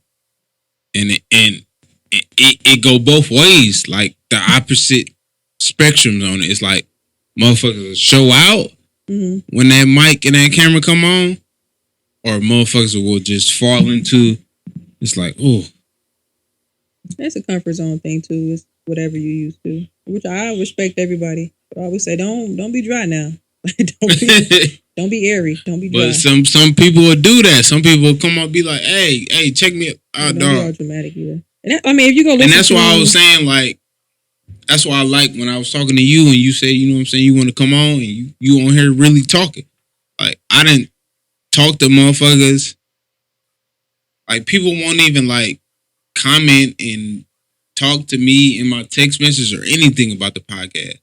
But when I see them in person, they be, like, talking and be like, hey, I want to get on, or I like this and this and this and that. And then motherfuckers get on and they get weird. Because I think people, it's like, well, I think it could be slightly different because I am actually a podcaster.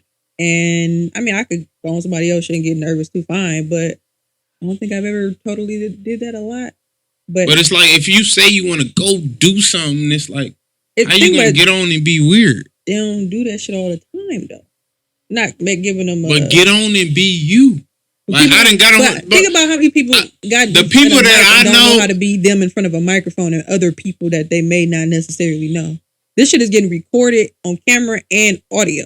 Absolutely. You don't have no control over what happened after it. So people I don't really give a fuck because I'm going to knock all this shit over and just play it. I don't know. I guess for me, like, how I think is like,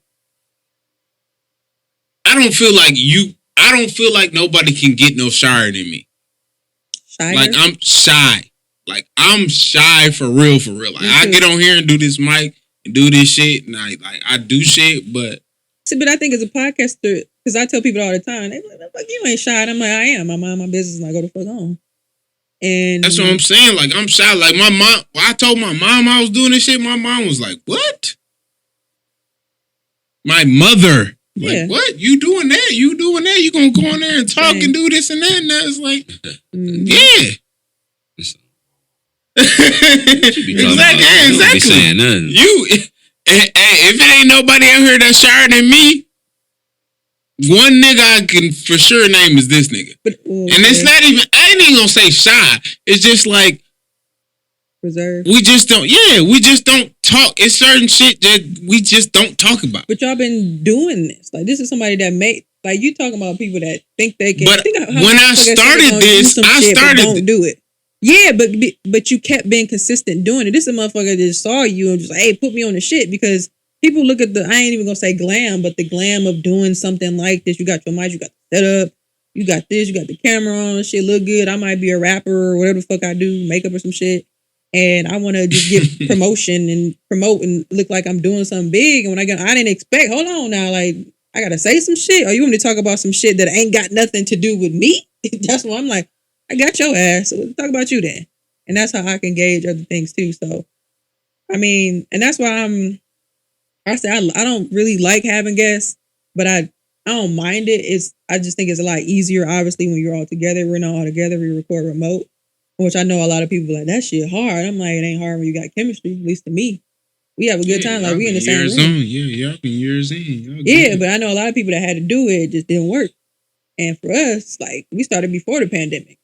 Like, when the pandemic hit, for me, it was easy. It was like, oh, shit. For me, it ain't even about that. It's about, is the quality gonna stay the same? Because there's some podcasts that I was listening to. Chemistry is the quality, though. No, but the sound of, like, how it sounds. Because there was some podcasts that I was listening to that I've been listening to for like a year. And, like, the way the quality of the sound just didn't sound the same. But that's going to come. And I had to stop pandemic. listening to it. Like I said, we started before the pandemic though, and we didn't have to automatically figure that out. Like we did start with like the soundboard, and I'm like, all right, I'm just gonna record you motherfuckers on. But no, we started with one person on the mic, and then y'all gonna be on the phone. Sometimes me and Moanje would swap. To be fair, Lassie, her thing is not really the technology part, so she was always just on the phone. So when I started the whole other setup, I'm like, because I think her boyfriend had like a podcast with his friends. They had some equipment at the crib. She's like, well, I kind of got a mic. I can plug my shit up too. And once I figured out another platform, we started doing it like that because everybody can be fair and be comfortable to be on the mic.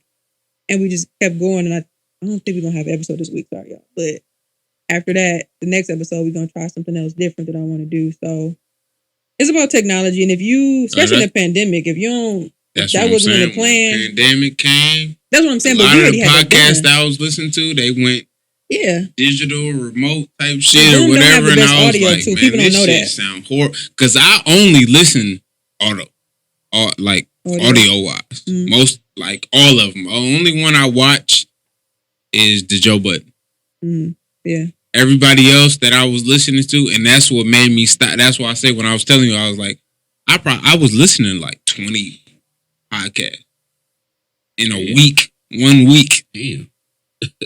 20 different podcasts in 1 week. But once that shit happened and everybody started going remote, between people going remote and people stopping completely, that shit, it cut down.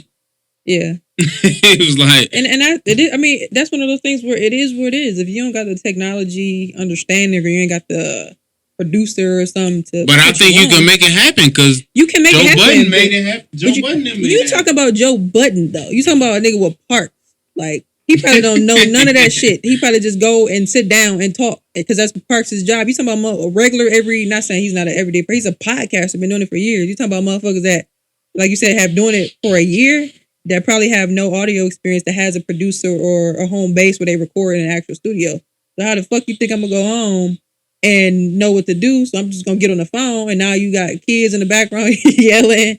You got, and that might be their takeaway. Like, okay, my kids at home with their daddy or my mama or some shit. I'm gonna go over here and record this shit. But now I'm in an environment where it's different. So I ain't gonna knock them for it. But for me, I'm a technology person. We always gonna figure this shit out. And I'm lucky we did this shit even before the pandemic hit, where it was another week for us. All right, well, yeah, episode 200. Like what? Oh. It's a learning process, though. You gotta learn your audience. You gotta learn stats. You gotta learn. And people think you just sit down and start talking.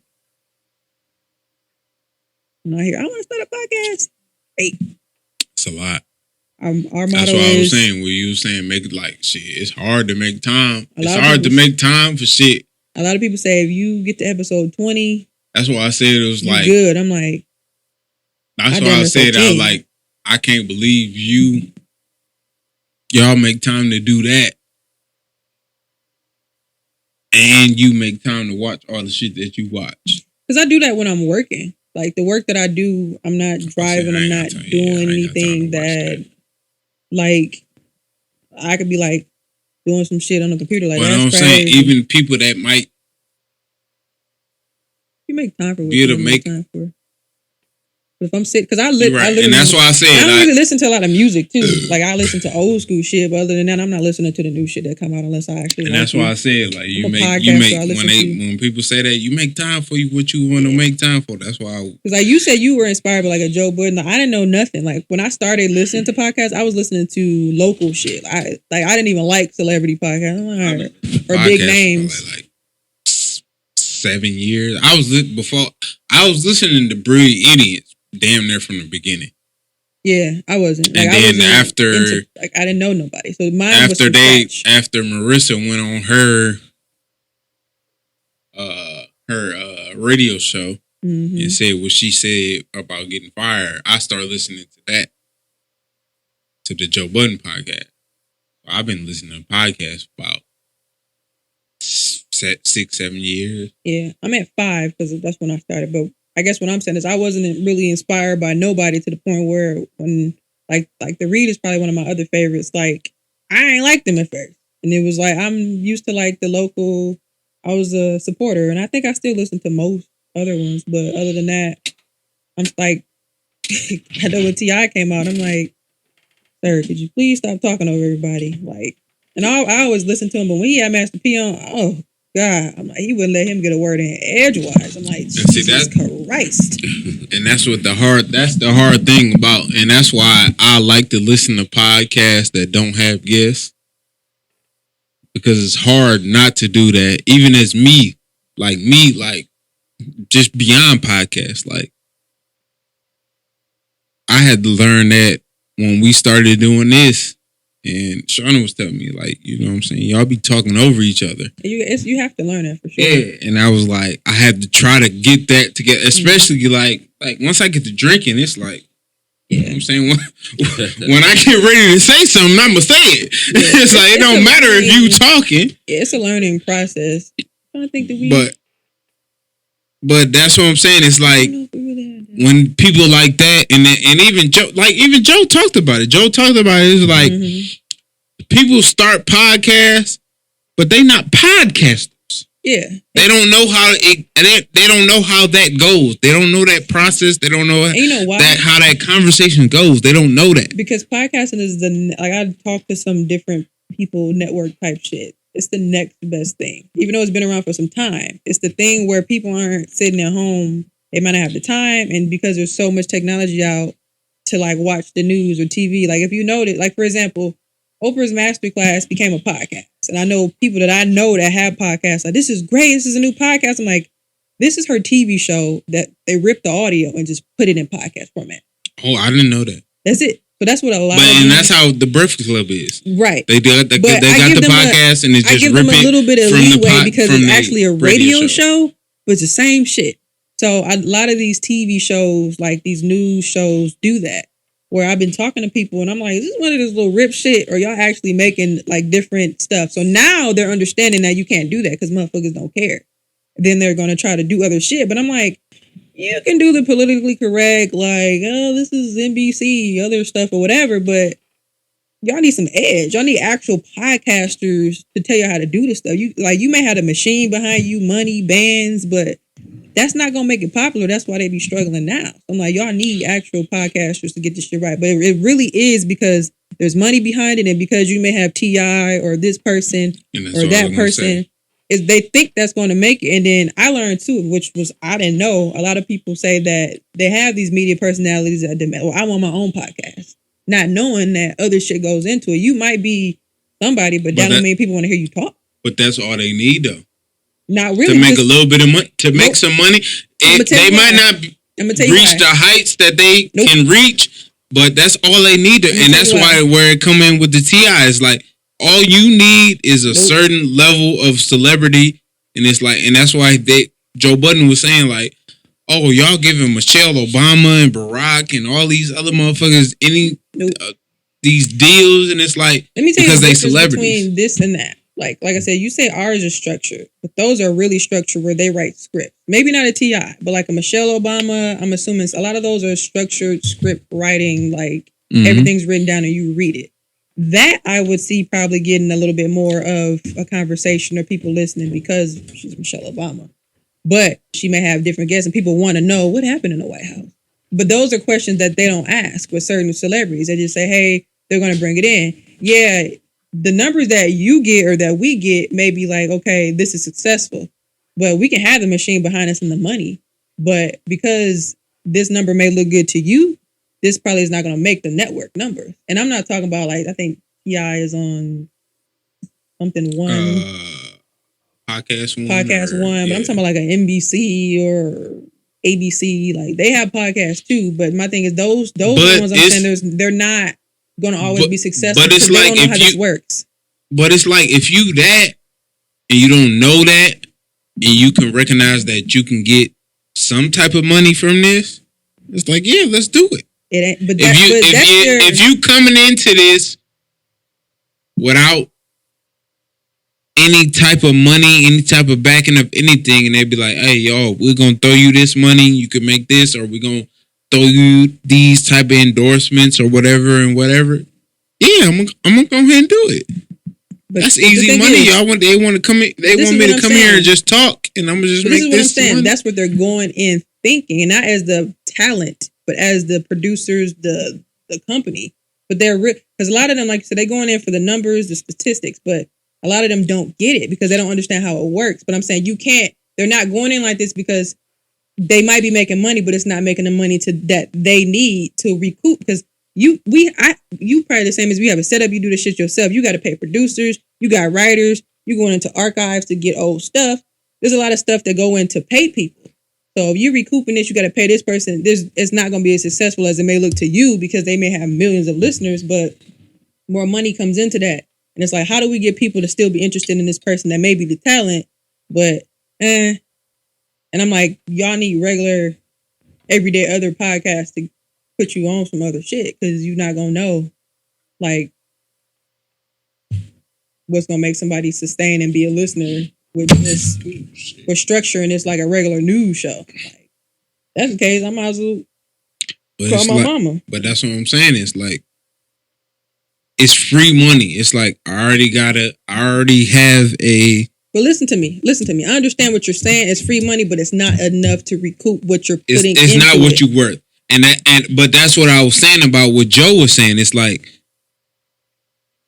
you're not a podcaster. That's the point. So it's like, if you was really trying to do this podcasting shit for real, the money that you getting right now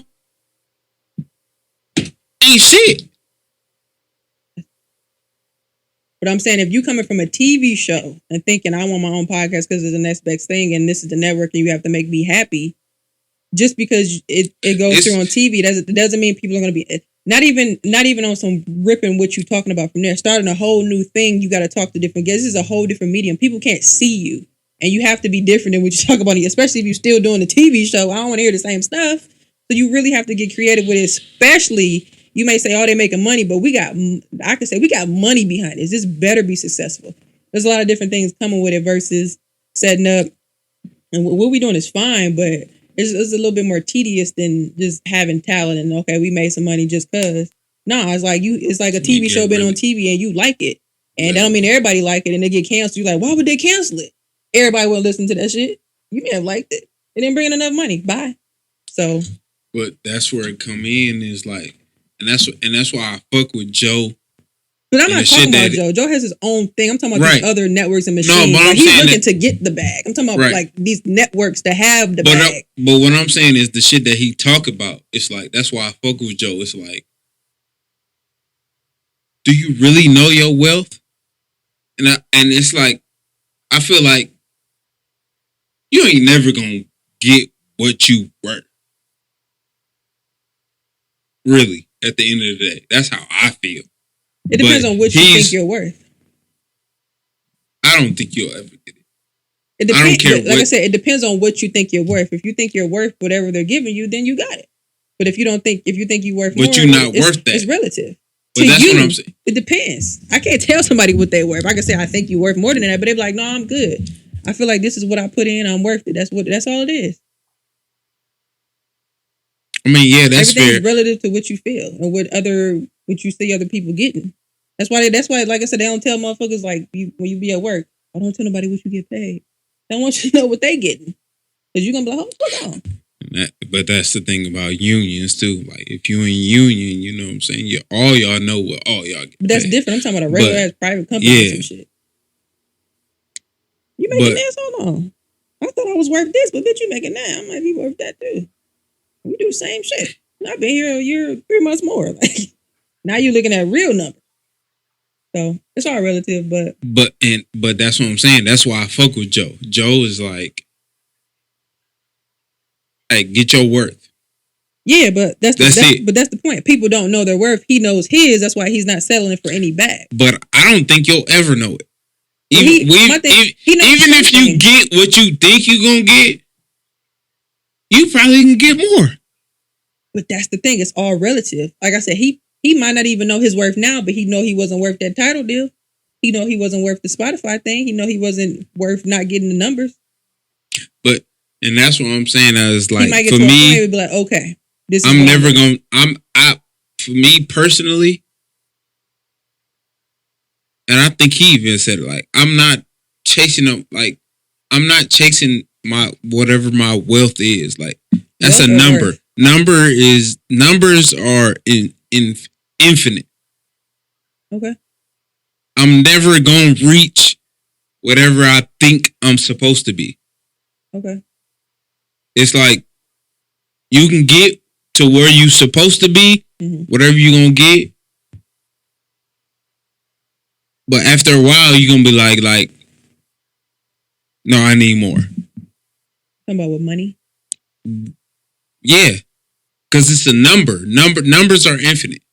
I can't remember what Kevin Gates said exactly, but it's like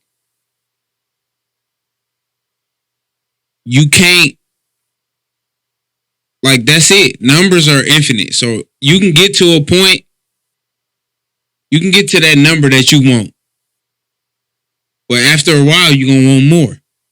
That's fine. It depends on who. It's relative. I can't say with Kevin Gates or with Joe Budden. They not me, and I'm not them. I don't hear what people say and just put that in my life. Like, me personally, and even just me knowing myself, it's like, I think when it comes to, so what will make you sign a deal with Spotify today? What will make you happy at this point now? A meal. But after a while, after a year, I'm like, I need more than a meal. How do you know that after a year you're going to feel like that? How do you know at that time you're going to feel like that? Because if the numbers grow, I need more. But how do you know after a year? If the numbers grow, I need more. Grow to what? How much? To beyond what y'all gave me this meal for. So what, you going to ask for a raise? You going to ask to redo the contract? I'm not going to ask for it, but what I'm saying is that I feel like I need more. Y'all signed me at a meal at this point, so and now we making more. Or go somewhere else. But that's what I'm saying. Well, that's what it is. That's what Gates said. Is we creatures of habit. So it's like, if I'm at this, creatures of habit, then we're creatures of habit. Like, it is what it is. Yeah. So it's like, if I'm at this and I get more. If I'm at this level of listeners or subscribers or whatever number they looking at, and I exceed that, I need more. Of course. Your numbers went up.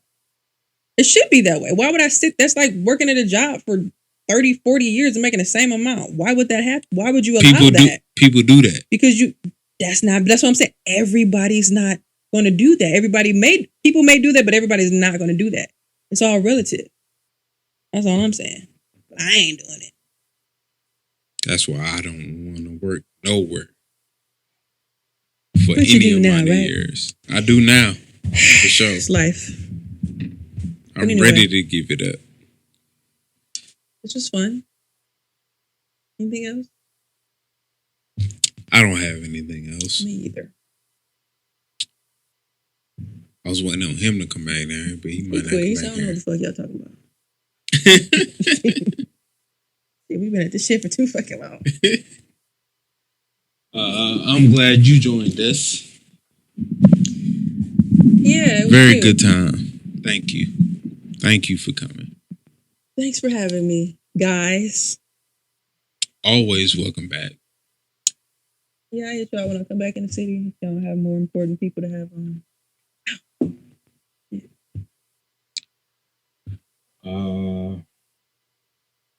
Well, that's it, man. As always, I am the illustrious Reese Berry.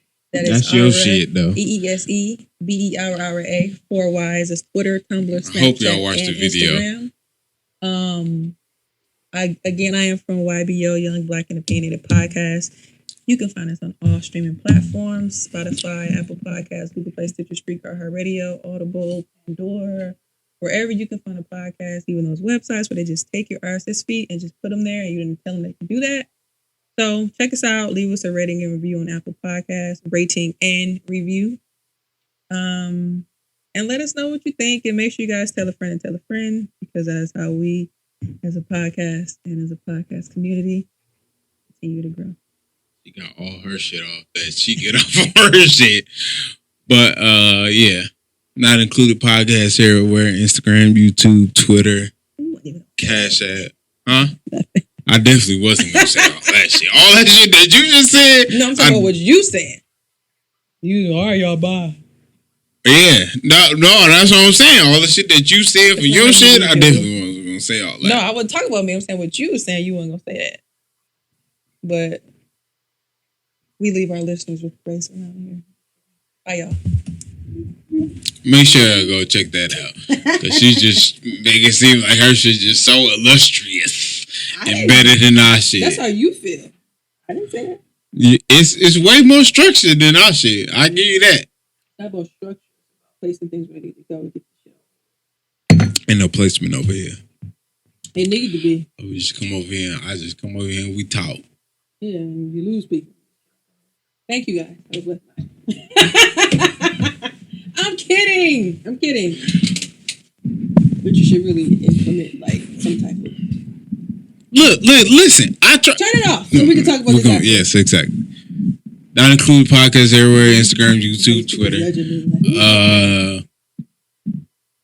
That's it, man. We out. Fuck it. Hang up the phone.